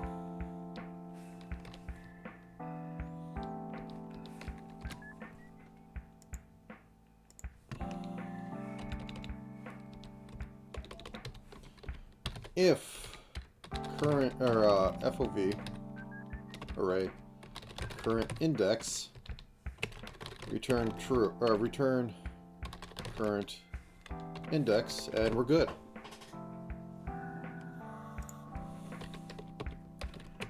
Found it. So I'm going to have this spam it every moment I can.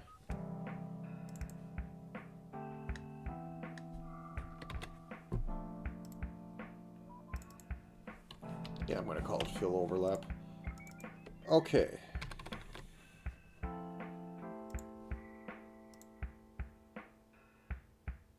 We're only going to do this with like any enemy that is like a distance of...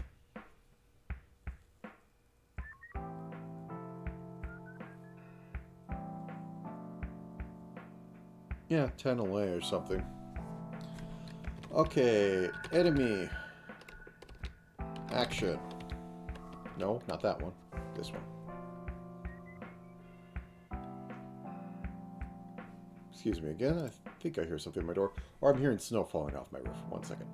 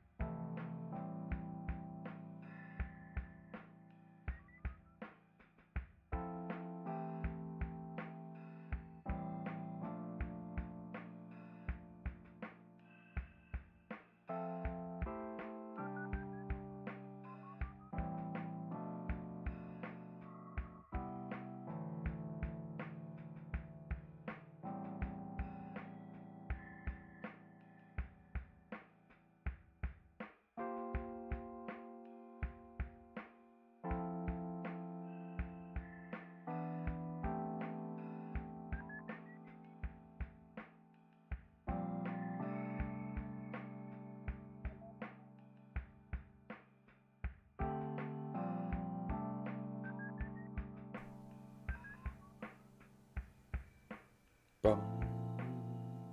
Okay. Now with that, let's get back into here. And it was snow, I'm guessing. Okay, so there's the enemy turn stuff. For index. You know what? By the end of this, I'm going to have some good C++. There are some alright memorization of the syntax. And then I'm going to forget all the stuff I need for work. Though that's other languages, and I forget my syntax every minute. Int x equals entity array index int y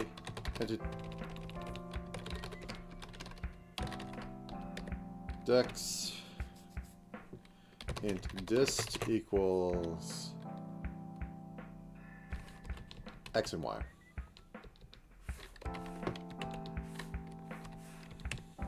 Like, for as much as I complain about the IDE and it's trying to be smart, stuff like that, like, hey, you can't set an int to, what would that be? An enemy or an entity or whatever. That's all right. It's just when it starts spitting random stuff because you hit enter or tab. Or when I do this and it completes it when I don't need it complete. That just drives me up a wall. Or the occasional, it just completely bugs out. It says something's wrong when it isn't. Which I think has been happening in the other one. I like hit it at just the right time. Something in its system doesn't update right. And it flags perfectly valid stuff is wrong. That sends me through a loop. So basic distance. Player.x, player.y, enemy.x, y. And I'm doing this because I can filter out what I don't need to bother with. So if dist is greater than 10, continue. I don't need to waste cycles on it. I'm not even going to have output for it, so ignore it.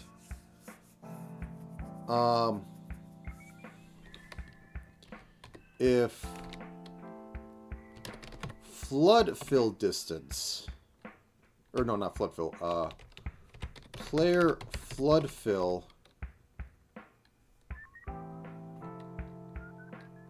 chord to index x, y. You know, actually I could just do it off that. Yeah, let's just do it off that. We don't need to run distance. Because this effectively should be similar. So if that is greater than, let's say 11, because it's a little funky on how it travels. It's greater than 11, continue. Because that means that there's 11 steps you have to make, so, or 10 steps you have to make, so it's not going to make it. We'll say 12, because I remember it's a little funky because I don't start at 0. I'll get a little more than I need, but that's fine. Int result equals, let's go over here, and we'll have this return -1 at the end.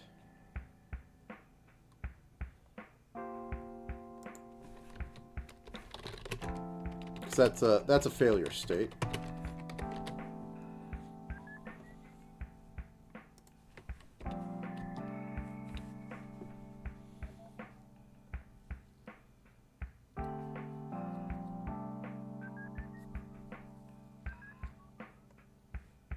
Okay. So this could be off in the middle of nowhere. Doesn't matter. We get this to come back.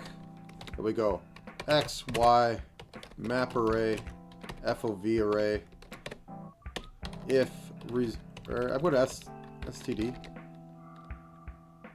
See out. See result.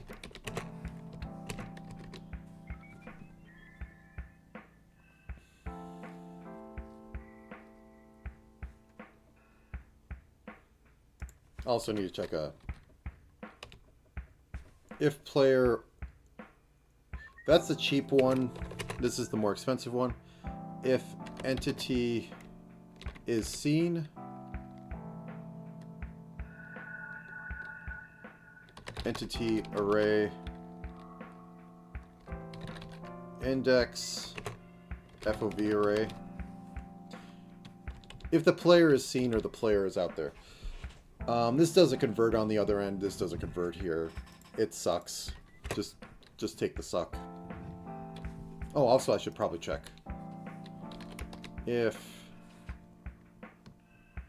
because there's no reason to check for entities that are...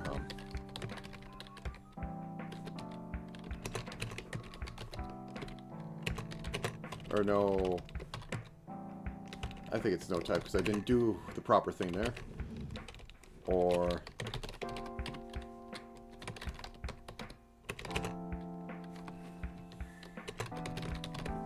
get that out of the way, filter out 99% of things. We get the result, we'll just see what it looks like. Then we'll start implementing the... put down the SFX. So first thing first, we run away, all the way up here. Then we hit this. Okay, I'm getting 675. So set SFX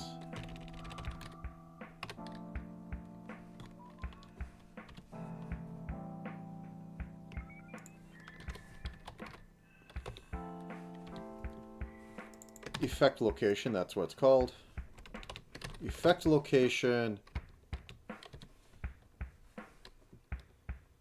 index to X result index to Y result, and the effect type is going to be ha ha sound effect. Really? You didn't close that off? Okay, there we go. If result equals -1, we just continue. And I'm going to make this like random.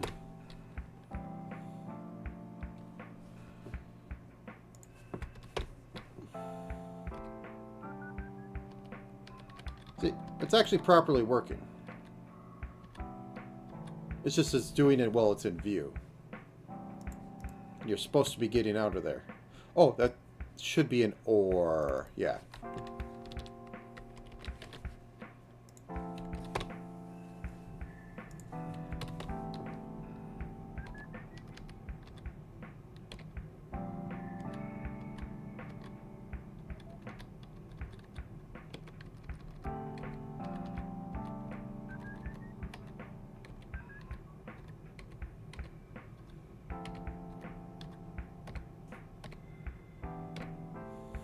So see, okay, our sound system works.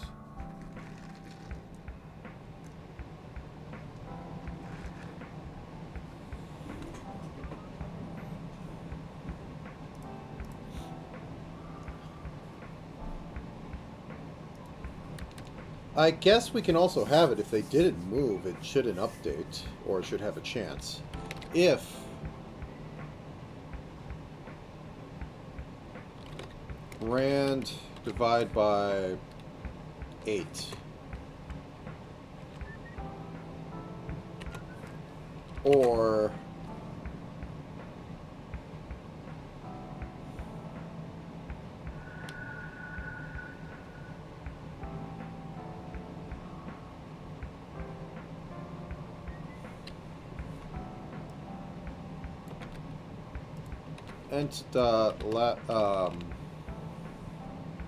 now let's just do it down here so I don't have to do so much crap.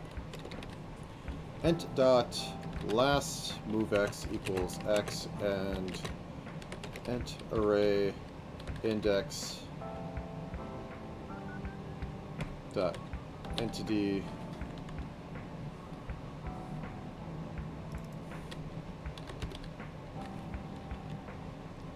last move y equals y. Continue. Equals 0. So it won't always pop up, but 1/8 of the time it just will.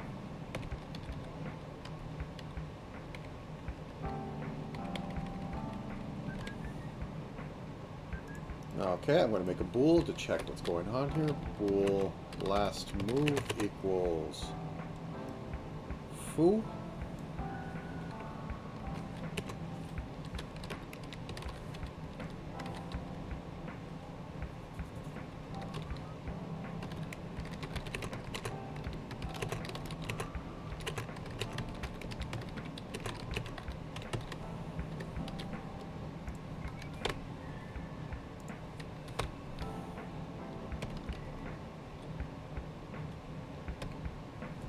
Oh, I'm not actually updating.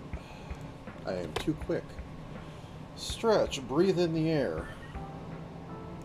Listen to the furnace.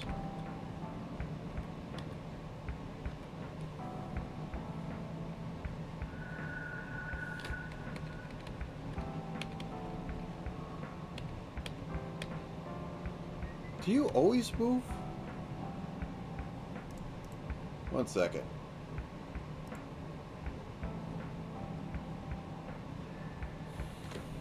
Dapper. Int dot idle 30. I don't think that's going to fix it.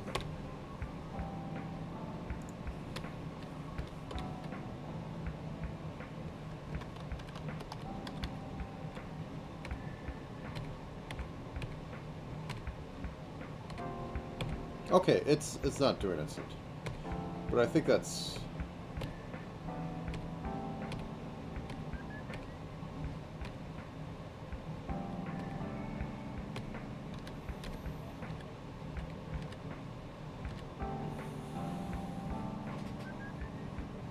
Okay. Okay, so, yeah, that's working. Let's bring up the revised schedule. This is a 2. I need to fill it in with stuff, and then... I can start with the map stuff or make a couple more enemies. Literally 2 enemies. Okay, so what would be the next best part?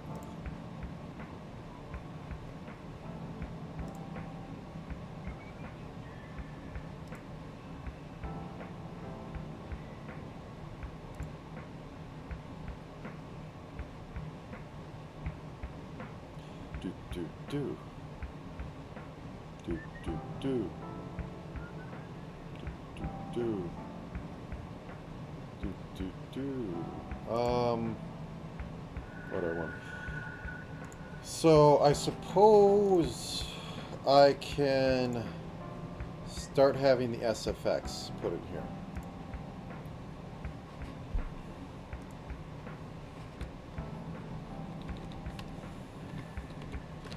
If, okay, so...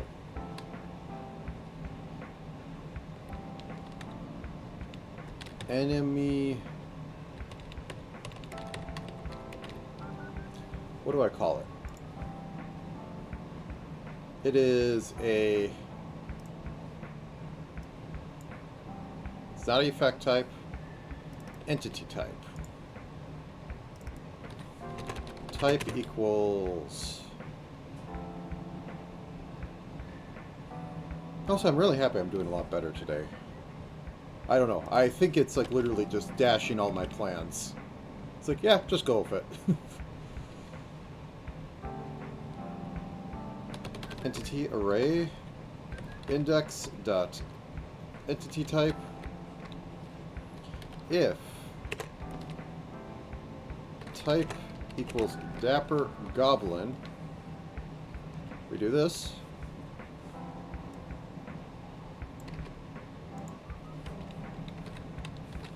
Else if type equals yippee. No, I think it should go yip. Type equals... I got bugs. Roach. Or type equals... what's our other bugs?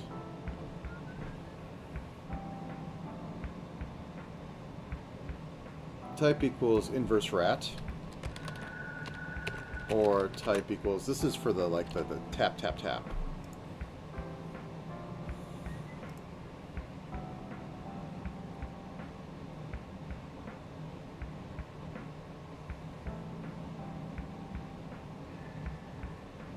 No, I think that's good for taps. Strangely. And we're going to have a tap sound effect.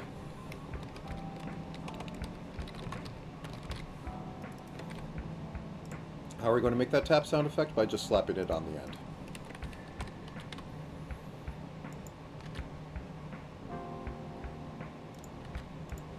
Okay, we're going to look for the ha ha ha. We're going to copy this over. And we're going to use the tap, which is right next to it. I think I should have a step one. That should be for like the rest. Oop, nope.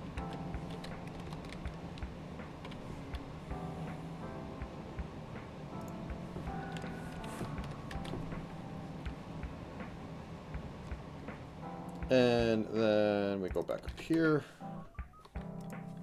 Else if type equals mud golem. And the filth one, if we ever get to it, which may not be, equals drip sound type.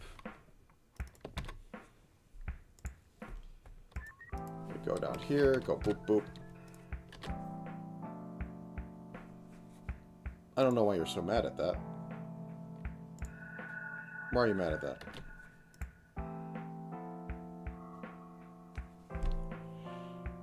Int cannot... Type of int...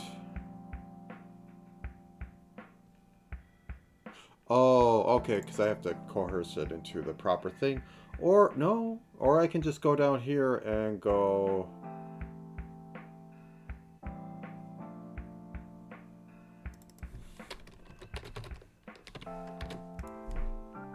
Everything should be fine, because it is an int on the back end. It's just it's a very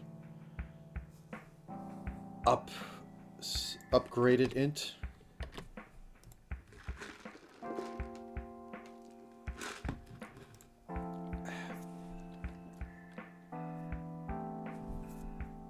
Okay, so we have the drip sound effect.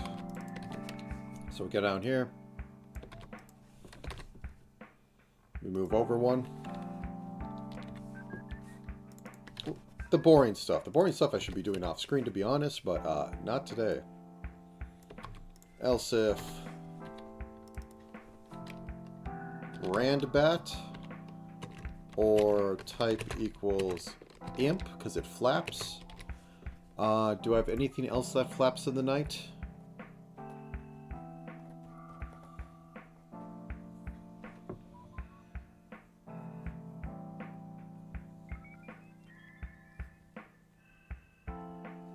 No, I do not currently have anything else that flaps in the night.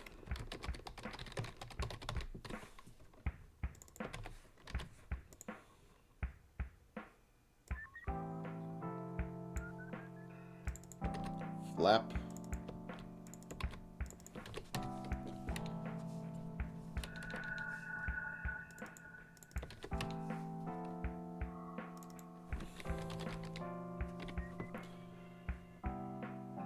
And I copy and paste this over.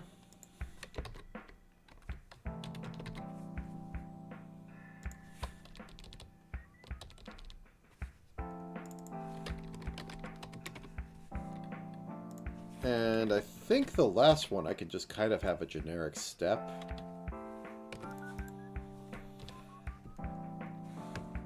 So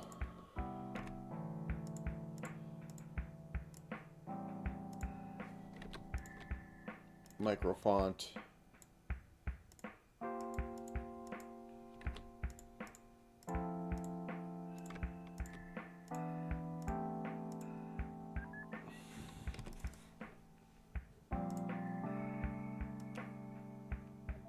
Make sure to have over that and go boop.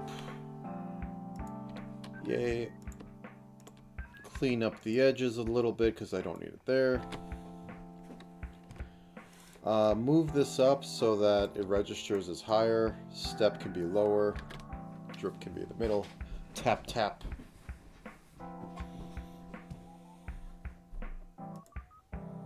You know, I could, like, just make liches also laugh. That'd be funny. Let's do that.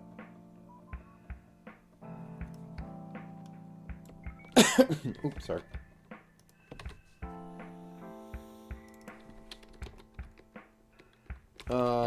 Step sound type.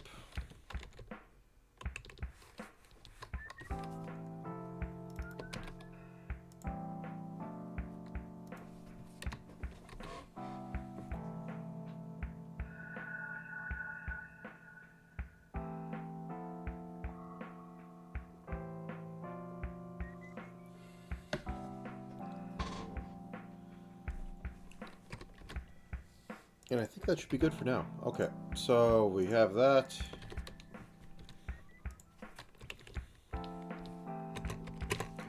Our type equals uncertainty lich. And I'll send the catch-all just so I can have stuff come.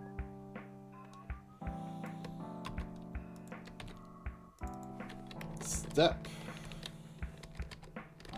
Sound type.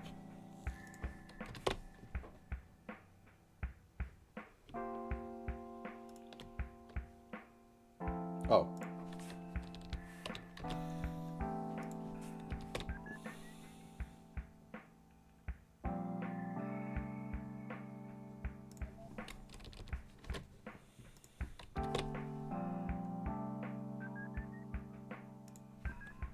Okay. Let's run it. Did anything break?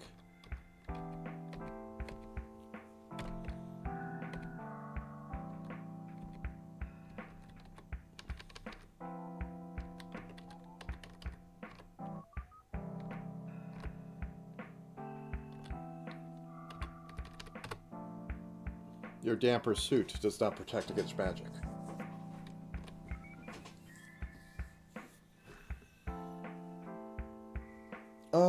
Anything else?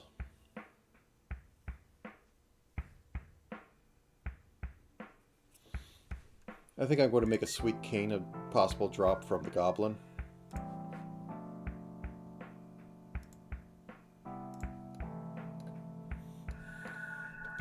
1 second, where are you?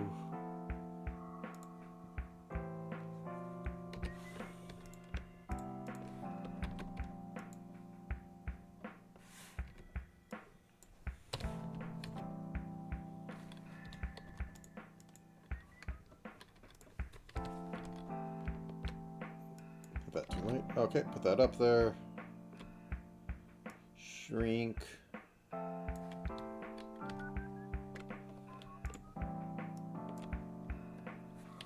Put a little thing up there.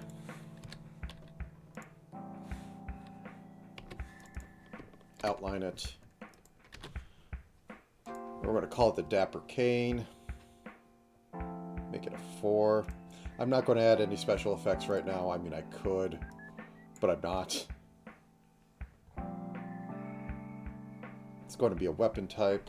/weapon. It's going to have some cache on it.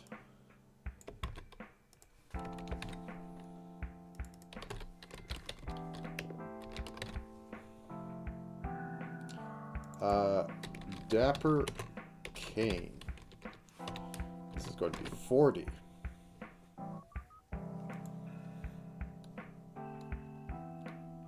Zero, 1, 2, 3, 4, 5, 6, 7, 8, 9, 10, 11, 12. So we're going to have a sprite index of 12.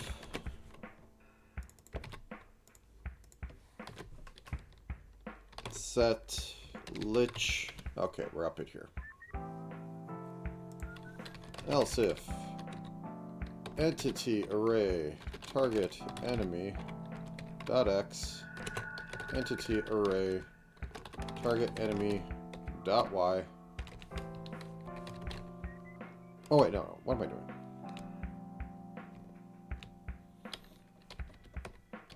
Entity type equals dapper goblin. And no, you're worth getting that. Okay. Set Dapper Cane. You happy? You happy? You compiled. Okay, so let's grab that. Let's cast that.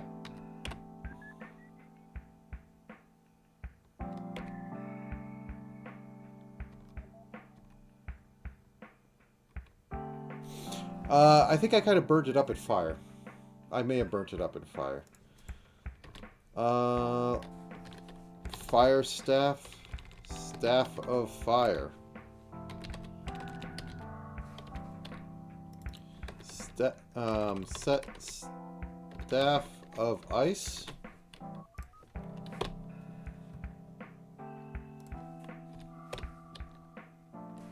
Oh, I need to compile it first. Clear screen.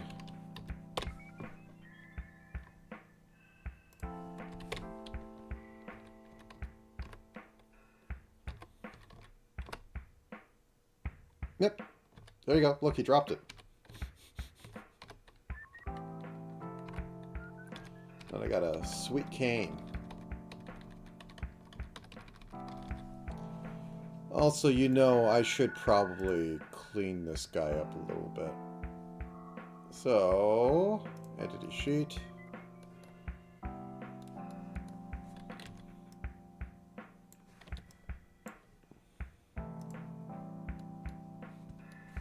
Mostly, I think I'm just going to round him up.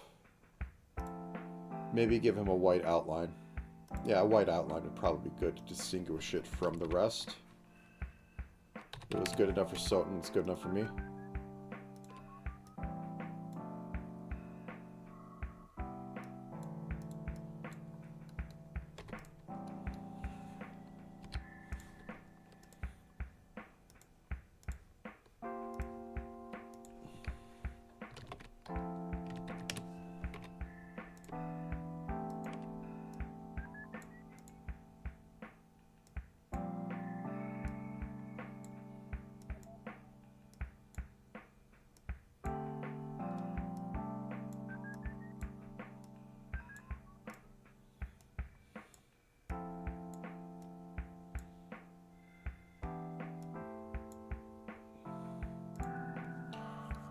A little bit of that going on.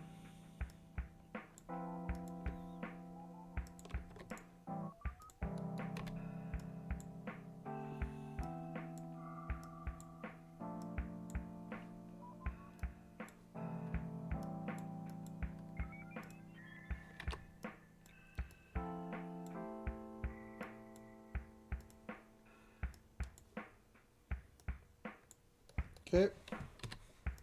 Now for the hat. 0.5, 18.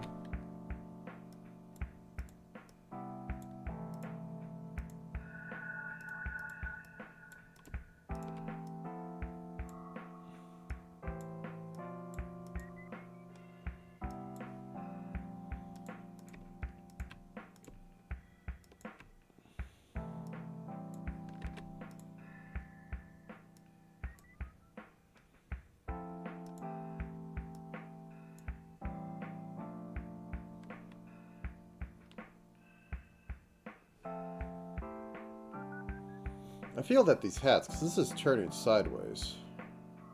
I want to swap them after this.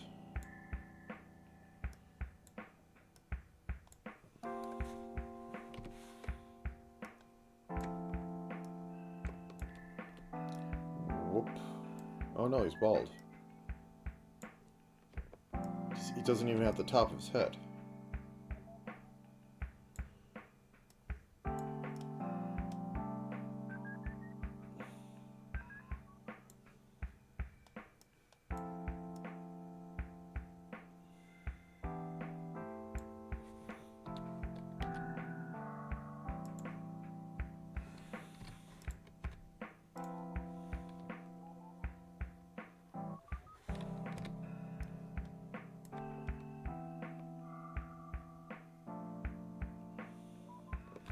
Yeah, that's fine.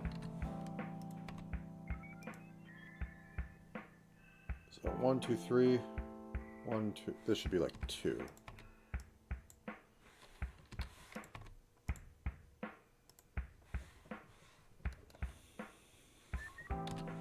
Let's round the face a little bit.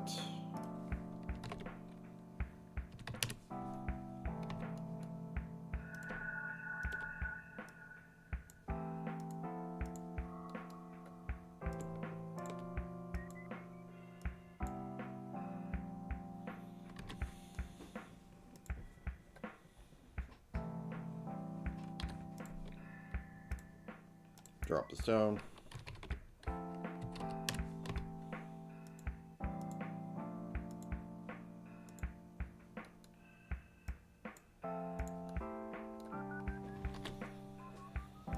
Okay, let's see how this looks in game.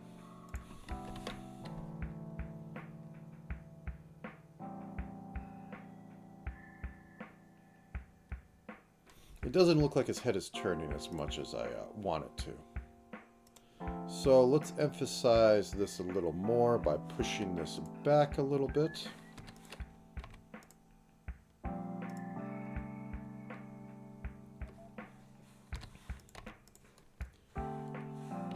And bringing this whole mess in by like a pixel.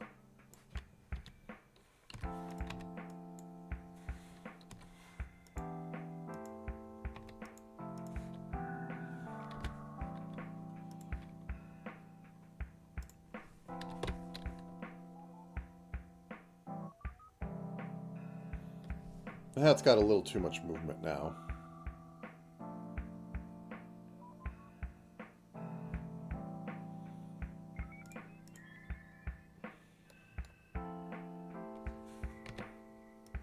How about we shorten it just a bit?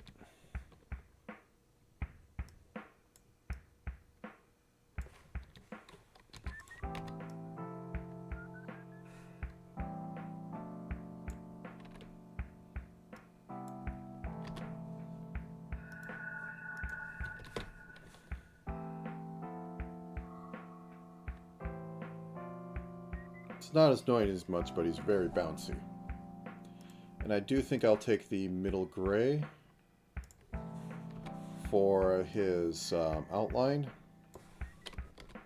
just so he stands out from everything else. Let's see how that looks.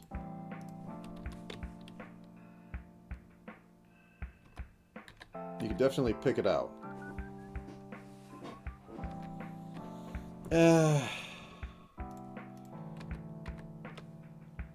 If I do white,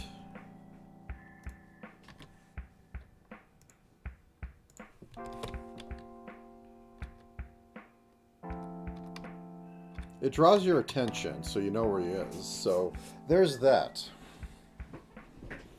Okay. I'll call that a win.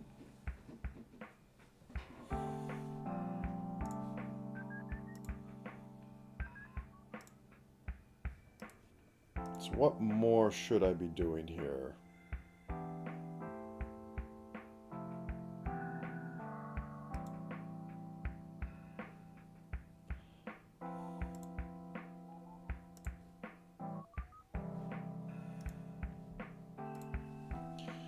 I could move on to more items.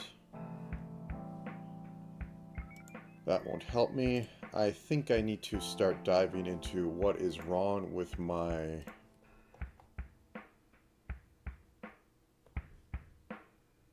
algorithms and possibly how they're not properly completing. So save, let me go back into this tile map, validate map. So for int index equals 0, index is less than map total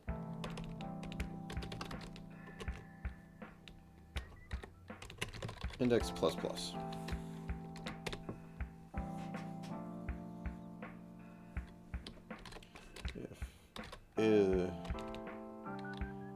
If map array index mod 8 equals 0 and flood array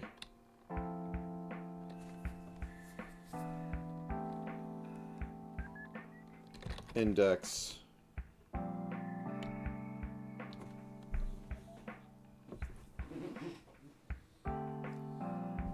I want to say equals 1,000.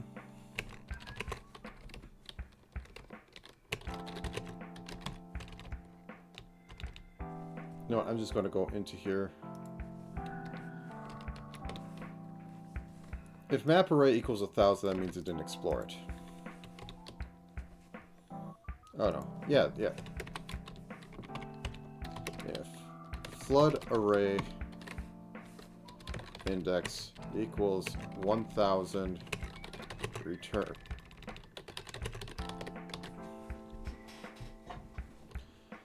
Thousand or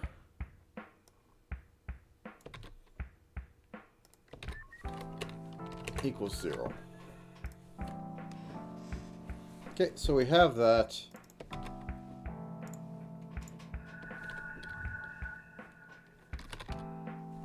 Set alchemist map. We're going to print this out at the end. We're going to also print this out.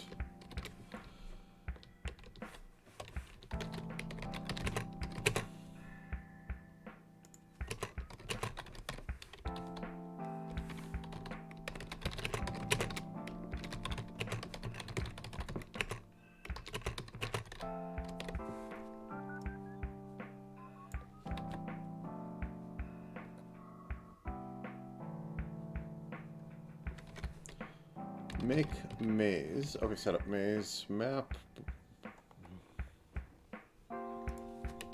You can tell I have so much junk. Okay, maze.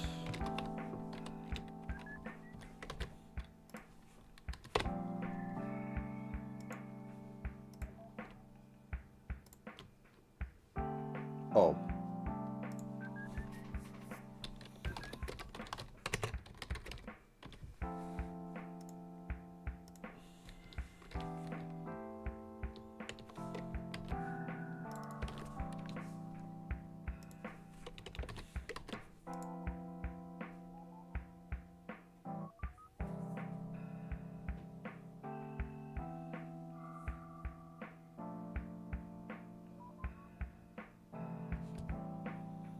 Am I calling an int over here?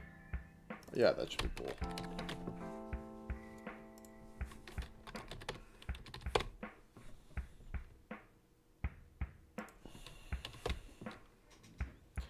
Okay. Boom. Elk map finished.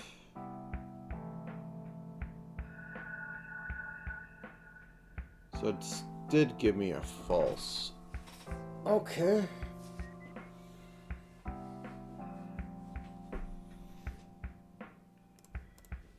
Let's write something to validate a flood fill.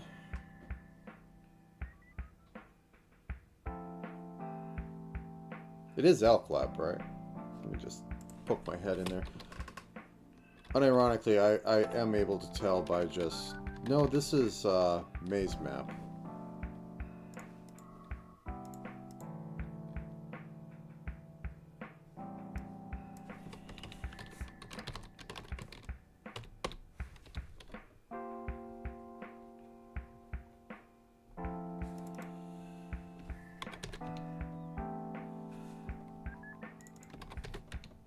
No, that is the elk one. Okay, so elk's failing. We can figure this out.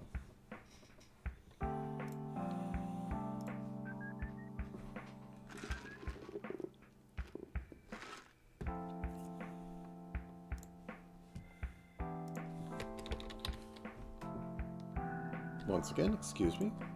I can't tell if it's snow falling or somebody stomping around on my porch.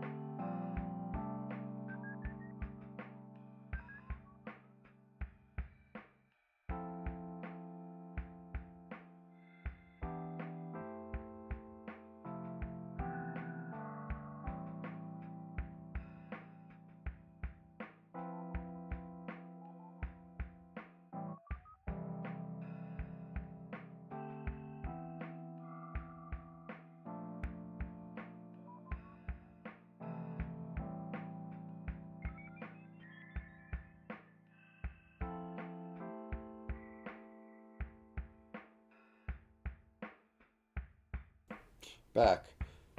I unironically think it's because of cars slamming a bit more. I have both headphones on, so I can't hear very well. Alright, so now we're seeing it fail. Now I want to see void show valid flood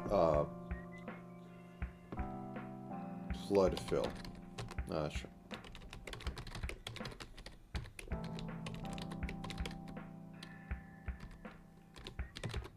Int flood fill.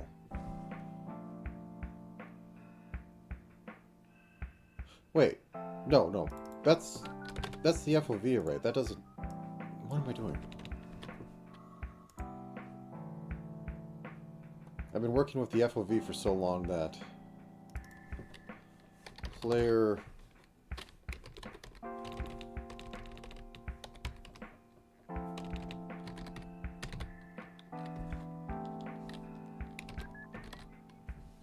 what is it called? I have it up here. Player item array, map fill. Okay, it's map fill. Ignore me. This should be an int. Yeah, okay. Make maze, same over here.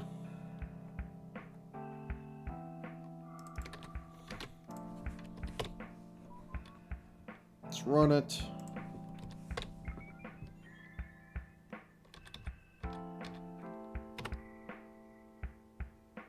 Yep, it's saying it failed over here. So yeah, let's go about it. So tile map. So bool show valid fill int flood array map total for int y equals 0. Y less than map height y plus plus for int x equals 0 map width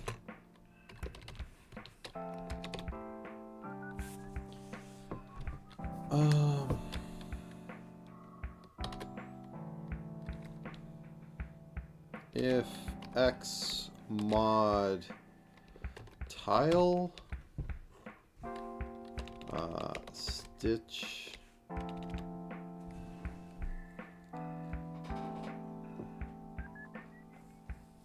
let me find where I put a stitch or stitch something in. Seeded flood fill transfer macro. So we have that, and then macro tile width. That's what I want.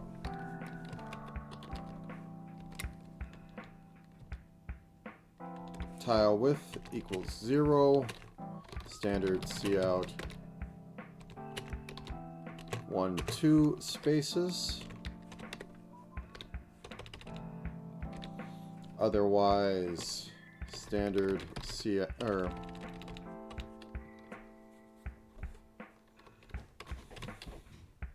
yeah, let's just do it one line. Standard cout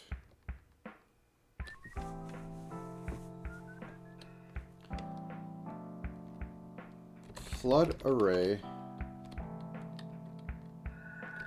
port to index xy and then mod that by like 2.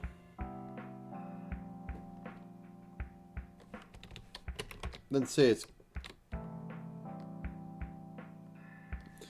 it's less than 1000.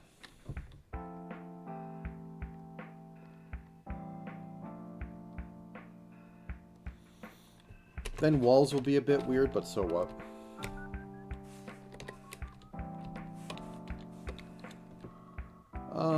Standard cout plus endl if y mod macro tile height equals 0 put another endl on there.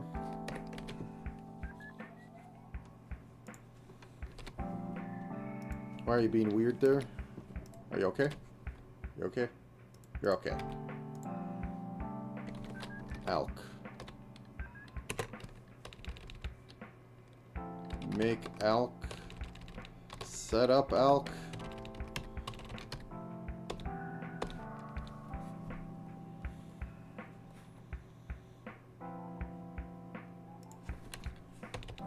Let's double NW. Then show map fill. Alright, let's take a look what that looks like. So it's like 100 across, but it's going...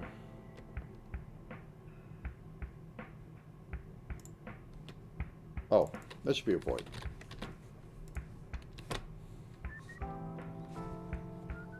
Why I do that is I think in earlier compiles, when...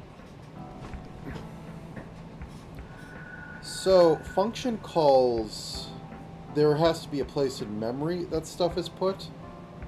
And when you're making your functions and setting up, if you have a void, there's nothing returned, so it doesn't bother setting up a memory address for it. But everything else has a place in memory that it's going to check to go at. That's how you're able to hook in your cheat engines to be able to look at those places in memory and modify those places in memory. And there's like really no distinction between that and what the computer did. So, fun facts. And you declare it so that it knows what to do. Like, other program languages don't do that because they do it all behind the scenes. Oh, okay, this is...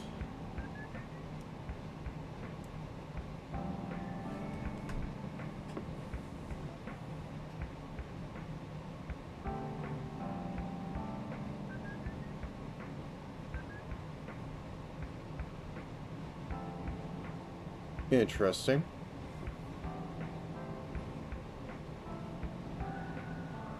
One, 2, 3, 4, 5, 6, 7, 8, 9, 10, 11. 1, 2, 3, 4, 7, 8, 9, 10. I think I have a number messed up in there, which is what it looks like.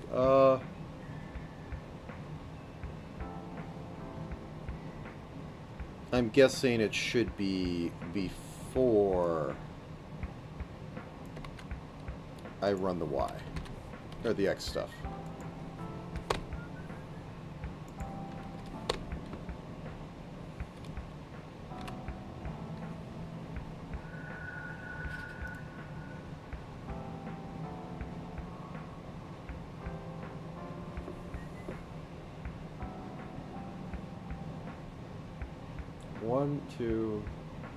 One, two, 3, 4, 5, 6, 7, 8, 9. Oh yeah, the offset of 2. Okay. Ugh. Yeah, those are going to mess it up because I need to have a border of 1. That's why I have that. Crap. What I'm seeing on this end. Though I'm not getting any good information because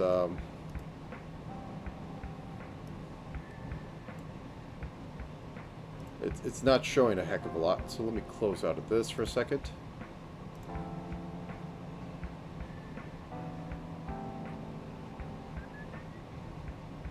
There you are, sprite.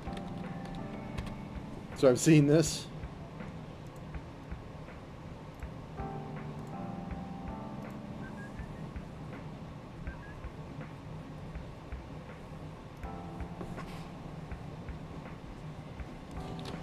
If y 0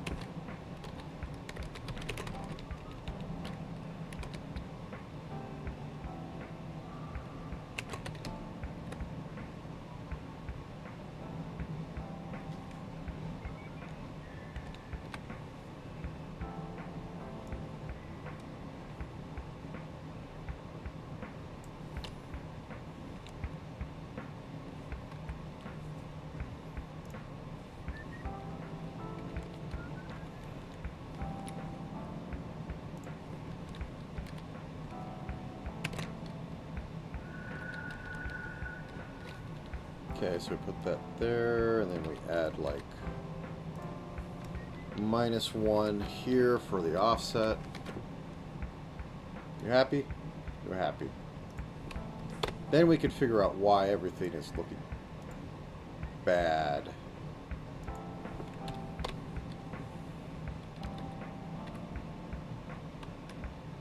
Okay, now I'm getting it properly. What I mean by getting it properly is that we have a one border one, because we need to have that one border one. So back into here. There we go. So we got the one border on there, and these are all the accurate stitch tiles. I think I'm actually going to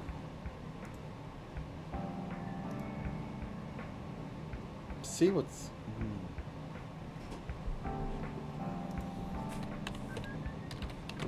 Let's just say equals 10,000. Oh, I still have it open. My bad.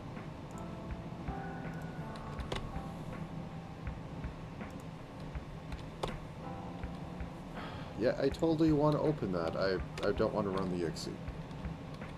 Okay. Nothing equals 1,000, but then why is it failing on the other one? It's not actually giving me any good information.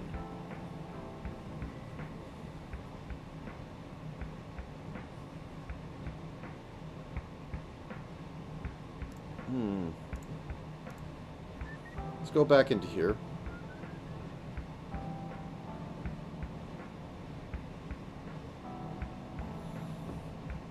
Well, it could be... Okay. If it hasn't run yet,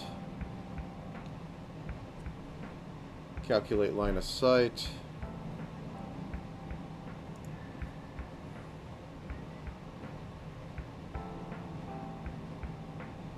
Oh, I don't have the flood fill either. ABC, so let's put it after here.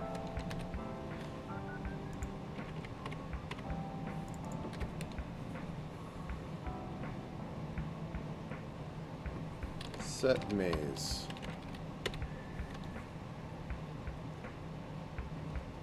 That's why. I'm not flood filling the map yet. Because calculating line of sight is just showing me. It's not actually showing like the rolls and anything. Flood fill.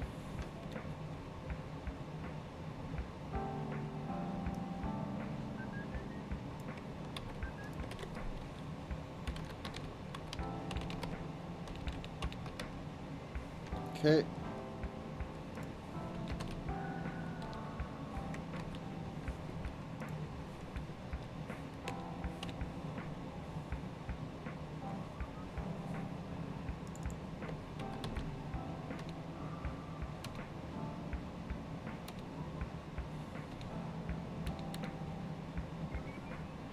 Okay, that's the one I want.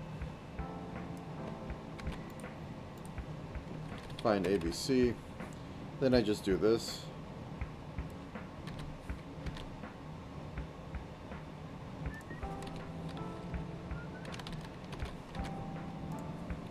Now I can see how confused I am. Boop, boop, boop. And I'm still getting nothing. Oh no, it's saying it's a valid map. Okay.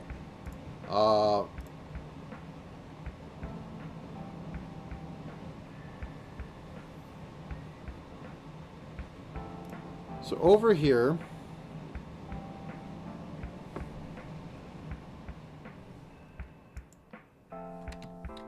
if, let's just do this. I can't do it all in one line, so I'll do that. Equals 1,000 x. Else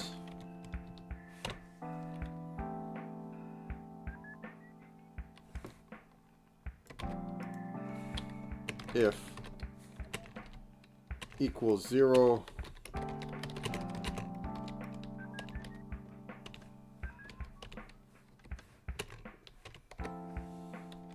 else.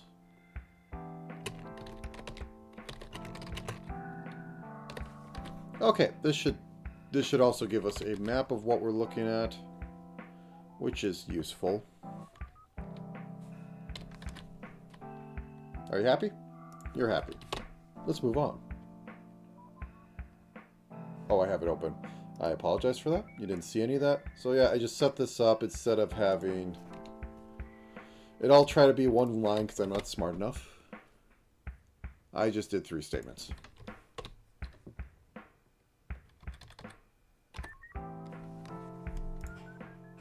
Okay, this is exactly what I want and need. So, this will help me diagnose, because this is literally... I think I can't use zeros. Zeros don't work for this. Oh, God. Can I go back? Up here. Is that the top right? Oh, that's the wrong thing. Okay. Zeros aren't going to work because it's unreadable.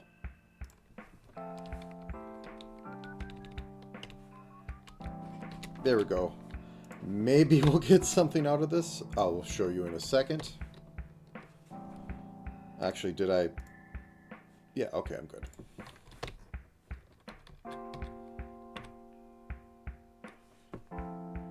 In the secret land of another screen, this is what the map looks like. So I'll close this and get it here. And as you can see, this is the map. This is where everything's stitched together, and I can see possibly any issues going on with this, but it's all connecting across there, except for like some odd things like that. That's a 3-way. I should be able to look that up. So now I'm going to go into the maze and see if there's issues. Because technically, I could run this right now. If you get in there, it's going to re-roll it again and again until we get a working map. Bad idea, kind of dumb, but yeah. I'd rather it work entirely correct, but we can't ask for everything. So let's set up the maze and see what fails on it.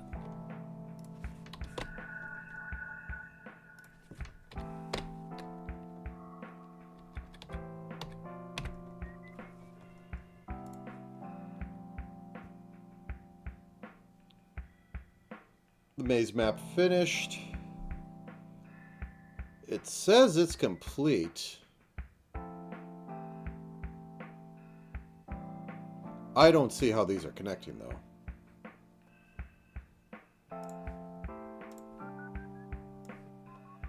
Yeah, down here there seems to be something going on.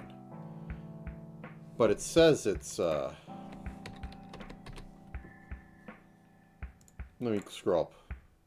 Yeah, it says that... How did that get flood-filled?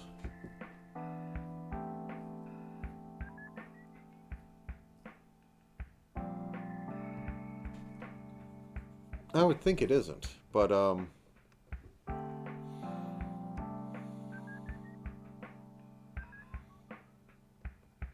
everything else seems to be connecting up. So we have up here, we could go down this way.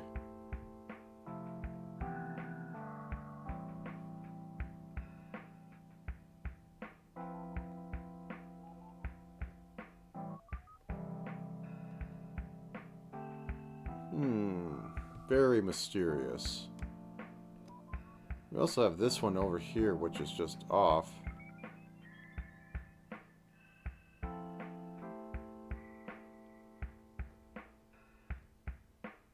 Yeah, some of these look a little iffy.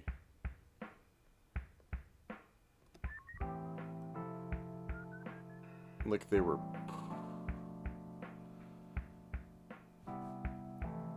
Okay, I'm going to actually circle them on here instead of just talking about it. So, okay.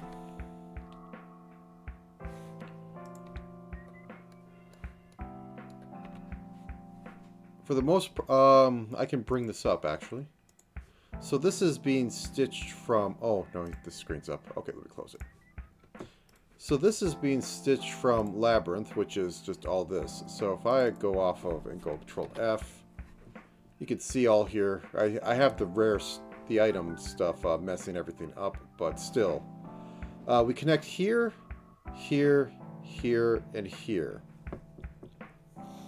Now, on this, I'm seeing... Let me see if I could find it on one of this one. This isn't connecting up at all down here. But mostly around the... I'll call it the landing pad. So right up here.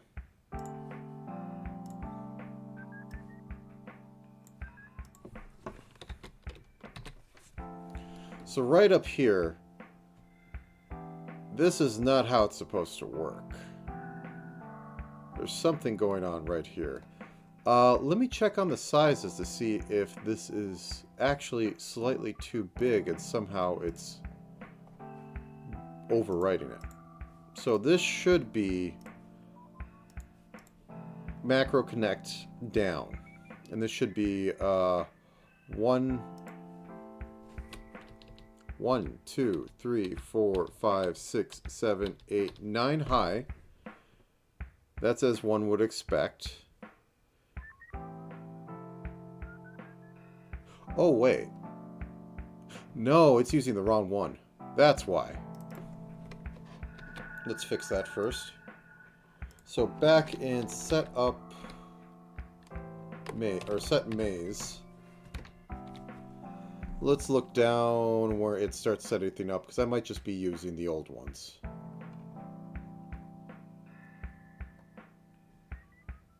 Yeah.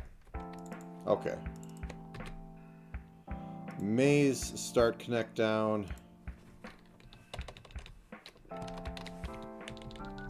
I haven't updated this code yet. Okay. Once again, onto the breach, my friends. Once again, onto the breach.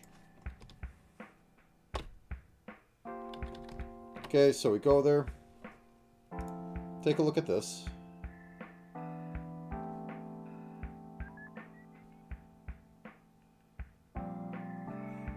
That's odd.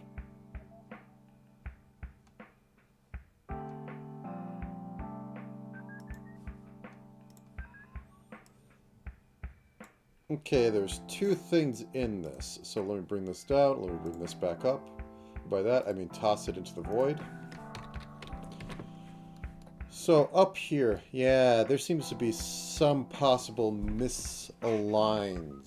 And I might have, because I copied this from an older one, I might not have this correct. But this is trying to connect left, so that's a problem, and that needs to be addressed. This is completely wrong. This should be up and down, but it's connecting to the left. So I should take a look at the left ones and see if they should be in the up or down spot. These seem to be connecting correctly. This one seems off as well. It should be connecting up.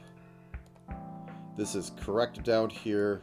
Everything else is correct. The only problem is that this one replaced that, and I think I know why. So I'm going to go in there and fix that real quick. So I am looking for... Nope, okay, it is just looking for stitch left. And stitch right, stitch up or down. Then it goes into this one. So there might be just something else wrong with that. Excuse me 1 second. I'm going to hit the bathroom real quick. And get some more things to drink. But anyway, be right back.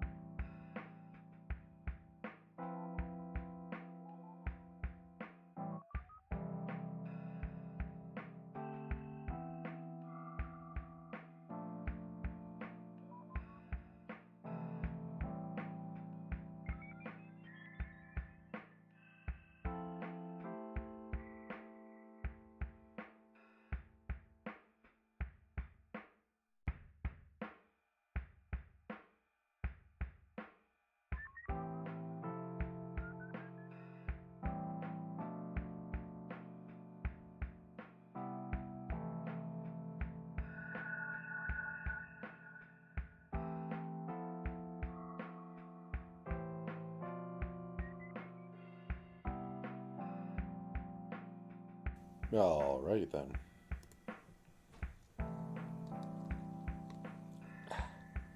Okay. So, I need to... Let's close you down. I need to look at the left connector and see if it should be up and down.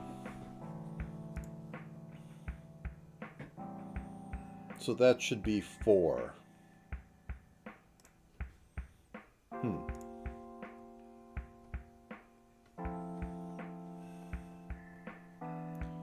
Or 8.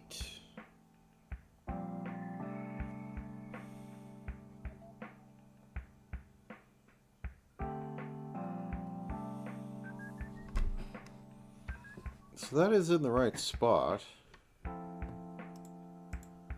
There is no way that's supposed to be there. Now let's check the left and right one, which should be 9.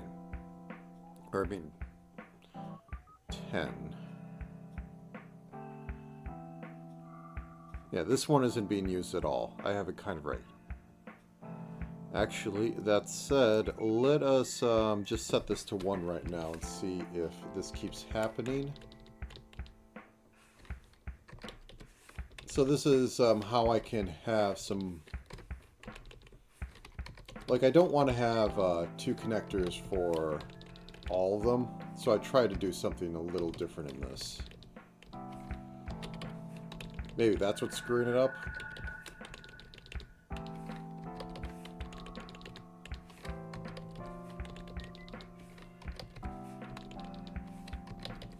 So we're only using the basic one.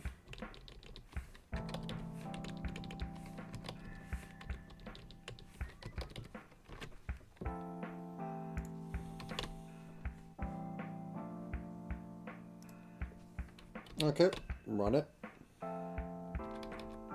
Jump through the portal. And we get that one to the right. This one is more connected, but it's that left one that's always seemingly not set up correct. I know you can't see anything, so let me just... Boom.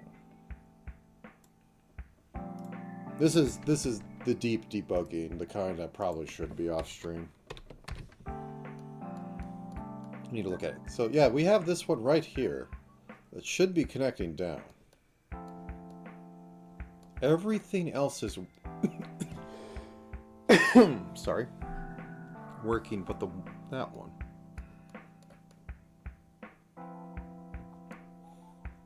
And this one's also trying to connect in there. It's like it should be something else.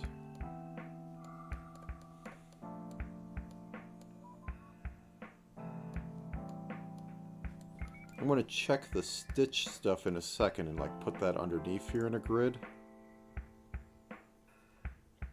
Also, once again, it says it's completely connected. Actually, I'm going to try to take a little walk using this as a map. So, we have something over here, but we go down here, and we can't go up to it because it's not facing the right way.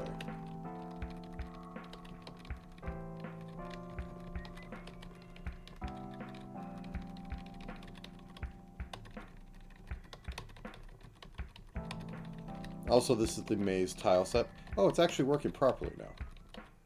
Cool. I got those little tiles on there. I should make a minotaur or something.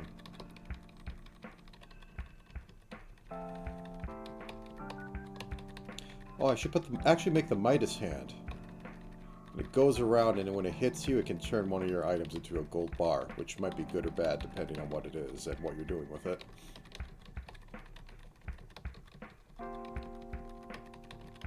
I would love to see this game have such stupid things of like, okay, you go into this level, you make sure that you have this, you drop all your stuff at the start, you run, you grab some crap, you go up to the Midas hand, let it hit you a few times, then you sprint away, grab the thing to kill the Midas hand to get the Midas finger in order to turn other stuff into gold, or other stuff like that.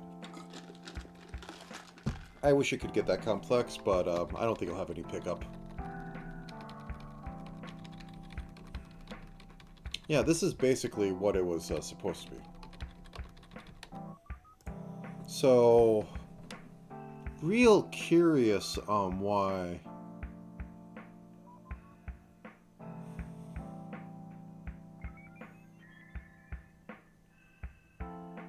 we're getting it like this. So what I'm going to do is I'm going to make the same method again, but I'm just going to have it be wall, just wall or floor. Show map, map array,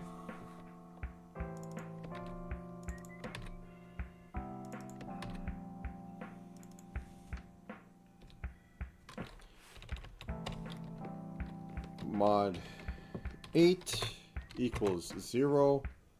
We will show 1, otherwise we will show this. So I'm going to have this in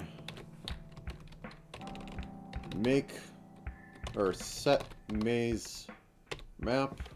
So we get down here, we apply the stitch,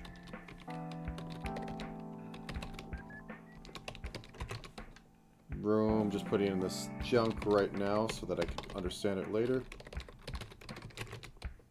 Room.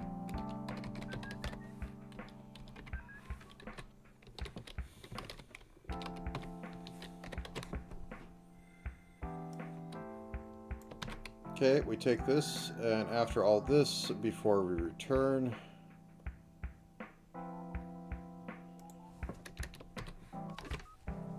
we show that again.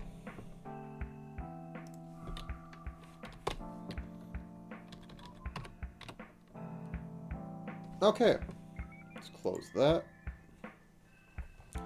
Oh yeah, this is... Do I have this... Okay.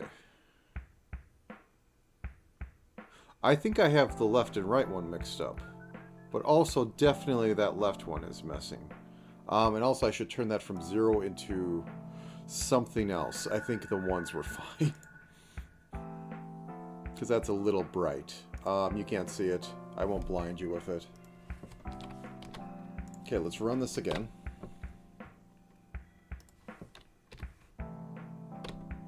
Room. It takes a second to split all that to screen. Oh, okay.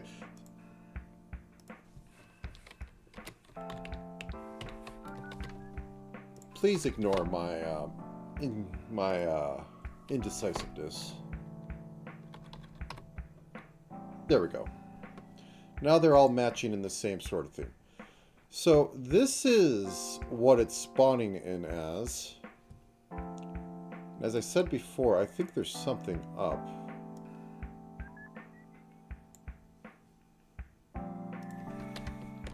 With that, the left should be down. It's like I should swap them, or I must have something confused. And the other ones are correct. But that one specifically should just be connected down. Because I don't see any proper connect downs, and the rest of them are working. So we get this, we come in here, we have this connect down, but it says it's left. And I go through here hunting for that. And I actually find it. So, is my stitch down wrong for that? So this connects up properly. Okay, I'm going to...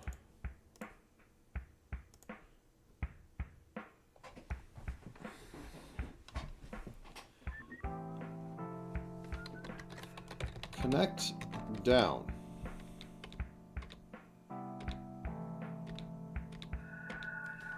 Connect down should be 4.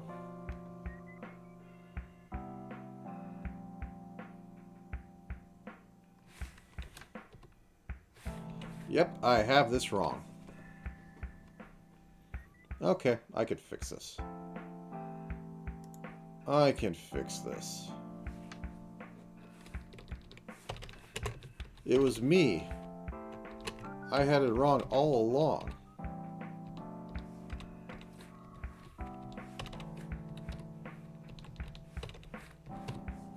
Connect down. So, yeah, I have it right past there. It's just... Okay. That one specifically, I decided not to update correctly.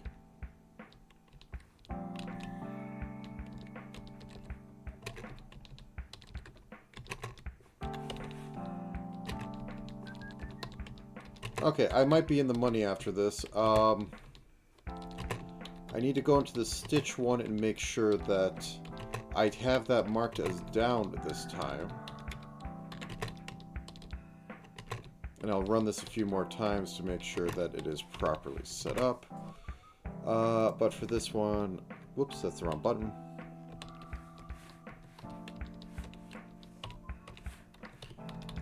I do need to make an outside one.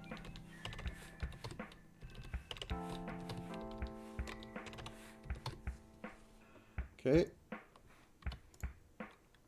Let's just do this with this one.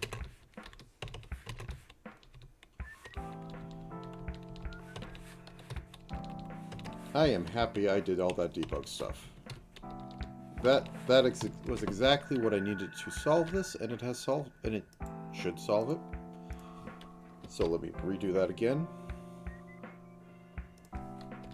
So the thing I was going to have with the maze, because it's very annoying and cramped. Oh, I should actually take a look at this.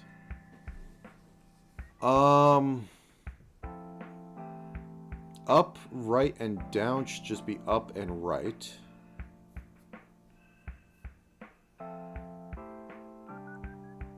Otherwise, I need to be over one more for my connection. Yeah, okay. Okay, I did not fix this completely.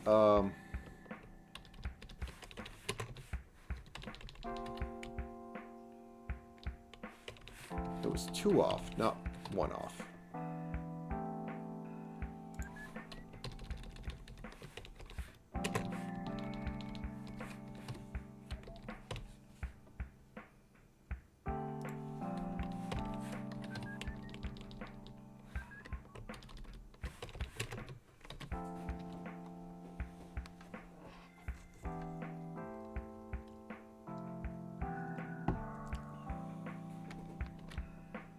Oh, that one needs to be filled in.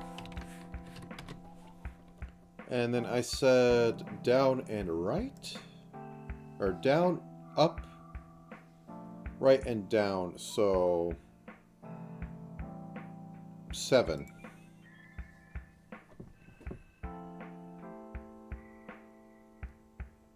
So that's 1 and... yeah. So what do I have for... 6. Down and right. Oh. No. 5.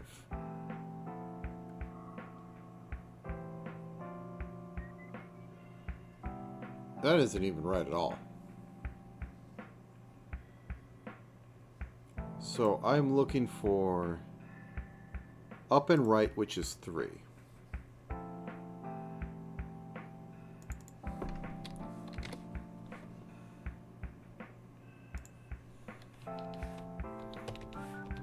I'm batting 1,000. I don't know how... well, besides it being late at night when I typed this all in. And I said, I'll figure it out later. The classic.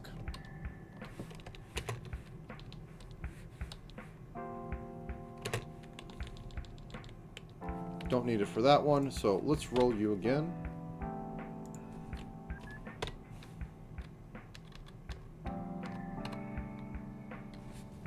Okay, get out of this.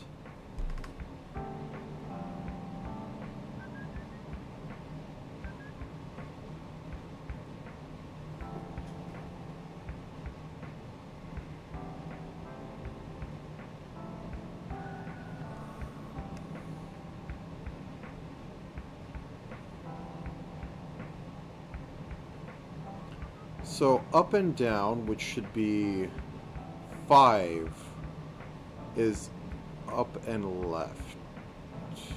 Yeah, I can see why I did that. Up and left. Oh, wait, no. Connect left and up.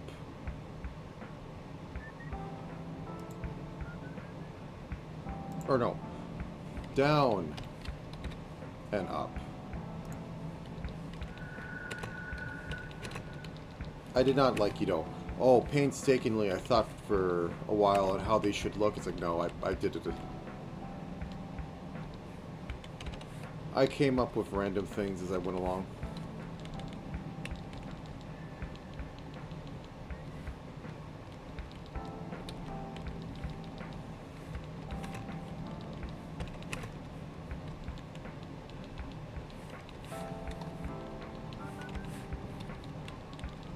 Okay, so that one is fixed. Let me re-roll it.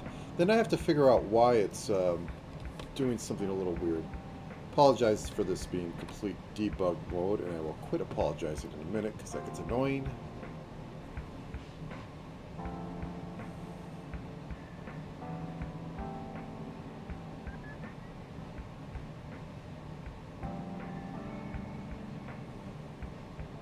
That's weird. Anyways, so we get that. That's proper connected. That's proper connected. That's proper connected. Same thing all the way down, and then we get here. It's all properly connected. It's just, it seems like it's replacing the wrong one.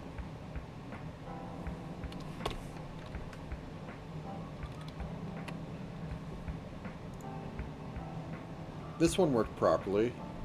Everything is properly connected.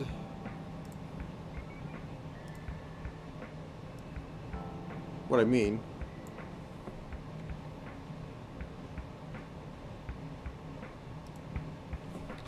what the script is looking at. So this is clearly where we start at. We go down here, we go into this, we could go over this way, we go down, we could go over here. This makes a loop, which is nice. I'm not using the variant, so I'm not having it, because I didn't want to complicate it, because you could tell this goes up, down, left, or this goes up, down, and right. This goes up, right, and left, so they're exactly the same. So once I figure out why it's doing the weird stuff with the connection, which I'll show next time it pops up, I'll move on. Okay, what do you look like? Nope, you did this one right. Into the void, thank you for your service.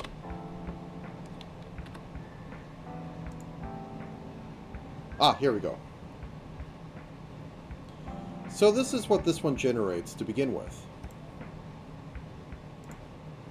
So what should happen is that this is the top row, so it gets here, it goes, oh, you're a down one, I can replace you with the startup one.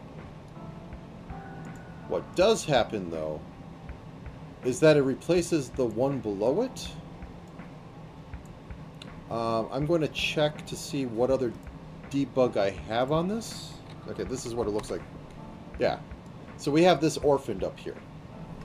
And I think this is like a similar thing to when it's checking, hey, can I put one here and then like update you to connect to me?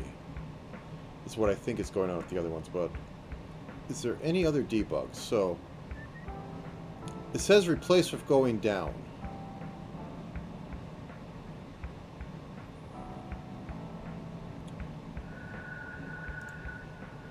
And this is going to be the same problem in the main one. Replace with down.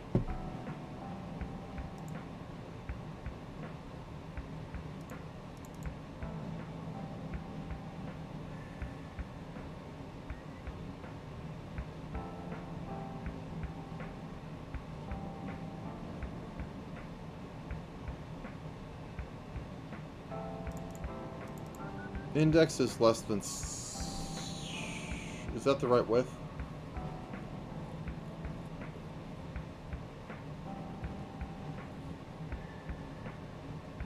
I think that's a tile map. I think that's 11. No, that's 10.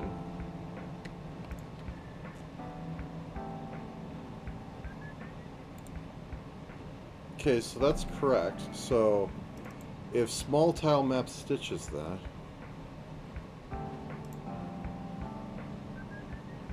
goes through here, replace with down, and it's saying found is 9, so that is correct. And then it blitz it down.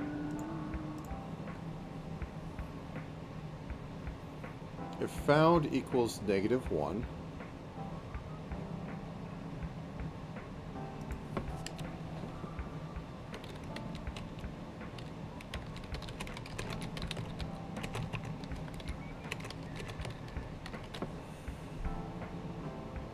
So I don't have this completely composed yet, or able to be reused. I just copy and paste it because it's going to get the job done. So let me close this. So it says found is replacing it down. Found is now 9.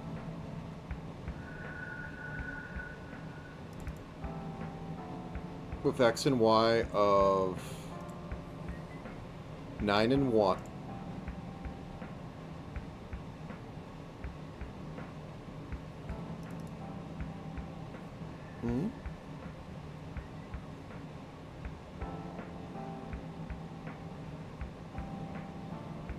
Is this the right math?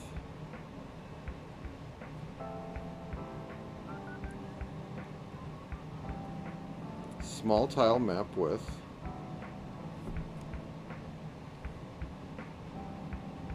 Oh! Classic mistake.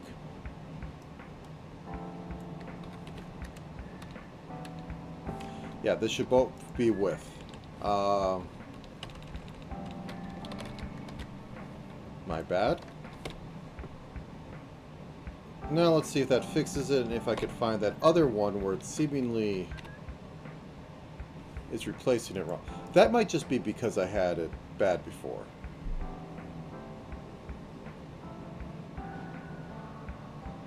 So this one starts up with this. Gets in here, generates that.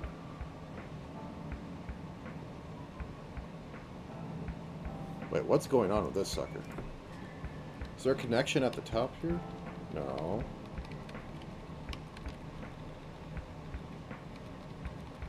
Just a giant room. That is weird. I'm not sure how I got that.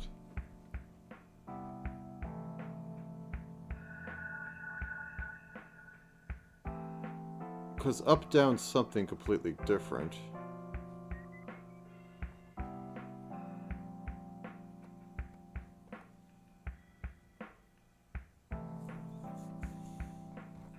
Let me clear screen, because maybe I'm just getting confused with all the other stuff. Okay. Clear screen. Oh yeah, it looks like it was inputting in the middle of that, but still. Okay.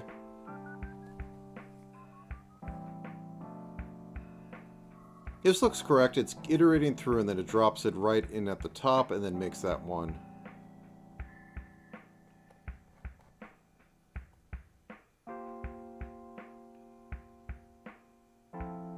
Okay, let me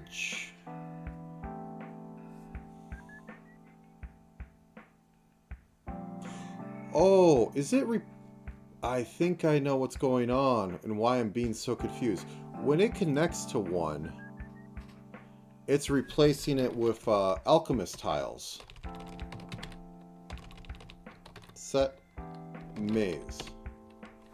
Oh yeah, I totally want to search down there. Go away.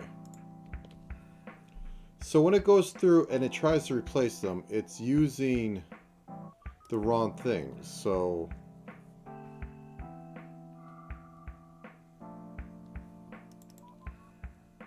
yeah, there it is.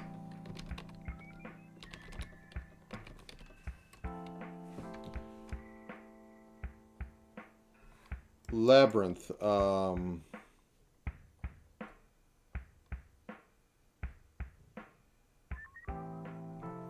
second. Yeah, this is what I need to fix, and this needs to be this up here.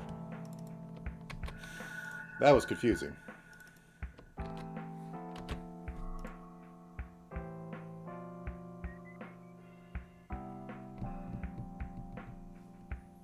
Okay. Let's compile this and run this again. Just know that I am looking at full screens of the map. Oh, okay. No, please don't run it. There we go. We clear the screen. It has all the garbage out of it. Jump in. I need a new keyboard. I really do.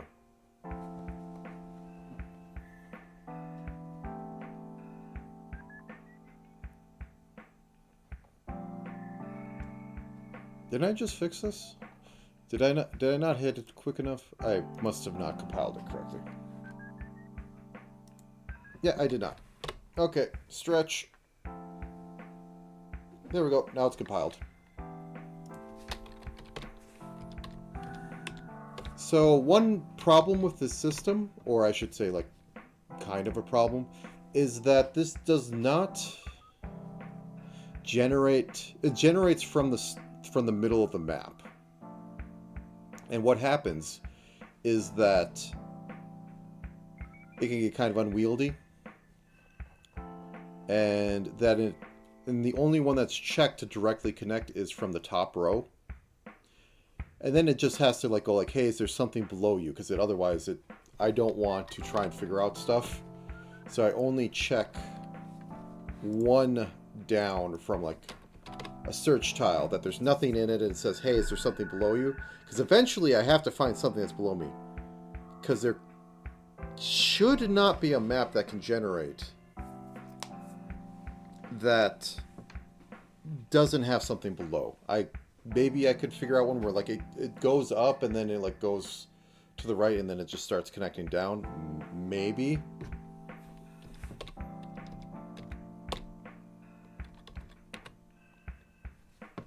Okay, this one has no issues.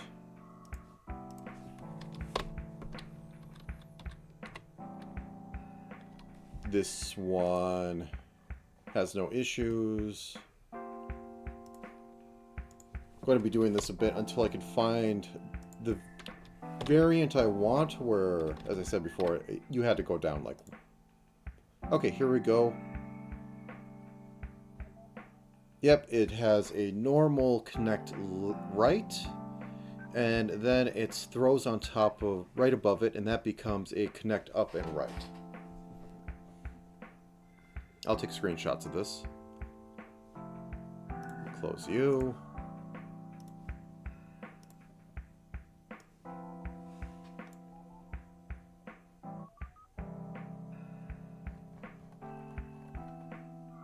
Actually, where is it? There it is.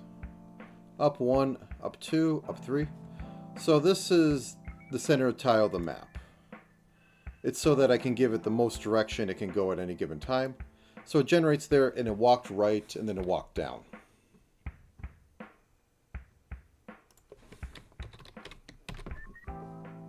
Understand? Understand. Since that is so far down from the top line, when it did it pass through to see if it can just do a basic replace, it didn't find anything. That's like right above it. You can kind of see down here, that's the room. Is it Control N? Shift N? Alt N? It's Alt N. Okay. So I can just do...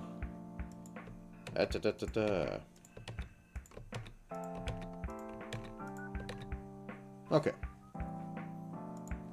So now, because it's looking for something that is empty and has a space below it, it's able to find it, then it replaces it with the proper tile for going up and right because it was just a right tile before. So that's proper.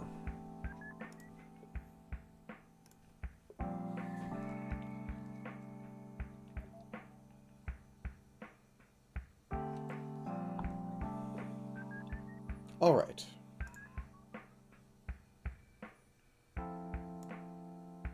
Now then, I think I'm going to re-enable the variants to be put in there because that's what's going to help with this. Okay, back to this. So over here I have the probability list. Since my array is 16 by 3, the other one was 16 by 2, and then it had like all this full thing. Since I can't make this a ragged array, or at least I don't want to figure out how to make it a ragged array, I'll just have extra like padding on the bottom. Terrible, eats up all the memory, but I don't care. So in order for everything else to understand what it needs to do, I pass in this array that says, hey, at this thing, here's what you can use. And it's going to be 2 minimum, but however big I want to make it, which is going to be like 4 at most, because anything else than that is going to get outrageous. So there we go. This is back to using all the variants that I have put in before. Let's see if it breaks. Well, it won't break. It will just like make bad tile maps. Okay. Let's see what you made.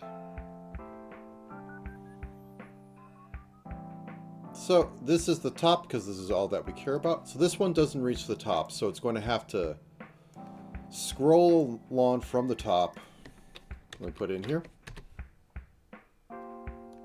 So this is going to go and do a check and go, hey, anybody down there? Nope. Move on. Hey. Ba ba ba ba ba ba ba. All the way across.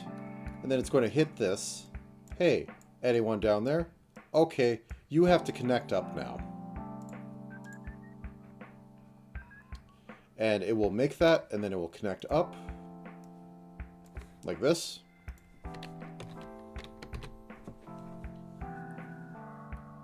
So now we connect up, and as you can see from before, that one's perfectly the same. That one below it is perfectly the same. It all matches up, but it just adds the landing pad so that everything connects up. So I am going to be doing a few more of these and checking that everything looks like it's connecting correctly, which it does.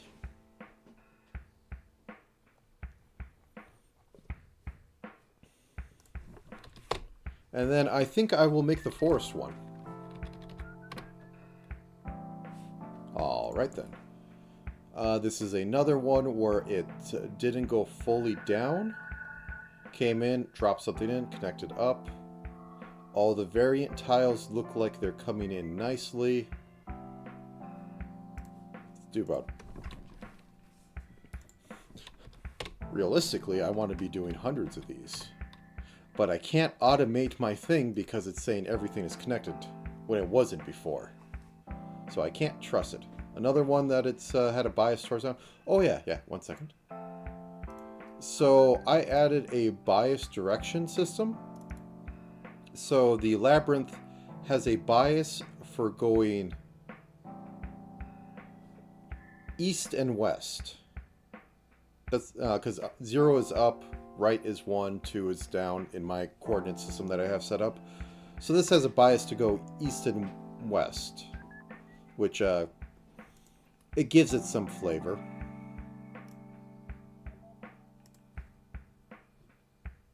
And I do see it coming in at times because there's always gaps between left and right of stuff, but there's few gaps. There's not as many going up and down, though there is occasional up and down because it's not heavily weighted. I'd have to add a lot more to make that heavily weighted. Yeah, it really feels like it goes a direction and then it hits the side and decides to go up or down.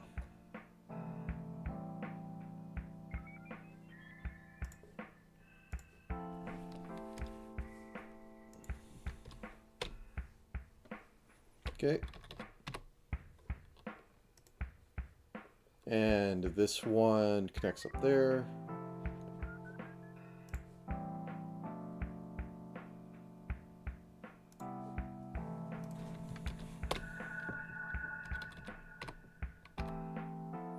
Okay.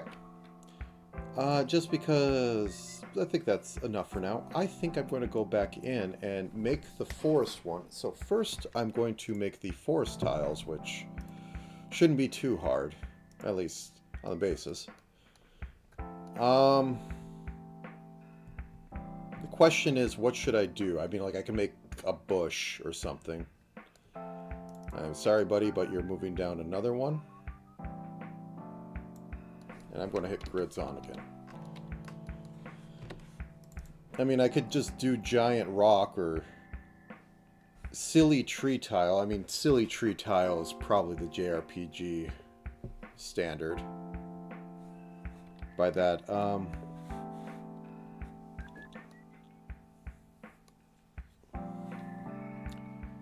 use really dark green.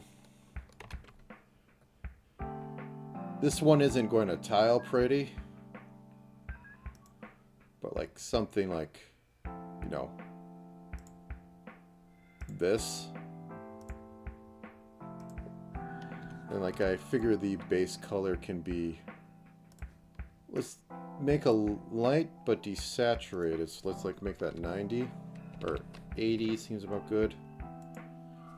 That's a little lime, please. Bring it down to like 20. 70. Maybe put some dirt and stuff in there. Yeah. I'm not actually good at grass tiles.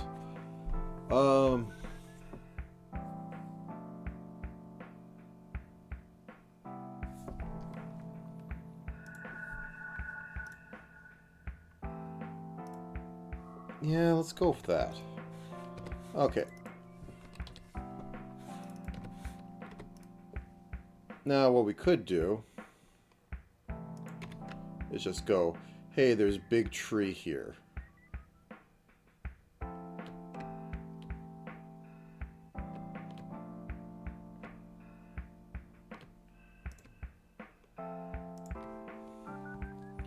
And then we take a much lighter shade and like cut it in half and do a cross section of that. So like 48, 33.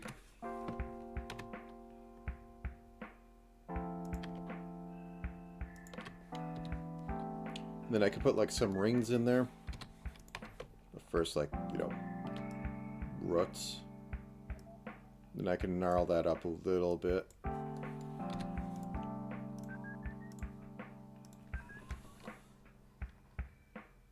$67, $53.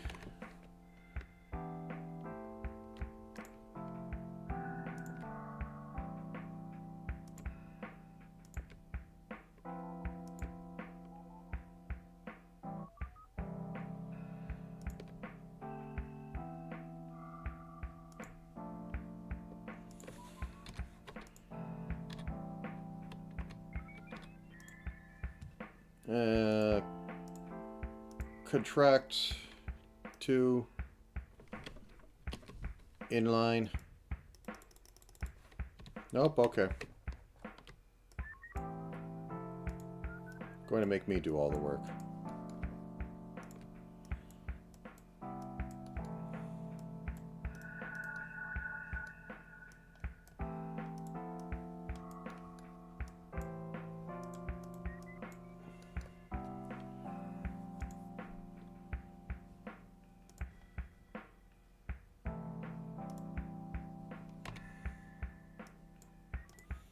I might have to make this a tree, but that could come later.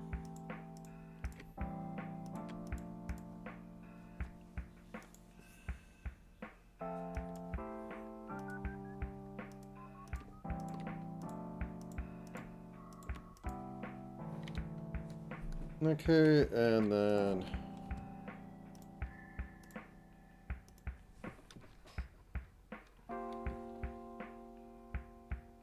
$28, $13.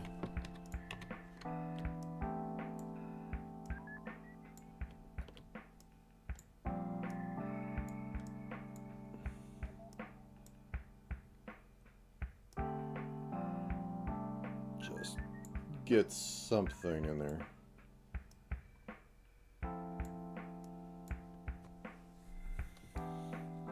Okay. That. And then I think the rule was drop it by 20. So 25, 19.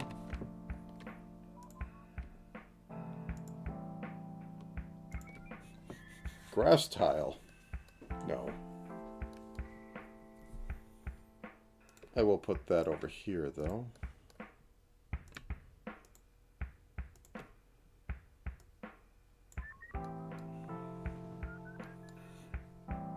I could put just boulders down. I think that's the other one. Let's make some variant to the grass.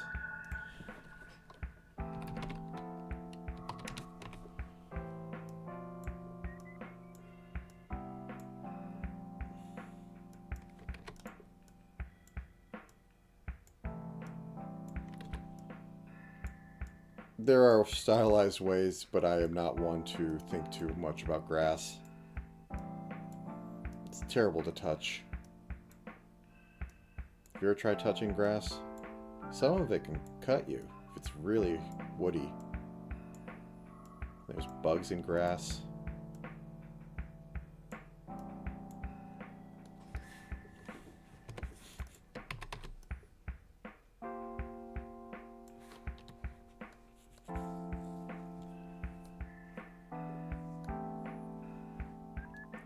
And just for variety's sake, flip it. Flip it vertically. Flip it. Flip it vertically.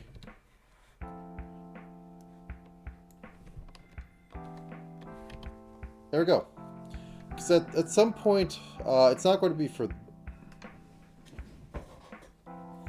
Not going to be for this row, but for anything else, it's going to, like, flip between these two tiles. It's like going to be 1 in 4 chance, I think I wanted to have.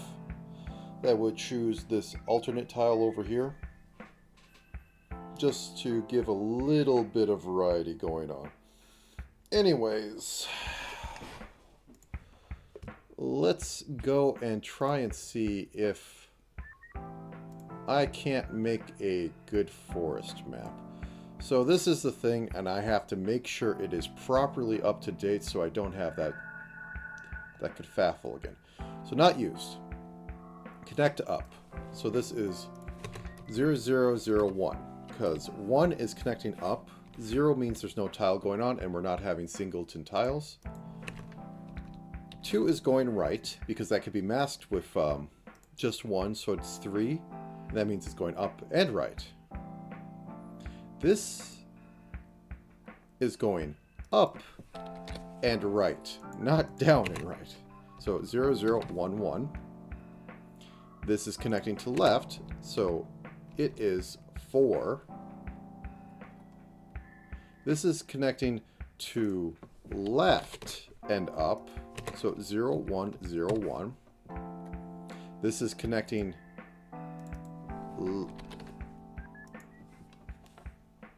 left and right. Okay, that was it. So this is 0110. This is connecting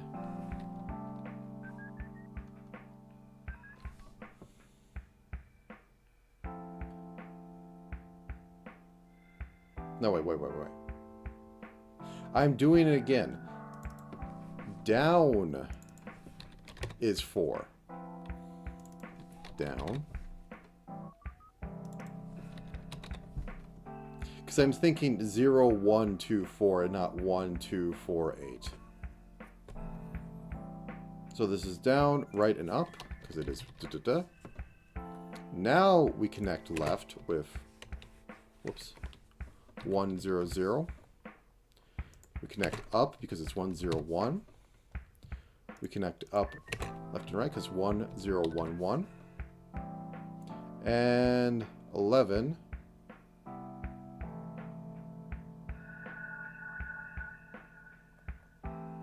Yeah, that's correct. This is where I start updating because, like, I need to know for these ones because these other ones I'm going to mess. I'm not going to mess up.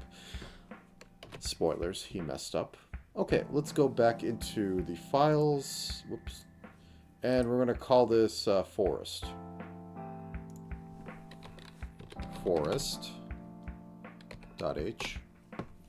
And it's going to be set up a lot like Labyrinth. So at the top, we're going to include this. We're going to include probabilities, and then we're going to make a bias.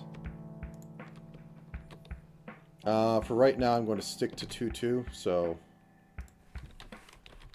2, 2, 2, 2. 4 stitch probability.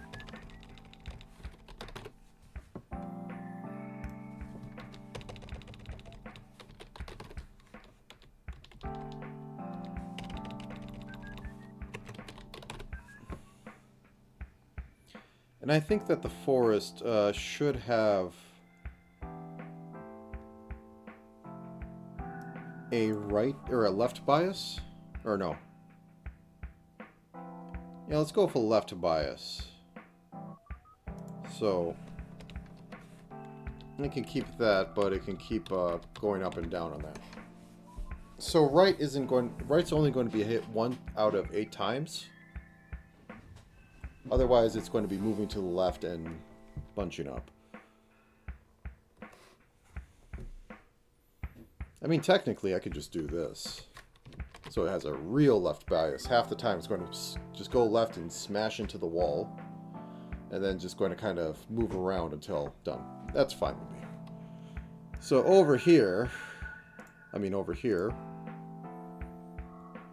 we can copy and paste this entire thing and then rename it, and then we're good to go.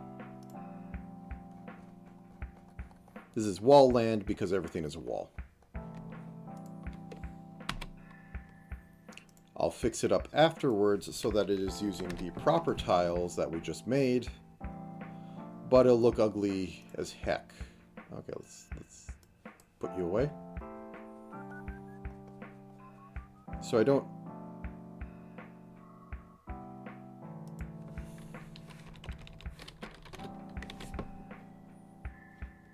Didn't I include... Oh, I must have overwritten it. Okay. So we go over here. Go, hey, buddy, we like that. There we go. So now how to make this foresty.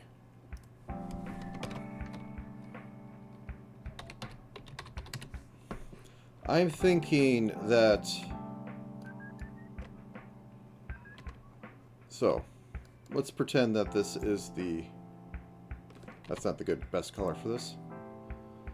Let's pretend that this is the setup. So we're going to have things come through in the middle, and we can go, oh hey, a big patch of trees connecting this up. And so for like ones where it's only connected to the bottom, we make the middle there. For ones that connect to the side, we do kind of similar, but then we can push this up a little bit and then have this. Just very ragged edges except for where it connects in the middle. And just try and keep it round. Because round is forest. So let's go with the middle 4 tiles are going to be 1s.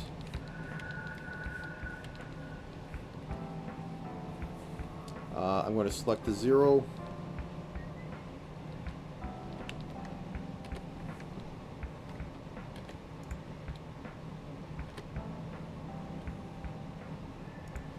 So that I can get a little bit of highlight. I like to have the second one be the most generic version. And then the first one have any sort of... Try and do something weird with it. Actually, I can just... And now I can do like 3. Yeah. Nope, that's too many. No, everything's wrong. No, look for 0. 1, 3. And then I could just go across. And carve up my tile.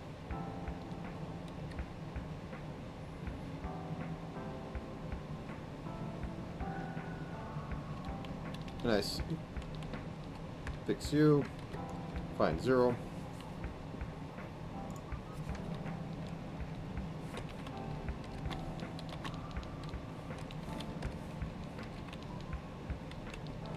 And what I can also do is copy this over the previous one.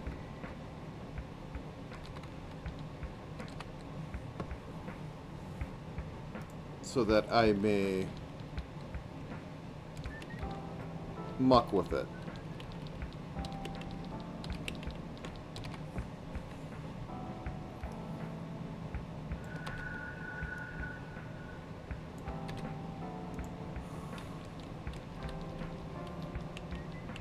So this one I can like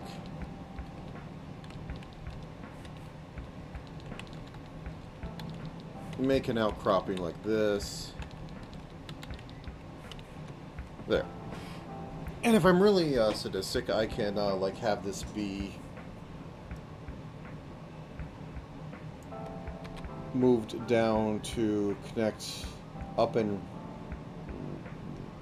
right, and boom. So this one actually has like 3 in the middle that I have to use.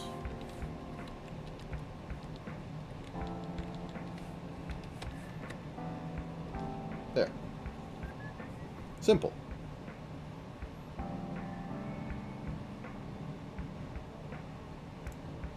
And this one can also be used for right if I can copy it. I just fill that up. Crack this open.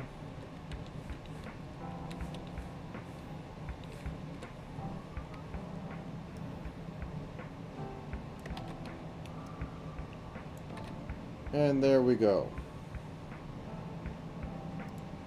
Oops.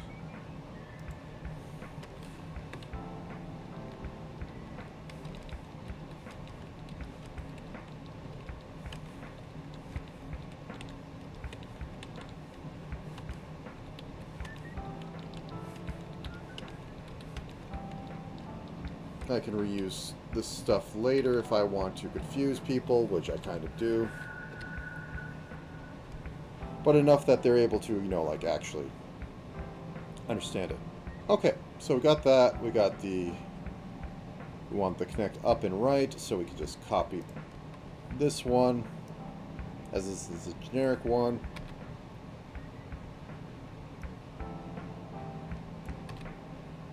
So, boop, boop, boop, boop. Copy this up. And then what was I doing in this one where I made it like a hook in? Yeah, so just go off. I left one? Okay.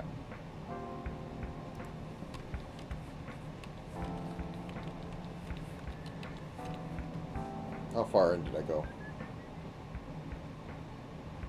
I went 3 over and then 3 down, and then 2 down.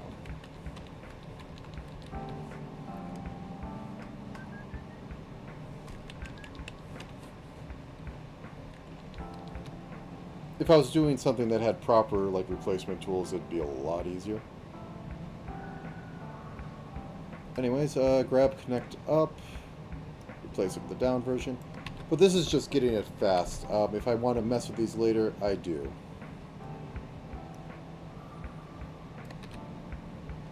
And then I'll do a dirty copy paste of the maze one, replace it with this one, and Bob's your uncle. Oh, do I have an error on this? Wait a second. There we go. Yeah, that's fine. And variants will probably be like I used 3 on this as well, but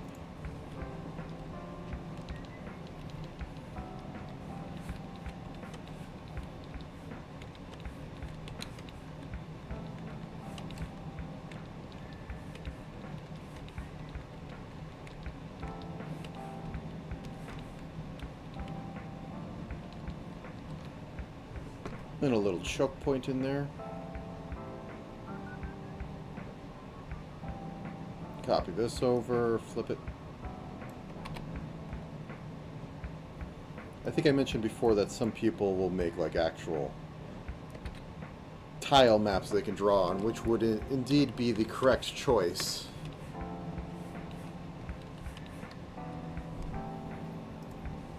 Connect down and right. Wait, down?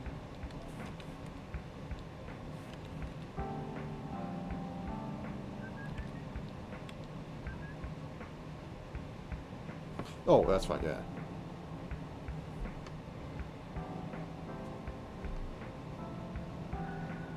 Wait.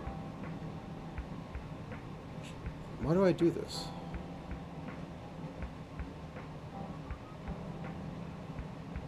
Okay, 1 second.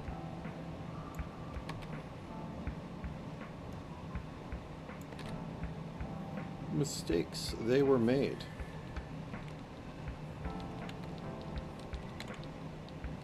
But they're not hard to fix.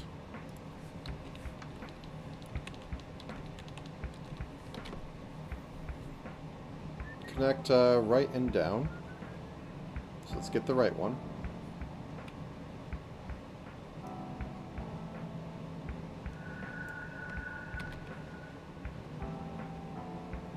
And I can just copy over this because I'm lazy.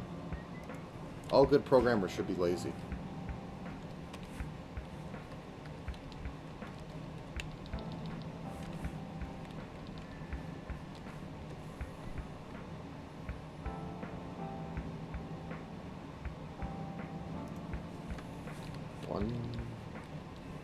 One. Am I doing this right? What do I have up at the top? So 1, 2, 3, 1, 2, 3, 4. 1, 2, 3, 1, 2, 3. Why is that wall off? Must have got corrupted at some point.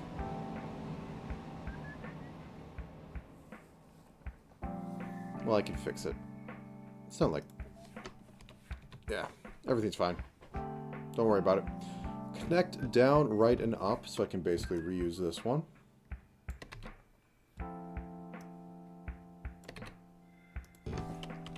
Cut this out. Whoop.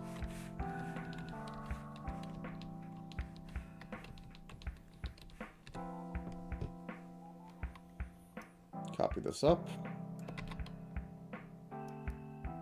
Copy this up.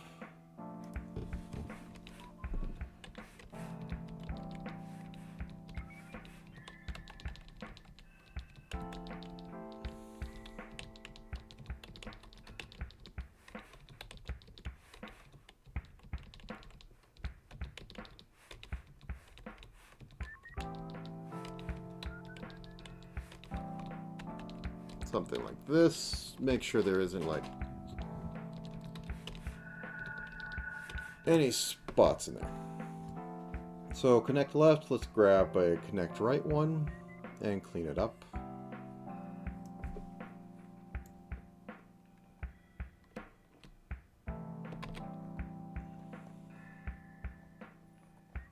Okay, copy, paste.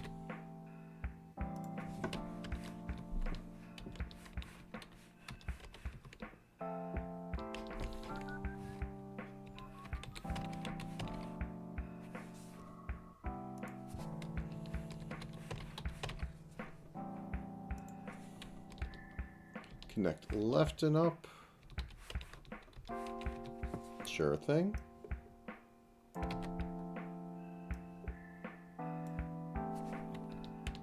And I think this one's going to be a little... I'm going to try to make something a little interesting for them. Whoops, wrong one. I will say looking at the highlights is not great on for my eyes. Broom. Broom.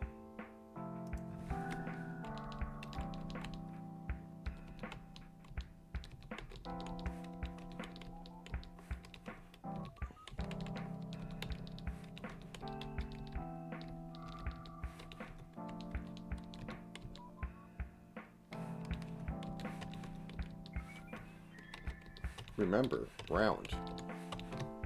There we go. Connect left and right.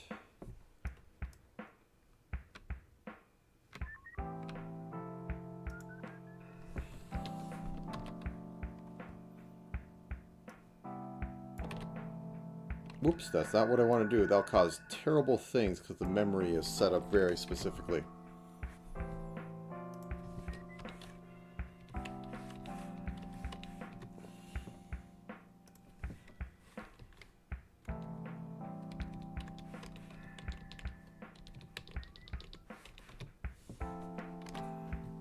And connect up there.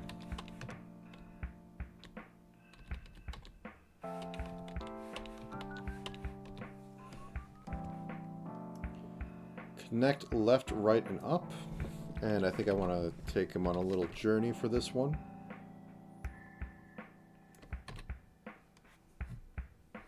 So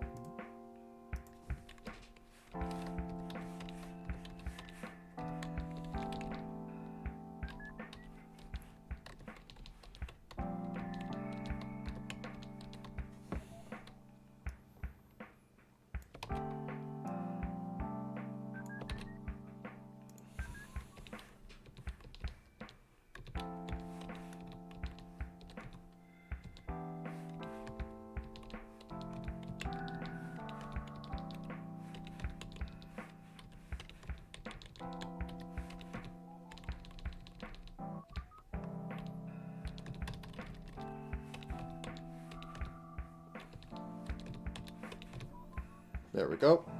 A little bit of an odd choke point right there. Connect left and down.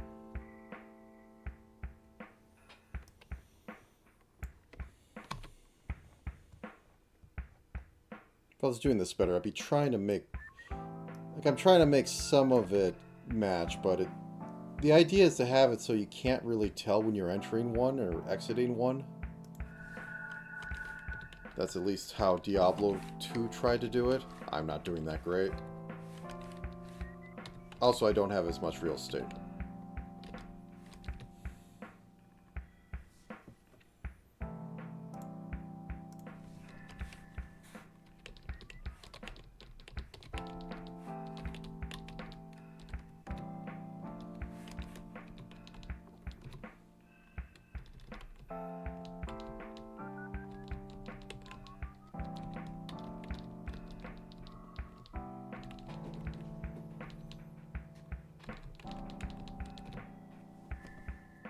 Okay, connect left and down. Wait.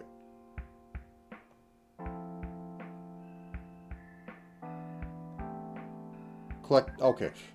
Left, down, and up. I only read the first and last there.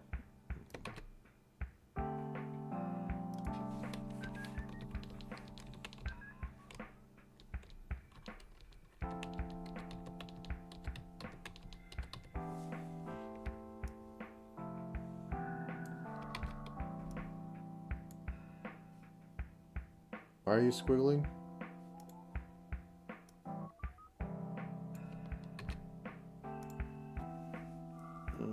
I don't like that.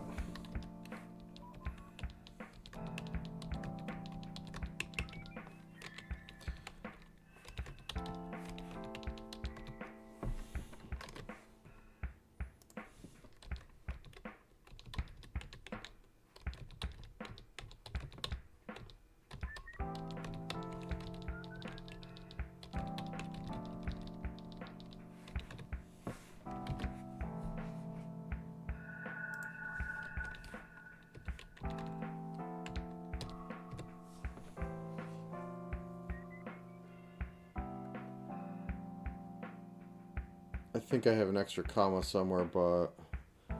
Well, it's not yelling at this point. It's not yelling at this point. There it is. There's the liar. Okay, so left, right, and down. So can reuse this one.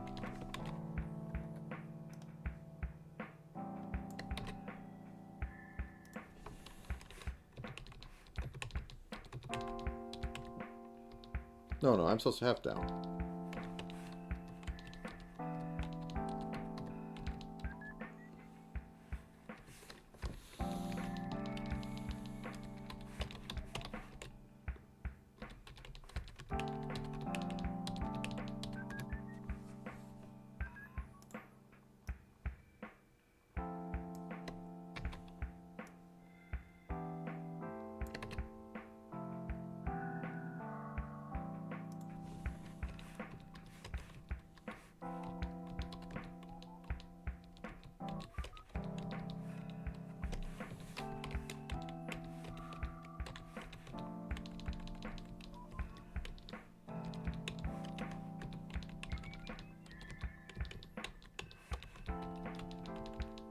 Just to make it a little knobby.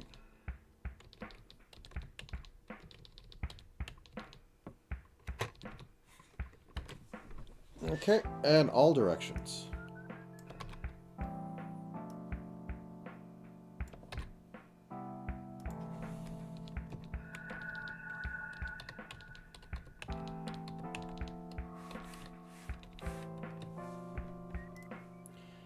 Oh, what should I do for this one? I could put like just a thing in the middle. Or how about I make this extra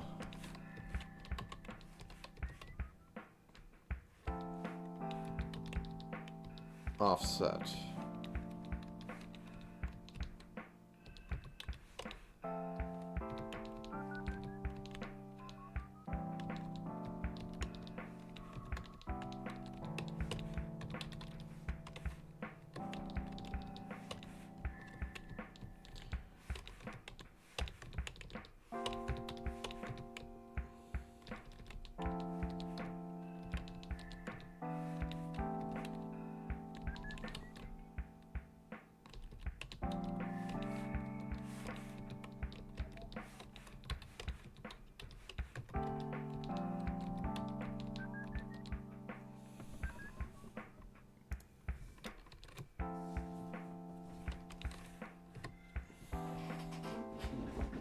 Okay, so we have all this set up. We don't have it set in the proper tile set yet.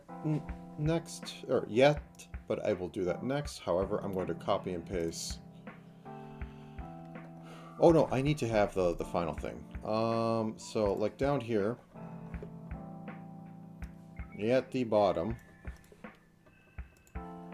I have these constants. These are our landing tiles.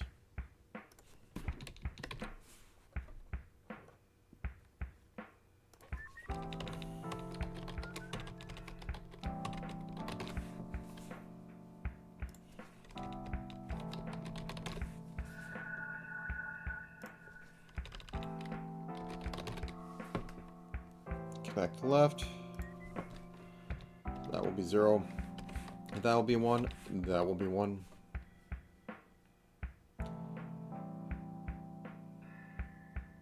So this one will be 0. That one will be 1. That will be 1. That will be 1.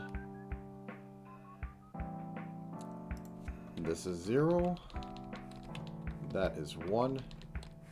That's 1. That is 1. 1, 2, 3. 1, 2. Wait a second. 1, 2, 3, 4, 5, 6, 7, 8, 9, 10, 11.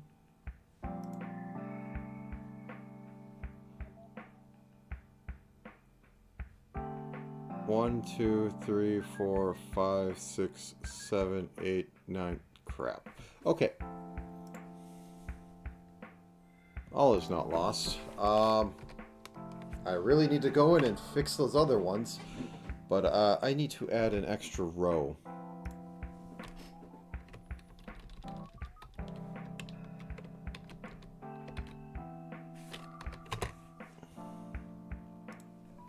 So I'm going to go with just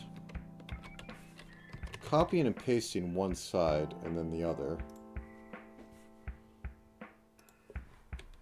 This will also obscurify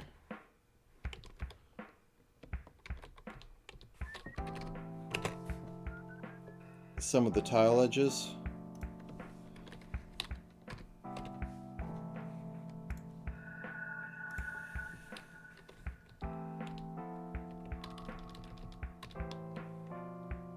Oh no, because I need to have them... I'll do this first, and then I'll go back and do a pass. 'Cause technically, it'll always work, because I have like 3 that are always covering, but I don't like that. I don't like that one bit. Might go with it, though.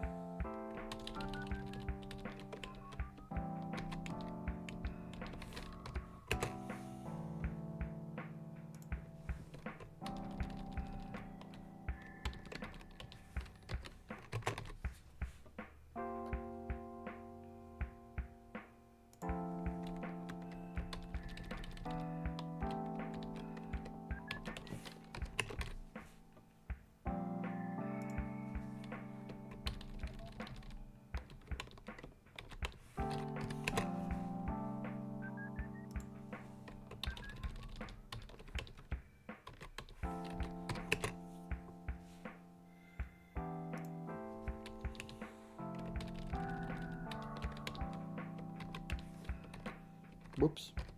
There we go.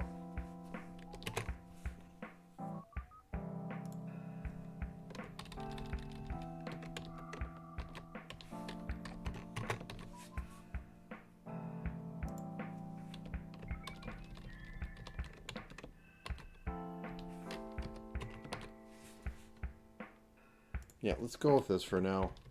We'll see how it looks, especially with the forest tiles.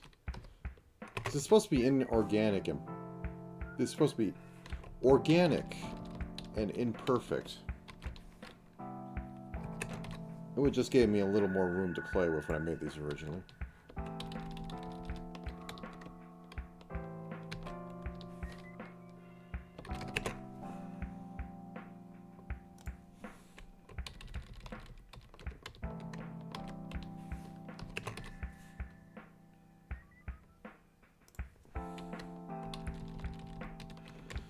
So, other ones in Tomb of Giants I might do, because it actually might be really easy. I wish I could use different type of tile stitching, and then I could have basically, think of a 4x4 square room. Like every room will have 4 rooms in it. I know, not quite spacious for giants, but that was the thought I had, because, well, it's the graves.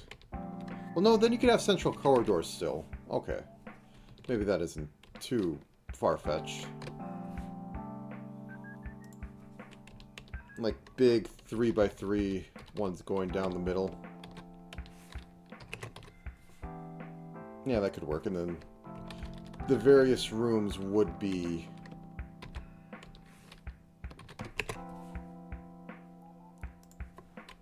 sealed off or open as you go through. I also need to do this to the one I'm not using because, haha, that's the fun of tile sets. Okay, so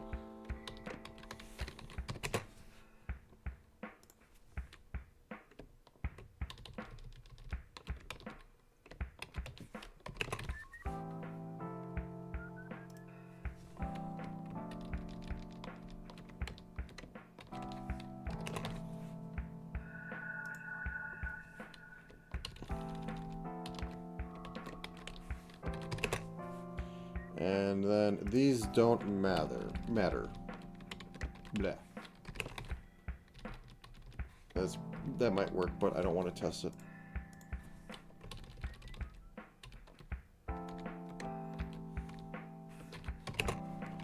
Okay.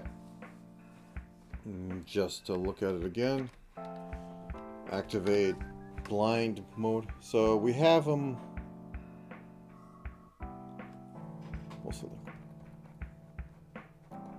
So the landing pads should be 3 to 3.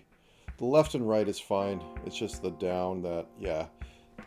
The down has to be 5 across. Okay. We have that set up. Now we go back here. We find... Okay, here we are. And copy, copy, copy. Because it's a really bad thing. I should be making a function out of this, but...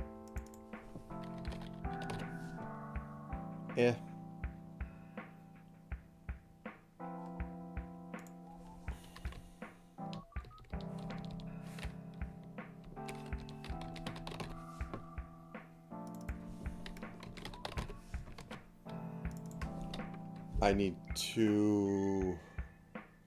I think in tile maps I included the other two. Yep.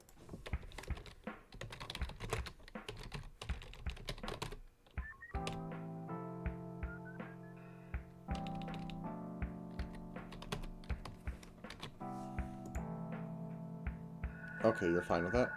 I just want to say you do not like forest.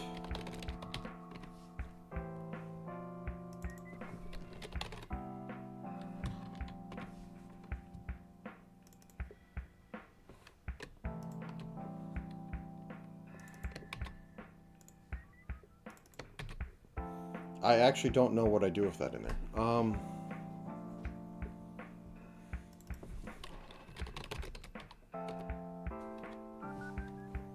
What did I call it?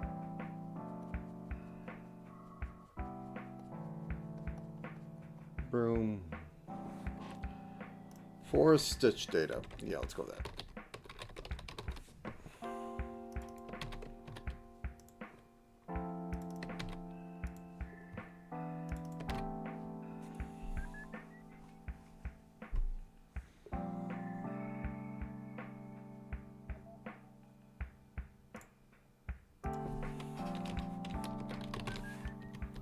Like, I could make a function that does all this.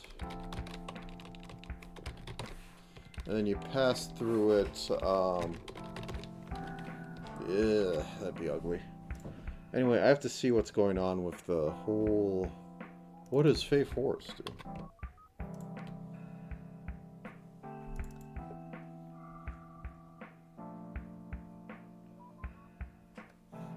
Ah, yes. I did figure out how to pass this in properly.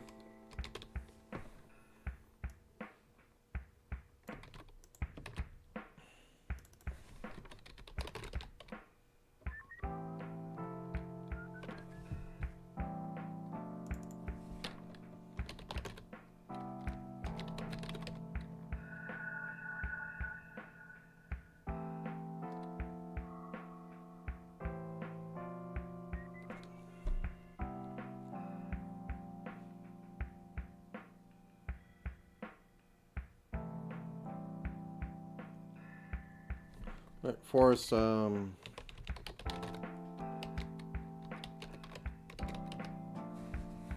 the heck did I call it? Why aren't you seeing it? Okay, so over here...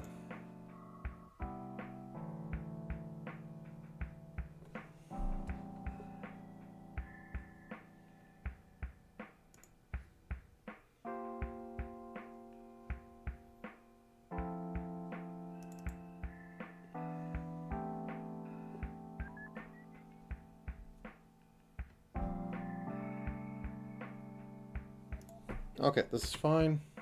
This is fine. Set maze. Okay, let's see this burn down.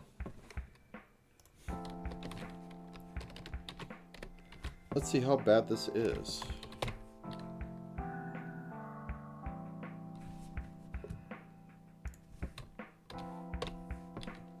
Okay, so we step in here. Let me take a look to see that this looks completable.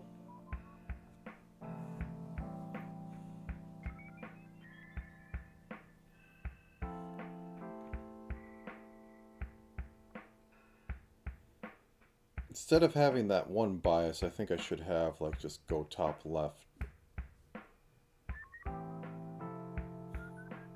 Let's, just for giggles, try that, because I don't like the way that looks. Okay, so back in forest.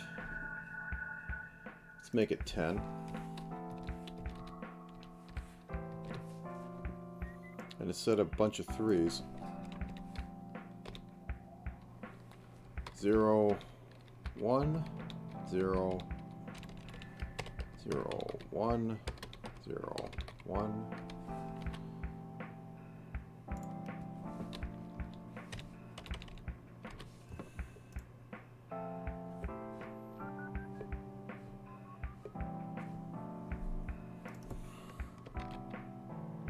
Me think something fishy with collection.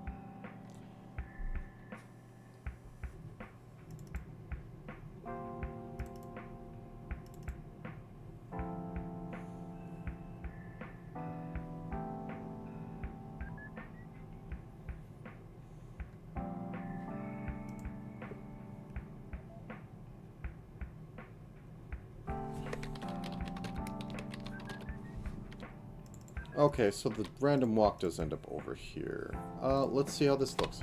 This should be going towards a corner, hopefully the top.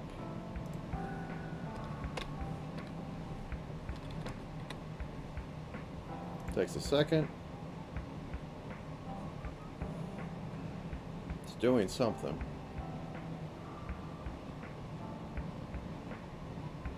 Oh, looks like we have a disconnect. Crap. Yeah, we have a lot of disconnects.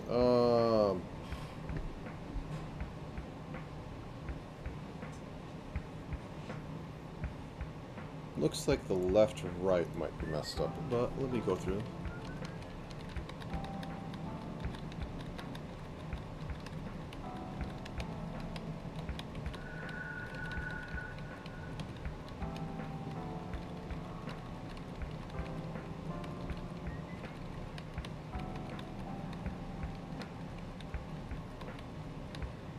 I should make more wide... Well, I do have white space ones. It's these rooms.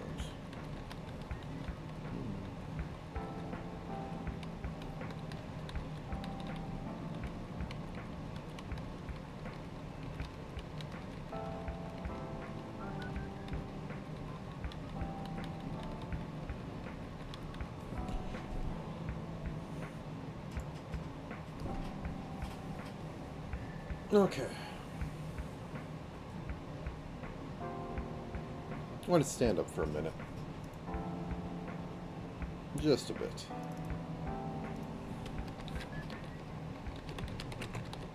I'm going to have to think about dinner sooner or later as well. But at the moment, I just need to stand up, think, get a little bit of blood going around. Might be getting tired because I haven't eaten. I had lunch, but that was a bit ago. Usually I do eat around this time, so yeah. Okay, be right back.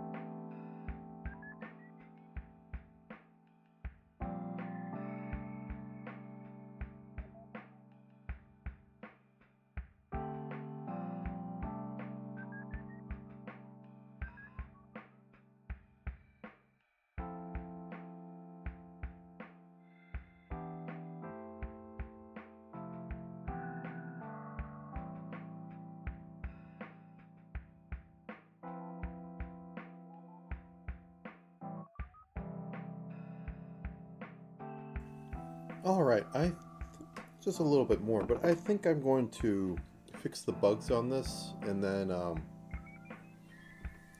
see about doing maybe a few more items, maybe an enemy or two.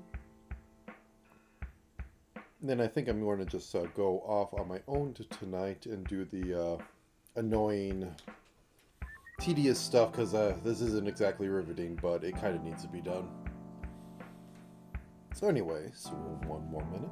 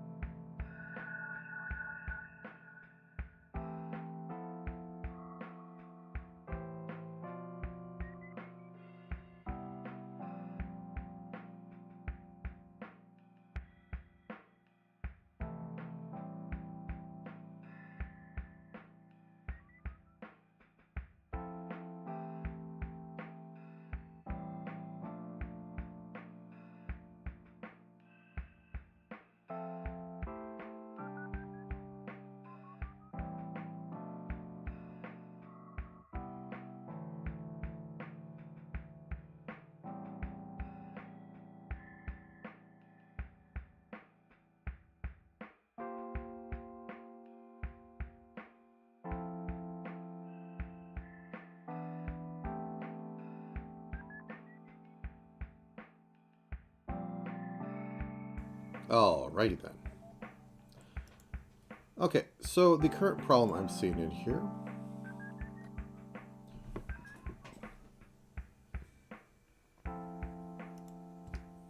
which is a weird one. It's probably I just missed filling in. Had a little bit of crackers. So, anyways. I probably copy pasted this and I forgot to add the little thing to the side over here. So I'm going to look at left and right and figure out what went wrong with that.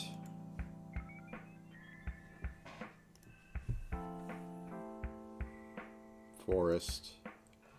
Okay, left and right. So I want 5. Or no, I want 9.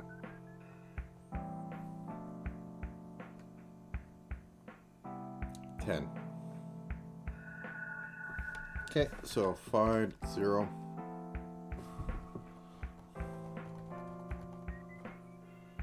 Okay, so left and right. Yeah, I totally just flubbed it.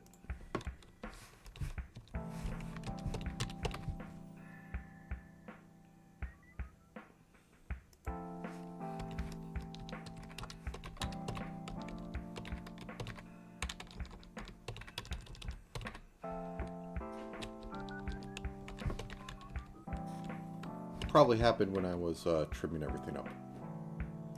That one's still... Okay.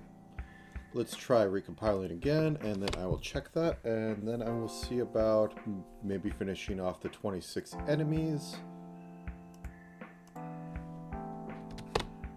Whatnot. Okay, so gone over. Generate it. Let's look at this. Everything seems to be lining up properly this time. Okay, let's close it.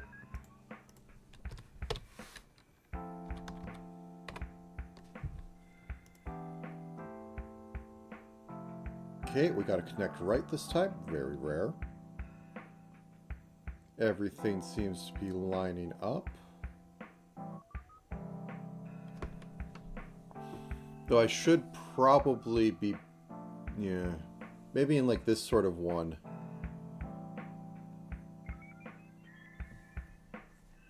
Because I can just arbitrarily rebuild any of these. There is no problem with that.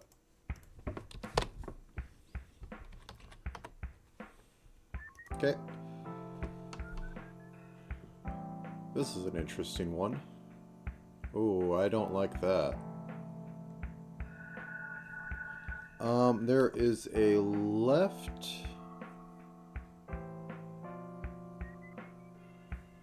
That one looks mangled. I'll show that one because that's an interesting one. It might be because I missed it or something. Oop.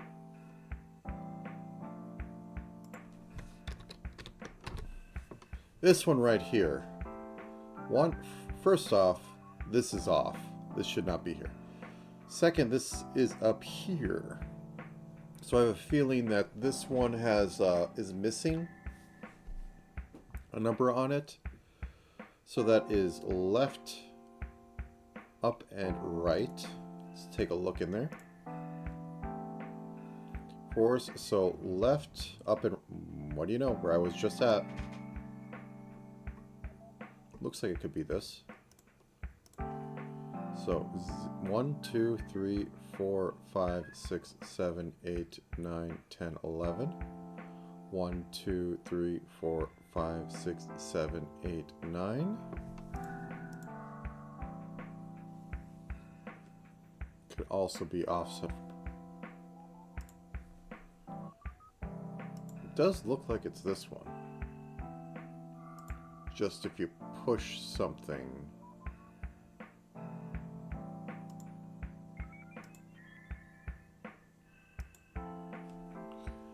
Do I have the proper amount of commas in here?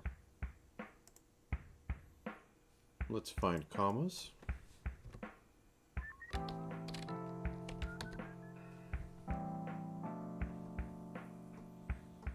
They all look like they're in here.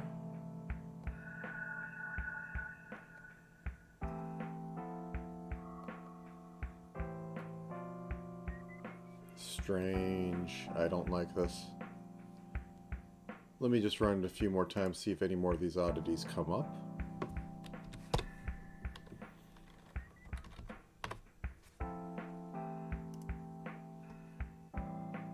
Yeah, it's that one that just keeps getting mangled, not others. Oh, wait. It should be connecting down. It's the four-way one. Okay. Okay, that's a completely different story. Did I forget to update the... I forgot to update these. Mystery solved.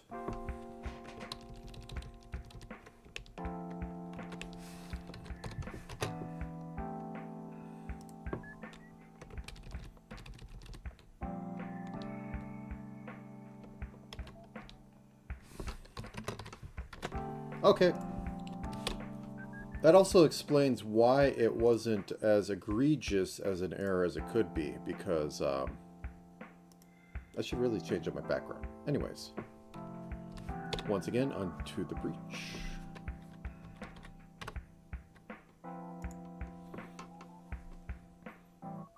Okay, so yeah, these are kind of plain. I need to add some more variants for the left to right ones.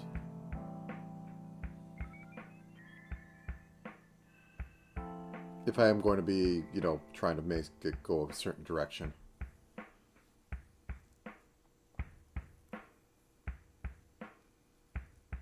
Everything looks all right. I probably need a third type in there. Though the player may never notice, which is the one thing. Because I'm overthinking it.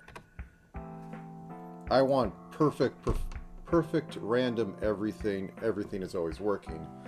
But the player will never really notice at this zoomed up of a scale. If I put in like enough little things to, like, a little bit of noise will help with this.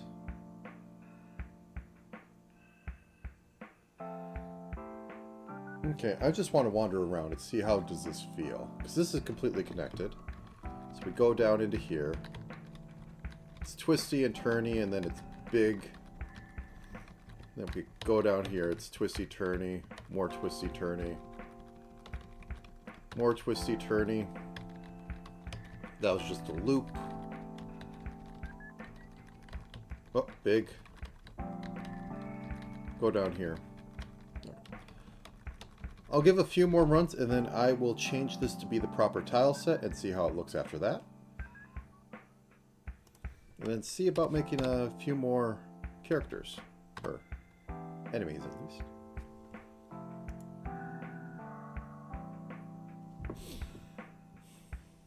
Looks like this is lining up properly. I think some of the big ones I might want to just, the 3-ways. I want to like shave off an edge of them. I'll do that real quick. Yeah, this is looking fine.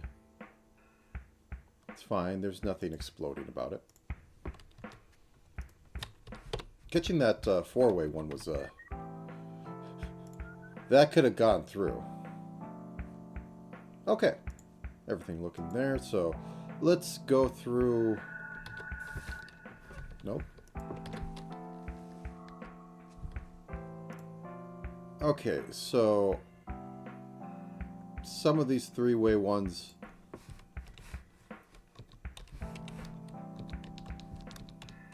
I want to trim up.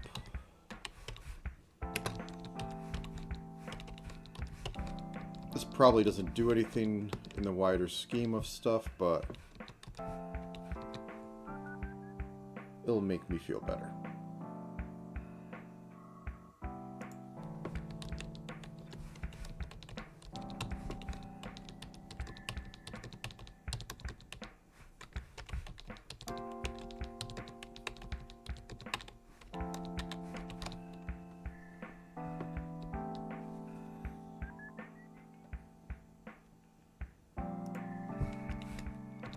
This one is practically there already.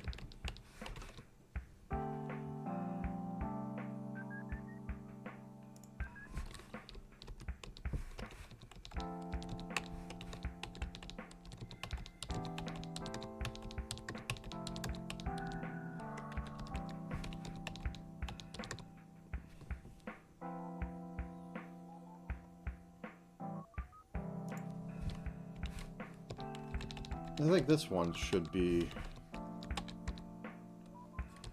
yeah.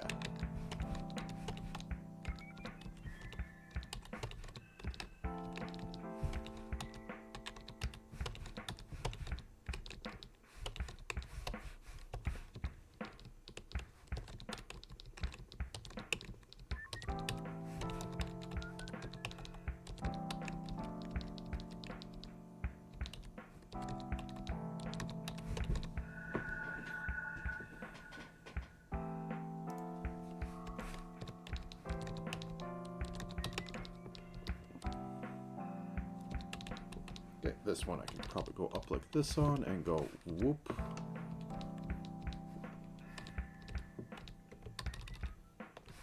Whoop.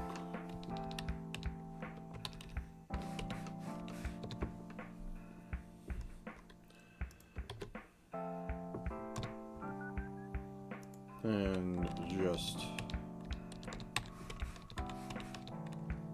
like so. Let's leave that one alone. I don't need to do all of them. Sure, that one too.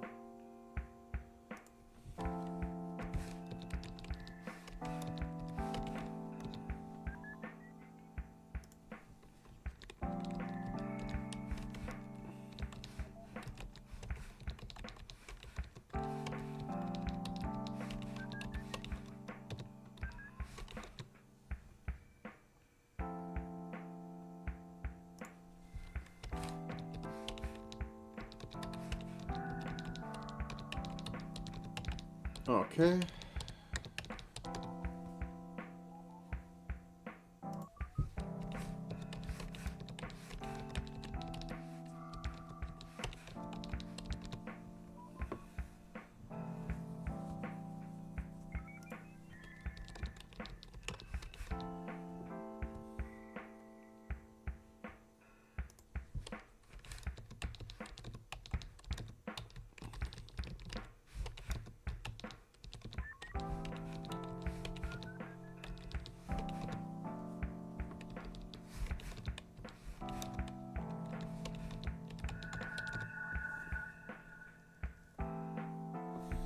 Okay.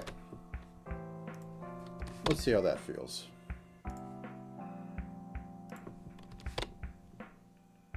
So I've closed it up a little bit in them. I think I said it before that I overestimated how little you could see. Map tiles. Oh, is this one going right? This one's going right. Let's get in here. Kind of organically shaped rooms.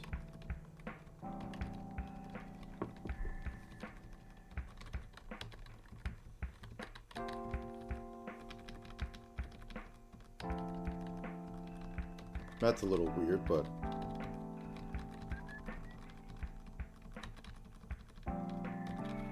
should have instead of shrinking some of them, I should have just like really forced them to one edge.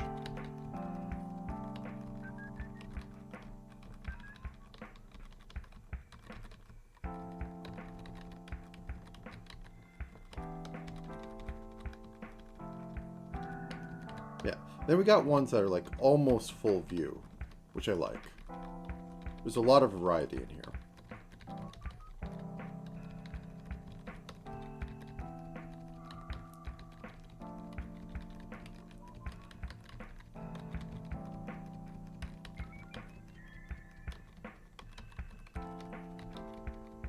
Oh, that's actually way up. Let me check to see if that's an actual proper... Nope, that is a proper one for left and up. Actually, this is a kind of really connected, neat map, so I'm going to take a screenshot of that, or a screen snip.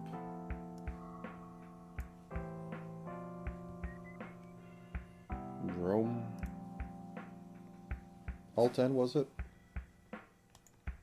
And...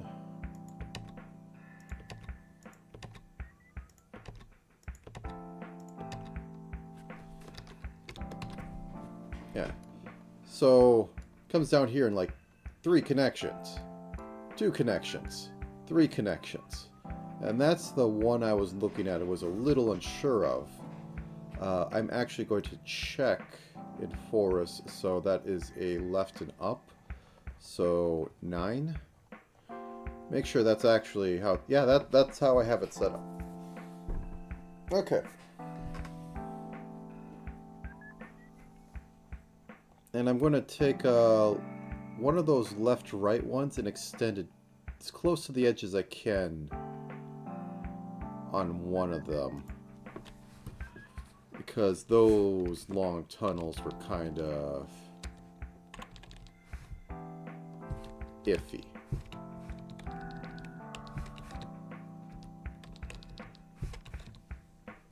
Okay, so yeah, here's what caused those long tunnels. This boy right here. So I'm going to cut a little back on it. Come on.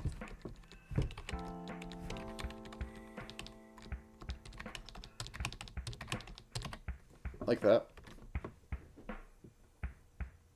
Here's another one that feels a little off, so this side can go out a little bit. We can do that nonsense. But I want this one to feel more open.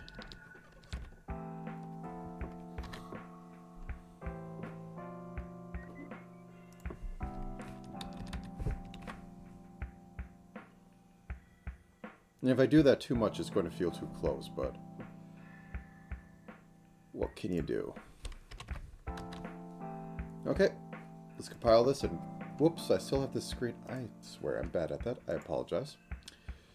Let's compile this again and see.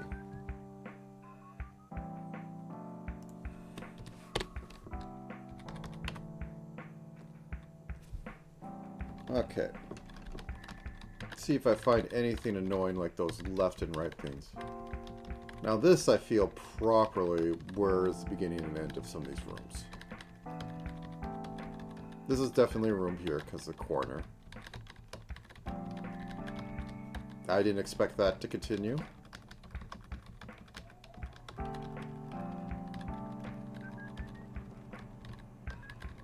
Big room. Once again, didn't expect that to continue.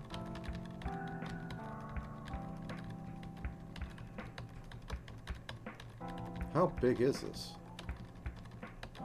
I do also need to do scrolls. I think I'll do scrolls real quick. And they will just like healing scroll, a combustion scroll. A combustion scroll shouldn't be hard. I'll need to improve imp AI so that it can do that properly. Combustion will be you read it and then it like explodes on you. Teleport is self-explanatory. It just teleports you. Maybe I can make one of like return, wizard return, put it next to like a skull or something. I still need to use that skull asset.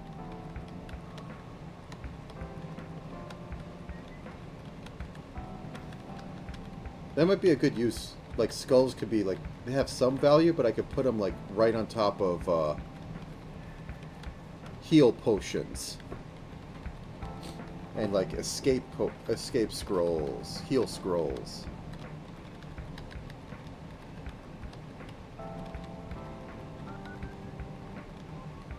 That was neat. Okay, I'm going to take a look at this on the back end. Yeah, that was big.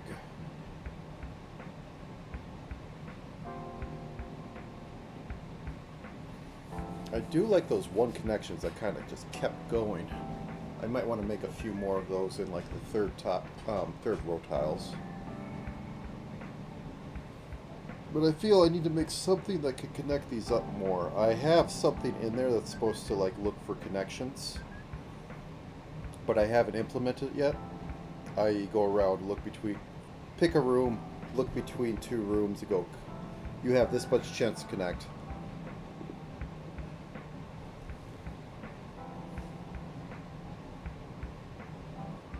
Yeah, this isn't the standard roguelike one, so it won't branch as much. Because this one could go over itself again like a million times. But, I do like how it's going with the current biases on it. So anyways, next step. Tiles. So, basic tile map. These are 8, 16, 32. So replace all zeros going down here with 32.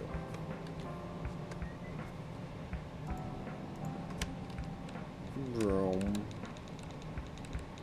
I can't hit all of them because if I replace the ones up there, bad things happen.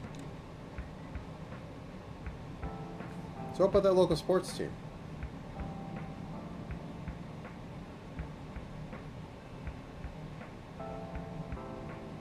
Big sports ball season is over. It's been over for a while. How about them hockeys? They do the skates, eh?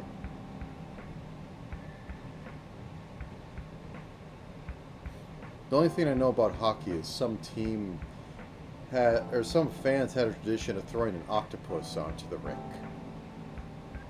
And that hockey, you have a dedicated jobber that will go out and get into a fight in order to take two people off the field, or take some specific person off the field.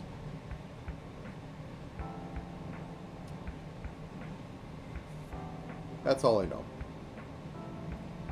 And there's a rule to not build a snowman in front of your, whoop, whoop. No, no, no. No, no, no. Okay, there we go. Now, we need to replace 1 with 32. Or 33.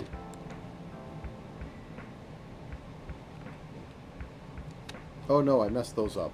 Whatever.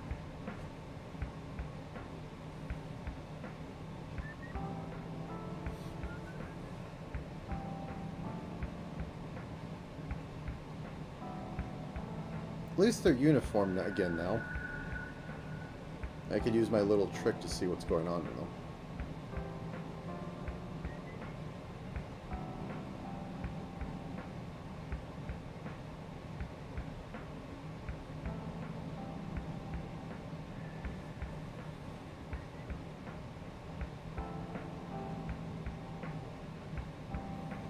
Just to think, I have 2 full days left of this. Terrible thing. Oh! Nope, nope, nope, nope, nope, nope, nope, nope. Those stay the same. Okay, let's compile this and let's take a look at how it looks. Should have a completely different feeling. As soon as I find... Oh no, I closed it. 1 second. Command line, CD to location.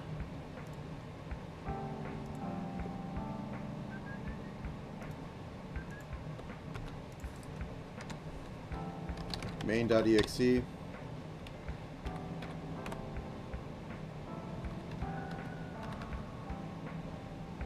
Yeah. It is void. Did I save my ping?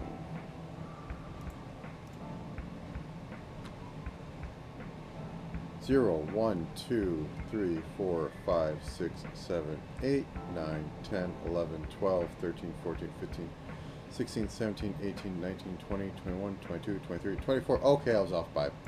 Okay. Can I safely do that and not have bad things happen? Yeah, I can. Okay, so we're going to be switching 32 to 24, 33 to 25,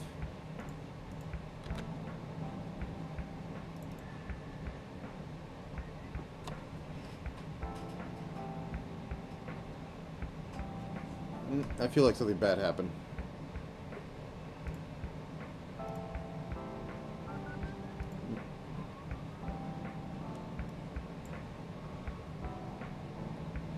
Okay, this should be 16.3. This should be 16.2.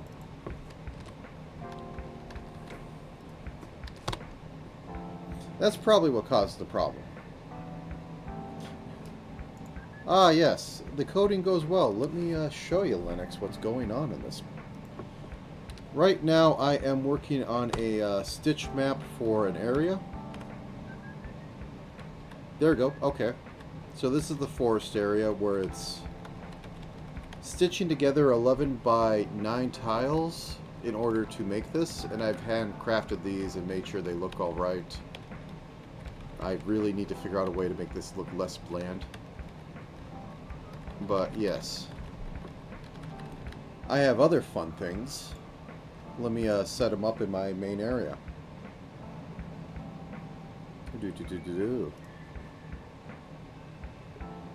So over here... Oh, yeah, okay. Let me explain one thing first. This is a damper goblin. It is very immune to damage if it's clean, because I thought that would be funny. But otherwise, I have more fun things. Dapper Goblin. Yeah, this is an utter mess that I would not replicate again. But I have. So I think I still have this set up. So let's compile. This game's all about weird interactions. So we have a mop. The mop does extra damage against filth creatures such as mudmen, and also cleans up the floor. Now, what I want to show, because this is funny, set potion slime. Oh no, potion slime, not a potion. Set explosive potion. Set explosive potion. Now, there might be a chance that this doesn't work, and I'll show what I want to show afterwards, but potion slimes, and I have to see how these work at scale, will pathfind. Oh, you hit me. Oh, nope, didn't do it. Okay, so I'm going to have to pick this up. I put it down. Okay, V. Sorry. Potions will chain react. They will also... I have cheaty health right now, but...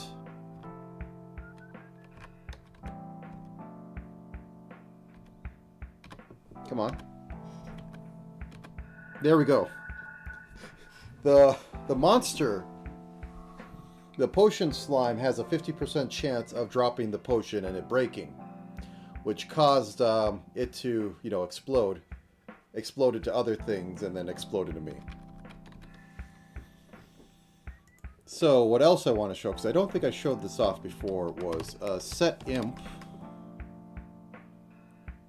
And I will have set fire staff, or staff of fire. So the imp... Oh wait, I didn't do that right. Oh, I opened it too fast. I don't have the terminal where I'm compiling everything to, but yes. Also, today I'm doing a lot better because I gave up on trying to put all the stuff in. So yeah. So yeah, this guy's a little coward that just runs away and he wants to stay just out of range. So anyway, I grabbed this. And I'm just going to stand here first. Oh, he giggles and activated my staff on me. So the staff dropped a fireball on top of me, which dropped a fireball on top of the explosive potion, which caused the potion to explode and then drop another fireball on top of me, and so forth. I'm surprised that the staff didn't burn, so I'm just going to throw it at him until he dies.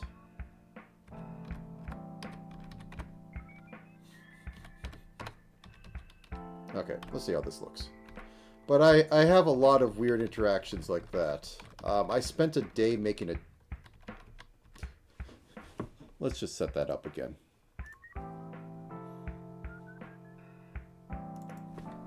Set janitor. I have created a janitor because, why wouldn't I? And this poor thing... Oh, as you can see, up in the top, right up here, you see that drip? That's because there's a mud golem and he makes a noise when he moves around. So I have those little SFX come into your field of view to give you some information. So anyways, let's watch him. He just threw a cleaning potion at the mud golem and killed him instantly. Or near instantly. Because and now he's stepping around. No, he's not moving. I think I need to double check on that. But anyways. Let me reload that. Because there's another thing. The janitor does not like you tracking mud. So, if he catches you while you're standing on mud, he gets very angry, and now you're a target for him. So he's going to come up here and smack you with the mop.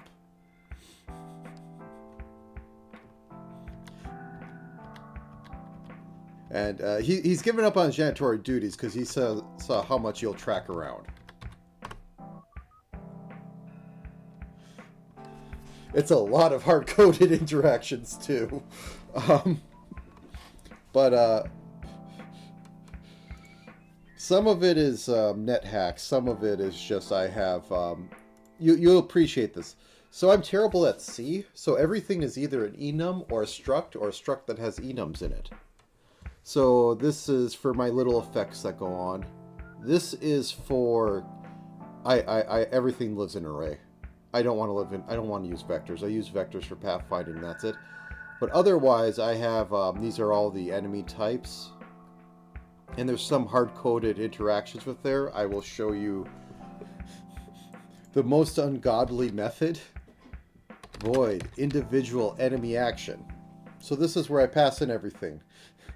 And this is where I just, started going nuts and coding in everything for every single one of them of their main actions.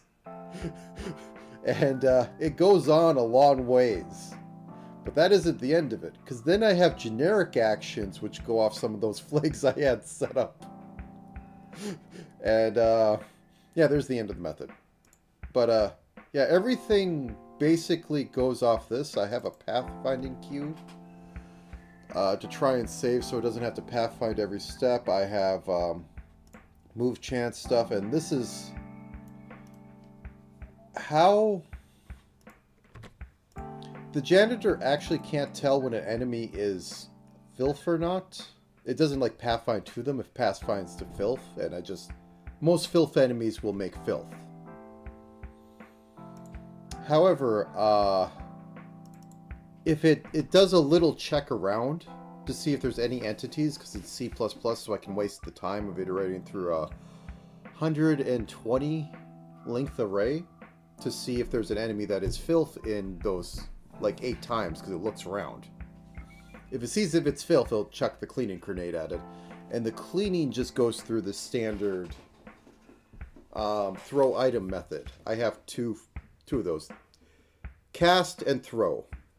I need to do some updates on cast, but anyways. So on janitor, I also have, because I had that made up, I have made this. Oh, I was having a... Yeah, there's a lot of mess in this, but I was having some bad days. Today's been a good one, because like I said, I cut it down. Instead of trying to get up there, I'm trying to get to at least 26 enemies. And that's about as big as Rogue. So anyways, so I have janitor set up. I have a gelatinous cube. The gelatinous cube acts like a janitor, except when it walks through you, because the janitor will swap, it will slime you for 5 damage. And it actually just heals off it. It doesn't kill filth enemies. It doesn't care. It just wants to eat the filth. The janitor will help you, and I'm thinking of making a scroll of summon janitor, and maybe it'll be like 20% or 1 in 20 chance of summoning the janitor slime. Because technically, you could use these suckers to find where stuff is going on. You could also summon a maybe like a summoned potion slime and follow it till you find potions or something. But yeah, this is all done through just generic gradient descent, or well, flood fill. Because all I do is that I set 1 and then I flood fill this out, and I don't go over like this. So when you're an enemy over here, I do this every time after the player moves, so there's a leg spike at that point. But it doesn't seem to do much. I'll see what it does at scale, but it doesn't seem to do much right now. because there still has to be pathfinding. The pathfinding is literally roll downhill. Just stupidly roll downhill. And if at some point you encounter an entity that blocks your path, it's just going to do a random step. And then next, clear its queue, and then next turn it's going to say, hey, how do I get there? And then roll downhill. So it can do random dumb stuff off camera, which I'm fine with. We don't have a big view, but yeah, that's that. So anyways, the outside looks kind of jank right now. Maybe I will do some stuff to give some more variant to the things in there. I need to add enemies at some point. Currently my items, and off by one, this is my enemy sheet. I have quite a few. They're all kind of in a pixelated... Yeah, thank you. I think I am going to hit the end with it. It's just not going to be 104 enemy characters, which was kind of, you know, a little out there. But, yeah, I tried to go for, like, some of this... If you zoom in, you have the gradient bands. The only one I got that really on is the Shy Knife Beast, which also fits in there. I have a little bit on this, but not nearly as much. I should put more, like, on the player. Or some other things. I have some goblins. This is just a generic goblin. It's a mundane goblin. This is a hero goblin, and this is a damper goblin, as you expect. That's a Randbat. Anyways, I won't spoil everything because I assume you might touch this at some point. But yes. So my next step is I wanted to implement. I wanted to implement scrolls. And I think I am just going to put these in here because that's a hilarious idea of summoning janitor. So I'm going to put this over here and I'm going to, oops. That's a combust one. That's not one you want to call, but you could still sell it for money because this is totally not lethal company, so you want to sell stuff for money.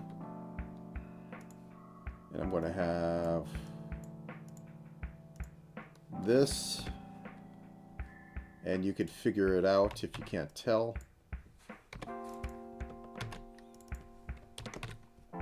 And then I want to have a potion of summoned slime.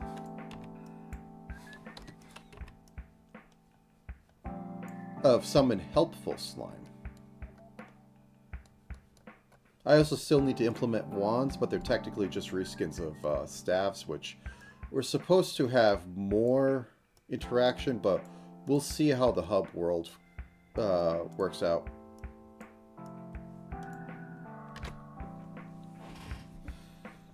I've made some very distinct decisions, like everything on the floor that is an item has to have that harsh outline. And everything in the enemy side has to, what's it called? Has to be below saturation 50. Because that's actually what I found out most lethal companies stuff had, except for, you know, this. And all the player stuff had high saturation, excluding, you know, like, browns. And I think the green is a little under there. But you take a look at this. The main saturation level is like 90. I went off mids because that's where I go 90. This one's a little lower because it's going to be yellow. Actually, no, that's 100% saturation. My mistake. But grab any of these, because usually they're brown, or even like this red here is not that high in saturation. This is 37. They're pretty muddied, but that's what I went off for the palettes. My half font. Anyways, back onto this. I might extend this by a little bit, but I need to eat and I will code in peace, because making these by hand is not the most pleasant to stream. But I needed to make sure that the system worked and that I could debug it, because that was my... Yeah, today's plan, because all this has kind of exploded. Actually, this works. Yeah, that kind of works. Yeah, I'm not up. The waves were 3 in size. The sound system I got set up. I need to possibly improve it some more. And I added map checking. Map checking works fine. And I need to get the other levels in there. I got 2 right now. 3 right now. But I don't have them filled out. Anyways, so how I add more effects is that I have this suffix type, which is effectively just effect. I was going to Diablo 2 this, but I gave up and went, just get it done, have interesting items. So, scroll teleport type, suffix type. So I have that. I go down here.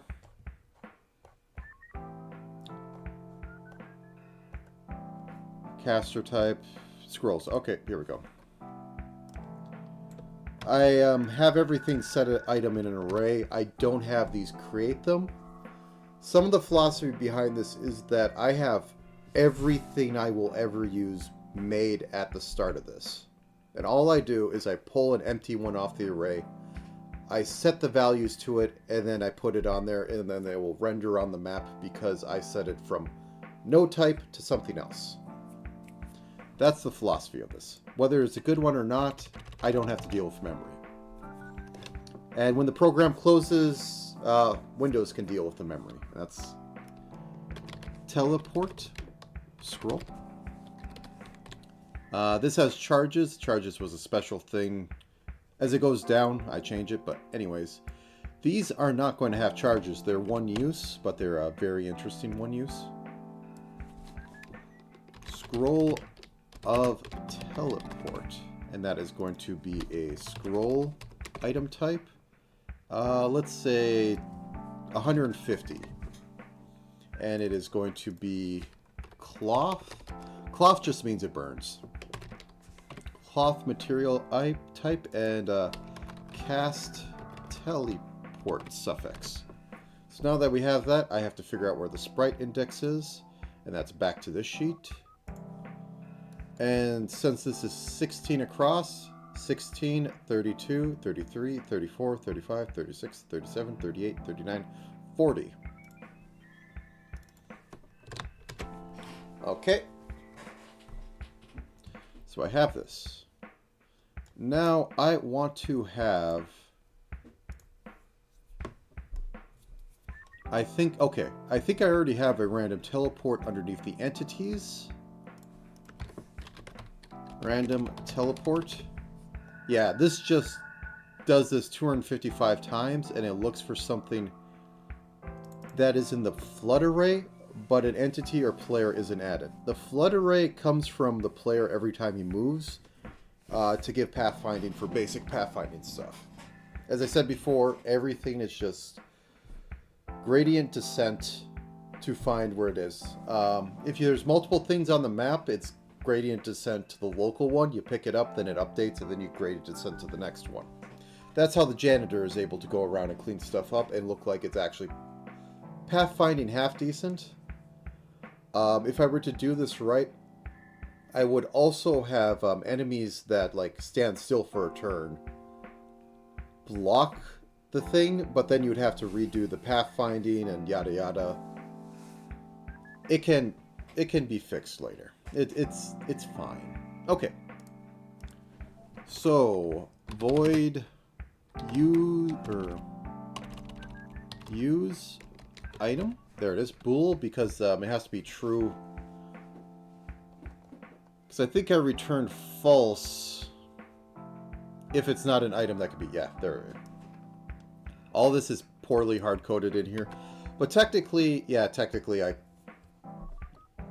I could make a teleport potion that does the same thing, but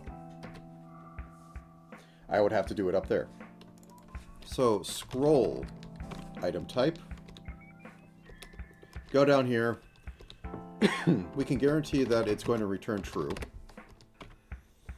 And then, yeah, there's no healing going on. I had that in there because I have quite a few different potions. So, if player item... Oh, wait. Yeah, it's the right one. Okay. Player item array slot, which is what we pass in, dot type, or dot suffix equals teleport, or equals cast teleport suffix. We will go add to global scroll. You read the spell of plus player item array slot.name, and things look different. Very important to put a period on the end because that's how I clean up the scroll from the bottom, the text. And we got to make sure we reset the item, which will make it so that it's no longer that item and that it is blank. So teleport, random teleport, player. Aren't you going to give me the autocomplete on here?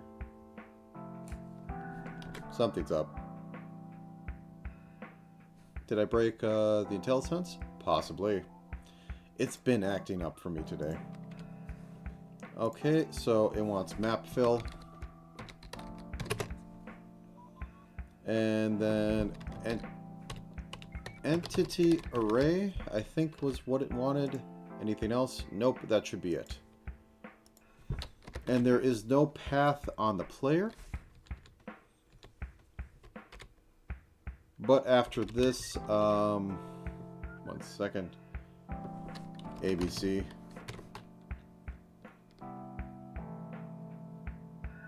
Move X. I hate doing it this way, but I don't remember what it is. So down here, we're going to have... Yeah, this is what I need. So we need to flood fill the distance in order to... Oop, I should get rid of that one. I should get rid of that one too. ABC is my terrible... I need to get back here in a second. There we go.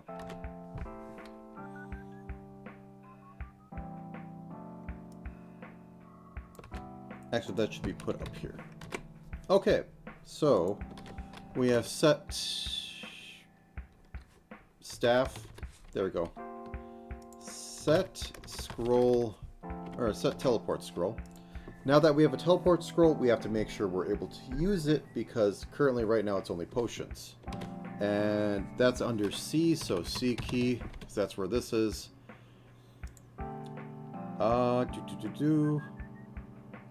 Yes, okay, we just need to do an ore here. We can also ponder an orb, because that was funny. That's my design philosophy. If it's funny, I will make it. But we have this scroll type. They are not the Elder Scrolls. I should make an Elder Scroll, but then it'll flip you to an aged version of what you are.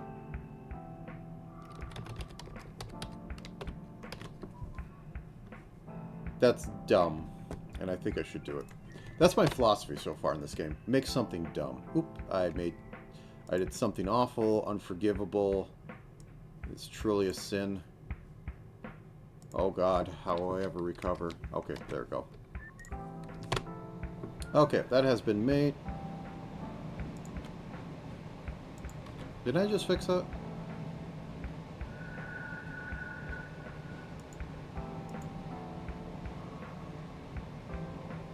Why would you expect that?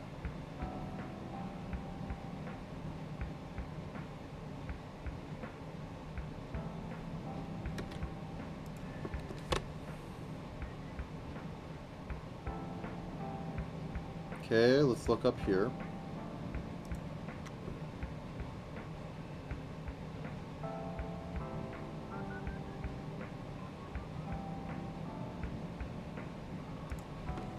Sometimes it does this and literally I don't know. And once again, the IDE is adding that. Like, this is all properly lining up.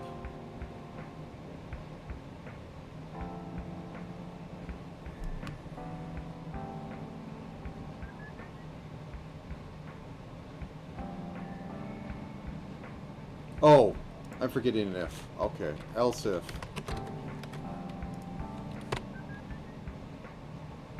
And there is an extra P on that, so that's why it wasn't giving me the hints. Okay. Okay, so I picked this up. Teleport. Let's walk over here. Let's use it. Whoop. Okay, I also need to update the calculate line of sight. Scroll of... Whoops, that's not what I want. Scroll item. No. Cast teleport. There we go. Okay, so we pop over there. We also need to update our C, or it's going to be really weird for a second. I mean, that could be funny, but... Boop, boop, boop. So we use it, and we're over there. Things look different. Okay, that goes off thing. And move. There, that should fit on screen now. Let's try that again. Oh, it won't compile because I still have that up. Permission denied. I need to stretch every time I run this, so get into here. Alright then, so hit that again. So let's use it. Whoop. Read the scroll of teleport and move. We sure did move. What do you think, Janitor Slime? You pushed me out of the way. Oh, you're a tanky little boy. Get over here.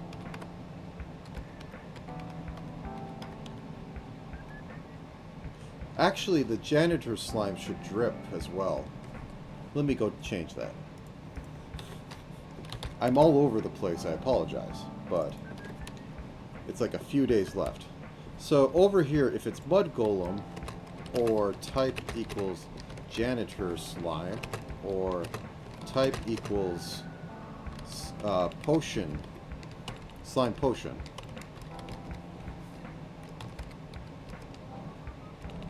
Is it potion slime? There it is. I did not prefix these right. I should have done that like 3 days ago, but alas, it is day 5. I keep thinking it's Friday. It's actually Thursday. But that doesn't help me. Anyways.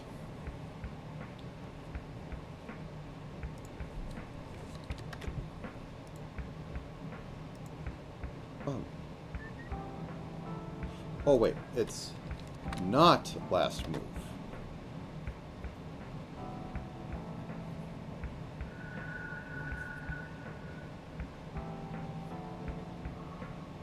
Yeah, so if it moves, it will update that. Otherwise, there's a chance. Okay, a chance that it will... Actually, okay.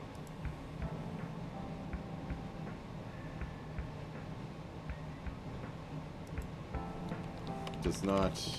I don't know if this will, There we go. That's what I want. So I should see drips every time the thing moves.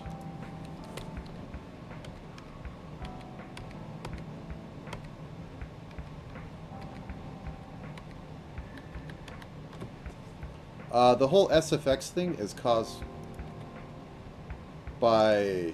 It does it's another flood fill. It just, when it gets into field of view, it displays that. Also, the gimmick of the... Because you're like a thief character, you can sprint a bit, but it costs stamina. And when you run out of stamina, you can't sprint. Anyways, let's get the rest of those spells in there. So... They're all under items, yes. Very astute. You have to talk yourself up slightly. Scroll teleport. Scroll. Heal suffix type. And I think this one is just going to heal you fully, and it's going to be an extremely rare item. Or just heal you at 5 something. No randomness in it. So, copy this. Pray the IDE doesn't explode on me. Scroll of heal. Cast heal suffix type. And this can be 200. It's slightly more useful than that. And I can bump this over to be 1. And I think that is correct. Yes. Okay, then we go over here for testing purposes. Scroll. Set. Teleport. Okay. Use item. Get up here. Go down here. Else if play. Just copy this. Don't make it production. Okay. Ooh, doo -doo. Today's been good so far. Okay. Int heal equals 10. It's going to be good. Let's make it 8. It's not a full heal, but it's pretty darn good compared to potions. It's not a full heal, but it's pretty darn good compared to potions. Okay, and then we do this. You read the scroll of blah, and plus, and heal plus standard to string, because not inbuilt in this language or something, or I'm doing it wrong.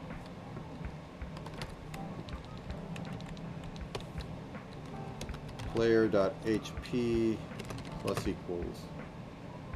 One second, let me see how it goes up for here. Okay, there is a heal SFX. Okay, let's just steal this from the potion side. Okay, and that should heal me up to 8 and do all the rest of that stuff. Boop, boop.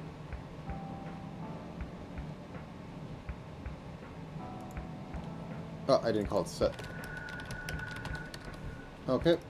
I forgot to rename it. Common mistake. Teleport scroll. Okay, and we cause that.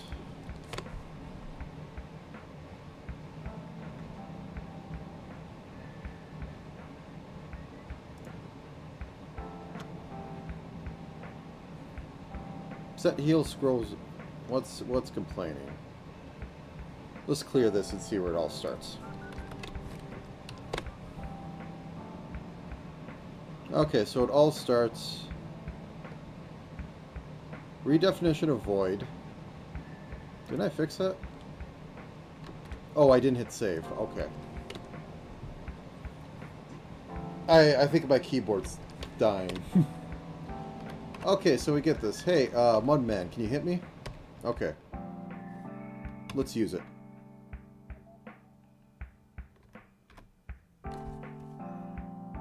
Okay, that was anticlimactic. What went wrong? So, oh, but it's, cast heal suffix type. This is what happened. Scroll, use item. Just go into that. Bool, use item. I copied it without updating that. My bad. Now then. Mudman, can you hit me? You hit me. Let's stop tossing that and let's just read it.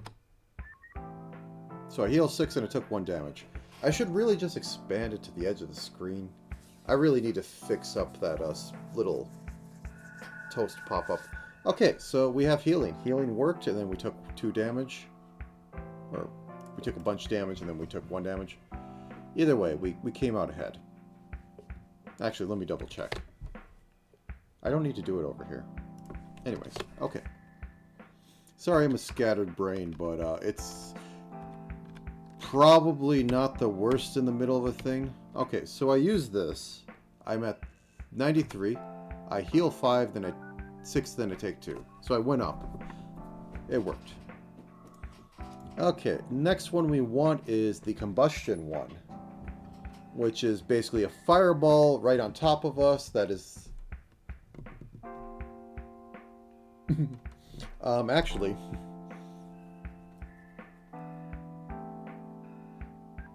Yes, this is dumb. I'm going to just give it... I don't even need... This is high level reuse of code. So this is going to be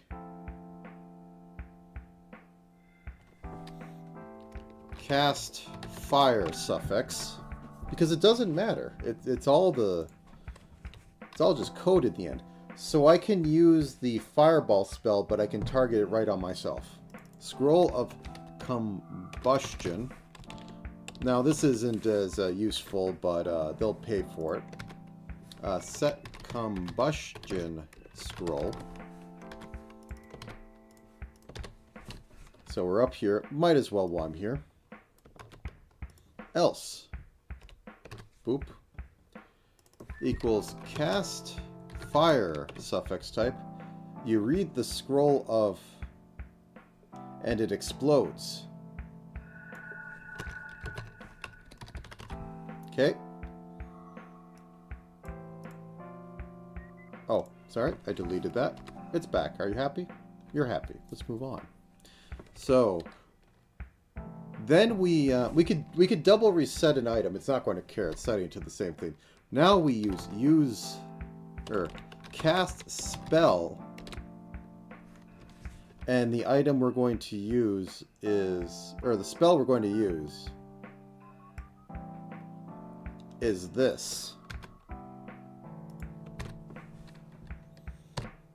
And then it's player.x, or no, player, whoops, wrong spot. Player.x, player.y.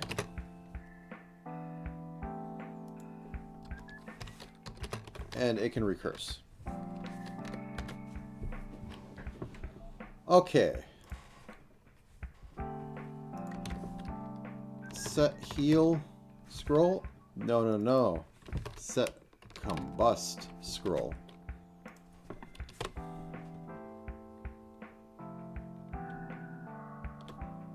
Okay, cast, let's move use item. Actually, let's just do it.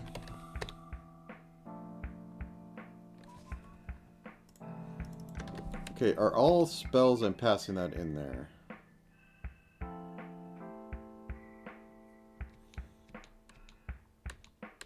No, I don't think anything casts use item. Okay. I don't have prototypes in this, so everything has to be above what's using it. Because I refuse to make a header file that isn't containing code. So, void cast spell. I can put this up here without any problems happening, because it doesn't do anything. Oh wait, no, this needs to be below it.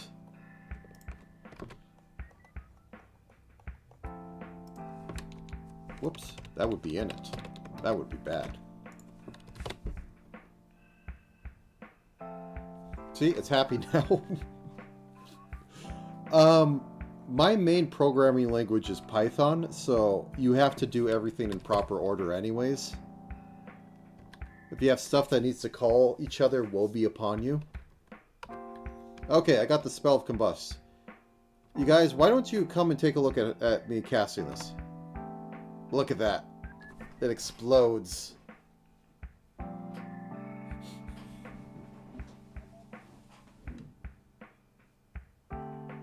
And it slowly pushes off, like, till the next period. That's how it clears it out. I'm not doing anything. Okay, so that's the 3 ones I wanted to do. Now, the 3 ones that are stupid and I shouldn't do. And I think I might even make them a... no, I don't think I need to make, like, potion versions or cast versions of them. So let's go up here and let's make... Scroll summon janitor, like it's a deep one or something. Oh, I didn't even use the...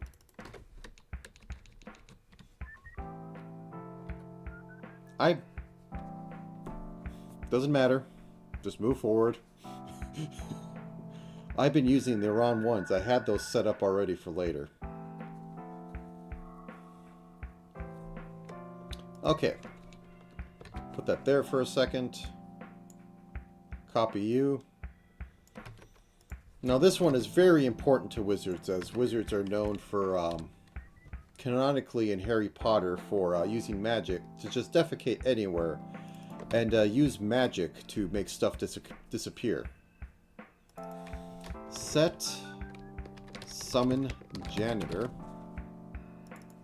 of summon janitor. So we'll make this $200, which is a steal because, yeah. And once again, get over here and combust. It's very fortunate that I have the main room, because I have a hub world. As described before, whoops, that's a little small. As described before, the hub world has all the portals like up here, and I was thinking about like having like you bring all the stuff down here and sell it and get money or whatever, and then there's a shop, but I don't think that's happening. I just want to have all these portals and you go into them and you have a certain amount of time to get back before the portal closes, yada yada. And then there's an ultimate timer out here too. And like every time you go through one, it closes for that day and you have to do another one, yada yada. Anyways. Boop. So we have summon janitor, use item, get back up here. So this one's going to be a bit different. So this one might exit early because it is possible you try to summon something while you can't have them around you. And I'm just going to go in the donut around the player. Else if player item array slot dot suffix equals summon janitor int roll equals rand 20. I must say this is one of the best rands I've ever had in a programming language. All other random systems, you have to set up junk, you have to import junk. I just call rand after I set the seed. I don't even need to set the seed and I can still do it. Anyways, so we roll that. Int entity ID equals get unused entity array. So we get that ID if entity ID equals -1. We are going to say you read the scroll and nothing happens. And then just leave as a false so that you don't burn the scroll and you don't burn your turn. And nothing happens. And we return false. And okay, now that I have an entity, the entity ID will be used in a second, but if roll equals 0, because it is a modules, so it is 0 to that number, but not including that number. Set janitor slime of entity array entity ID, else set janitor entity array entity ID. Whoops. There we go. And a is summoned.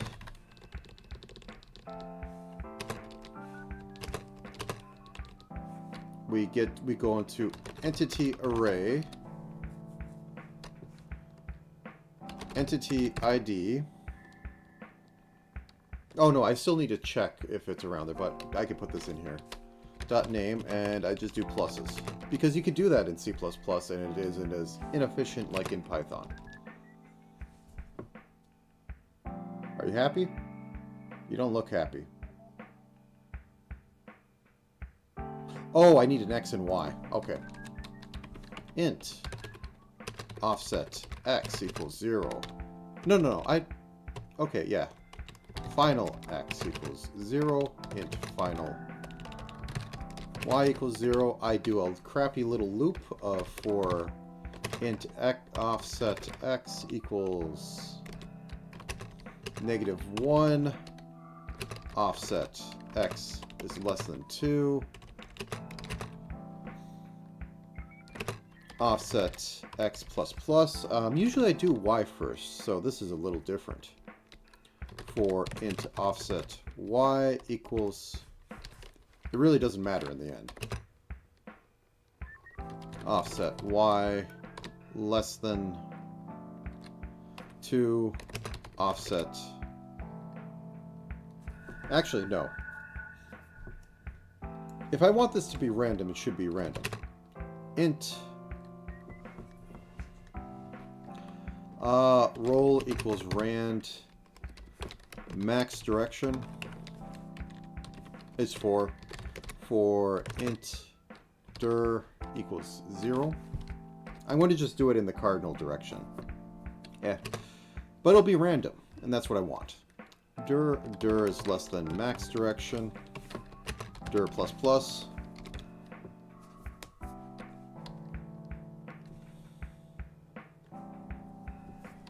Int check x equals player x, and we'll get to that in a second. Or will we? Player x plus, because player is a global, because I move so many things to globals to make this easier. Dumb stuff, don't like to do it. Plus x direction, and dir plus roll.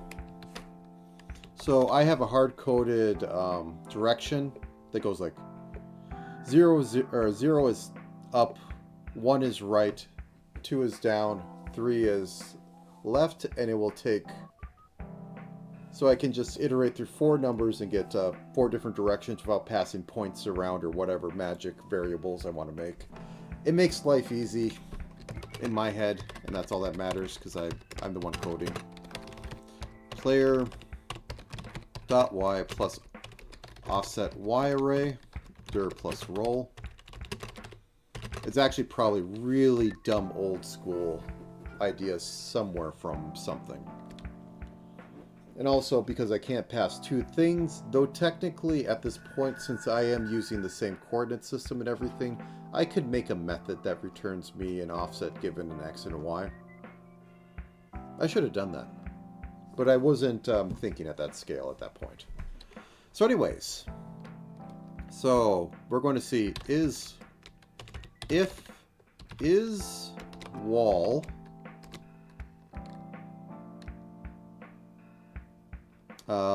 map array check x check y. If it is a wall, continue. I don't like the one-liners, but I'm using them. If entity at entity array check x check y, continue. Otherwise, final x equals check x, final y equals check y, break.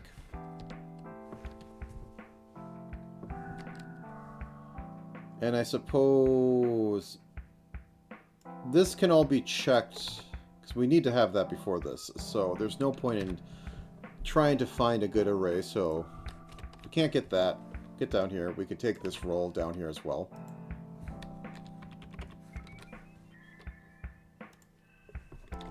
If final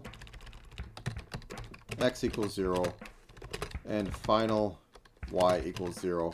Yes, I could do like final x and some XOR and see if they both equal 0, but yeah, or final x or final y equals 0, but yeah. We once again do this and return. Otherwise, we go back up here.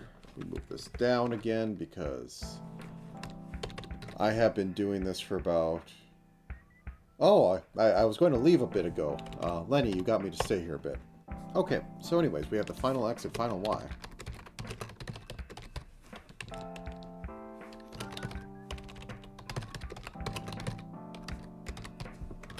And summon them. Okay. Okay, I wanted to get the scrolls in, but I wasn't going to get the other things or talk about at length the other stuff. Oops, okay, I messed everything up. Everything's on fire, everything is pain. Why? Oh, yeah, ignore that. I don't know why semicolons are so important.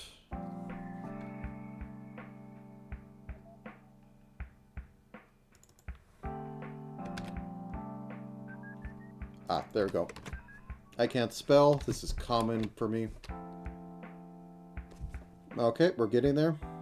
Oh, I have a role previously declared? Okay. Free stuff for me.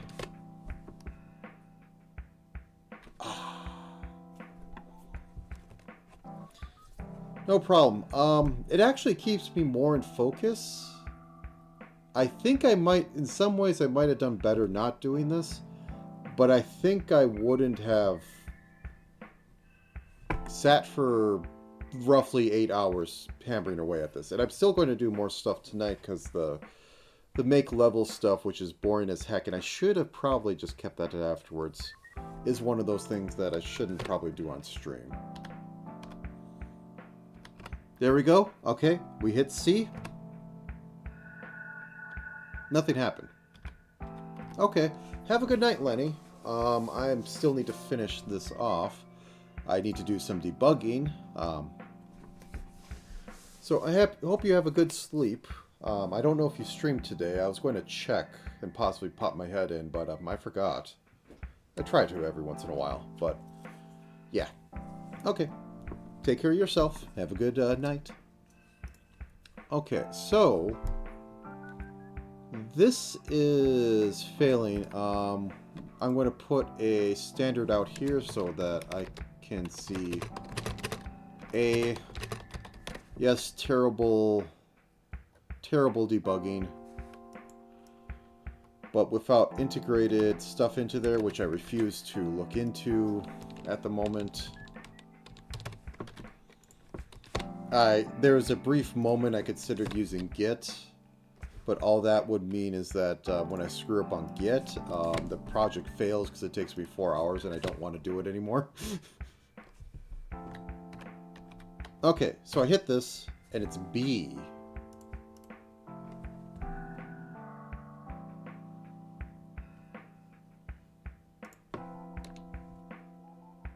Oh, okay. Because that is going to return something that is not 0, so equals -1. That was it. Now I can summon to my heart's content. Hit C. It's still B.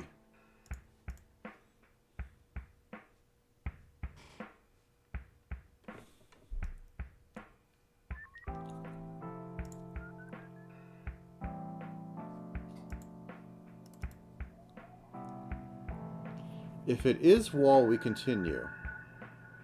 Oh, if it does not equal -1. Okay, my brain...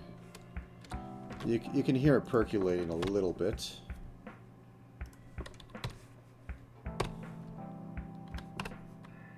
Oh, that's the wrong button. There we go. We pick it up. We cast it. And the janitor instantly gets added to the list and starts doing something. Perfection. Okay, I'm going to roll it a few times till I get a slime. I could force a slime, but no. Pick it up. The janitor is summoned and the janitor moves. Pick it up. Janitor summoned.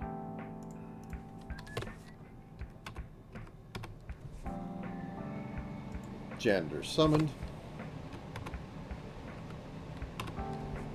Janitor summoned.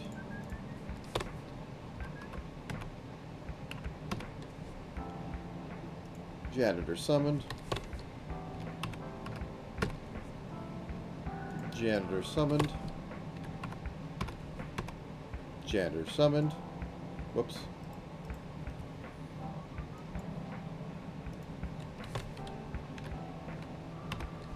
Janitor summoned.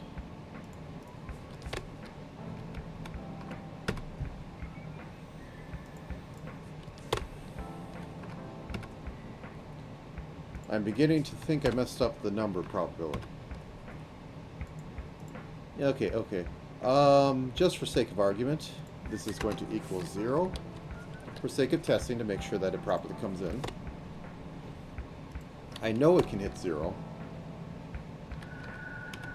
There we go. Alright.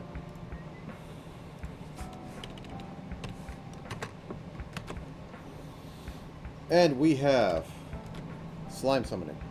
So now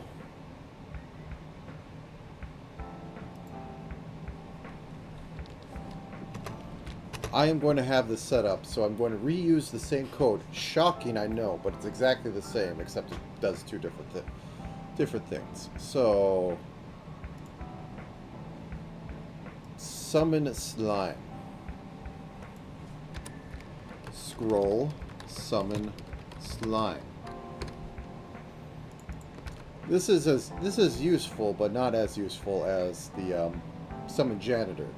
Because potion slimes are useful. They help you find the potion that you lost. So this is like $100.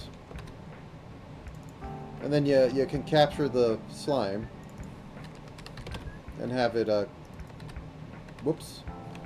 Scroll summon slime. Scroll item, cloth item, summon slime item. Set summon slime. Okay, we go over here. We go to summon janitor. And we go back up to scroll summon janitor, or, and literally the only difference, because it is reading from the item's name, is that down here, let's get rid of this.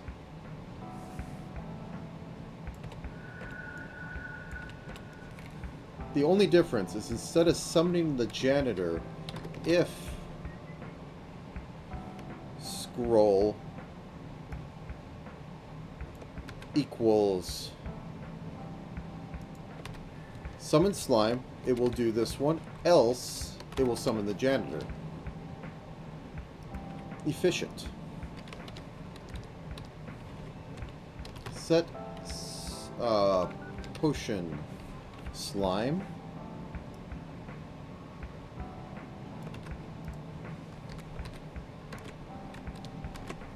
Okay, I think I want to put a little heart next to the slime.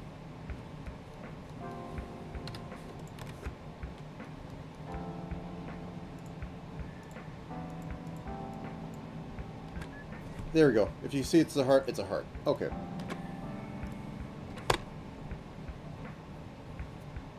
Alright then. Brain says push this button. Okay, push this button. That is not it. I did not update the thing. That is not what I want. I will throw it at the mud golem. Okay. Disgusting. It needs to be sprite index 44. Okay. Recompile it.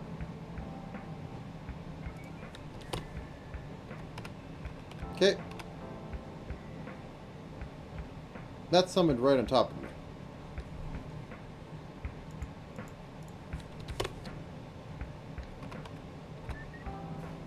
Nope. Stop. Can I take her to a side?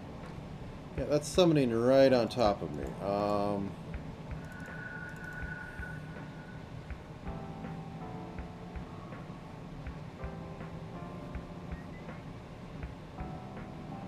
What's going on here? Final X, final Y.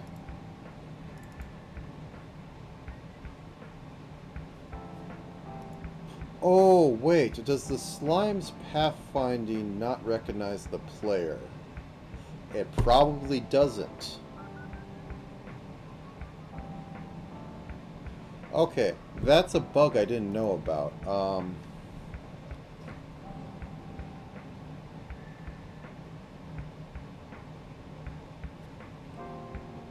Darn. Because usually I use the player...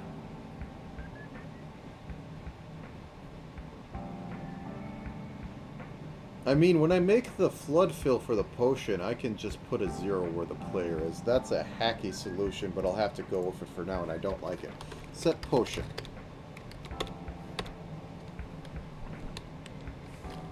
Set the potion pathfinding for slimes.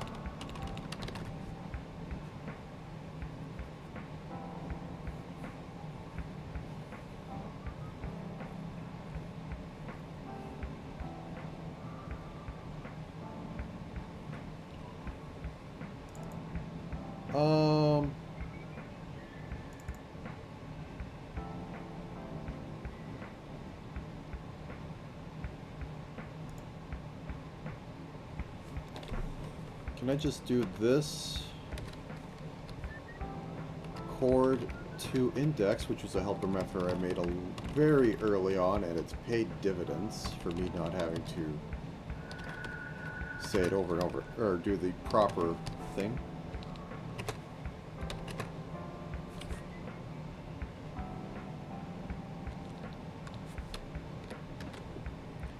Okay, let me take a look in this, because...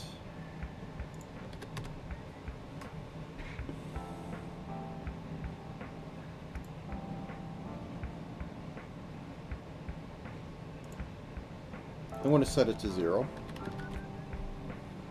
Then over here,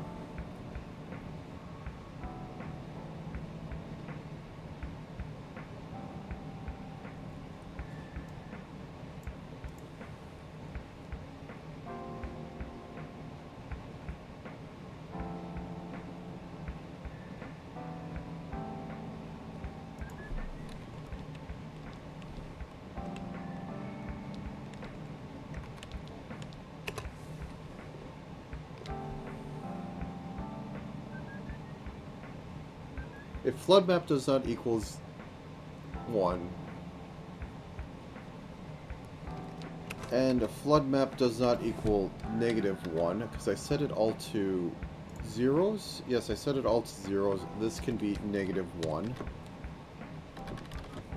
So now it shouldn't explode horribly, because now it's treating it as a wall.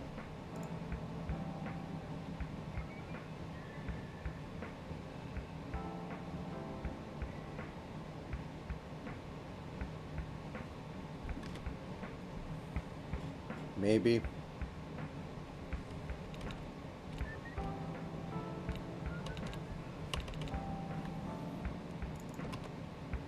Okay, I could just go down here and have it. Or flood array index equals -1. In which case, make it 0 as per wall. We move on with our day.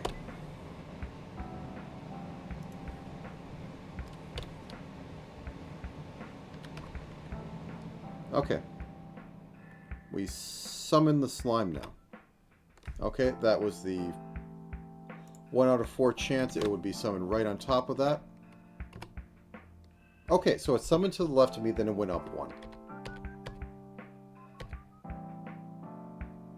Now he's happy and full of slime, or full of potion. Okay.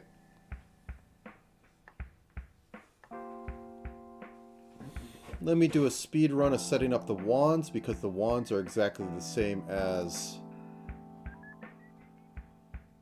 Okay, I did make them. I've never tested them, though. Let me put one down and see if it works.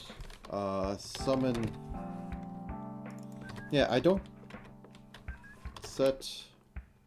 Wand of Fire. Now, the main difference right now is that they have more on them and they're made of metal. Can I cast you? Okay, you cast just right. The wands work. The other wand should work just as like the wand of ice.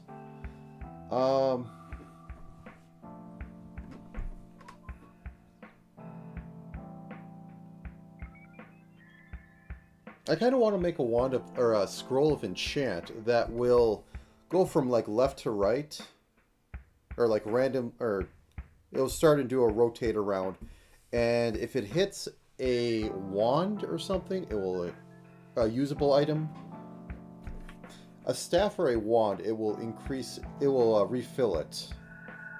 If it hits certain items like a sword, it'll become a sword of fire. And that sounds like an interesting thing to have. And it shouldn't take too long, but I think my brain's at the limit. I want to take some cans back to the store because I have far too many of them.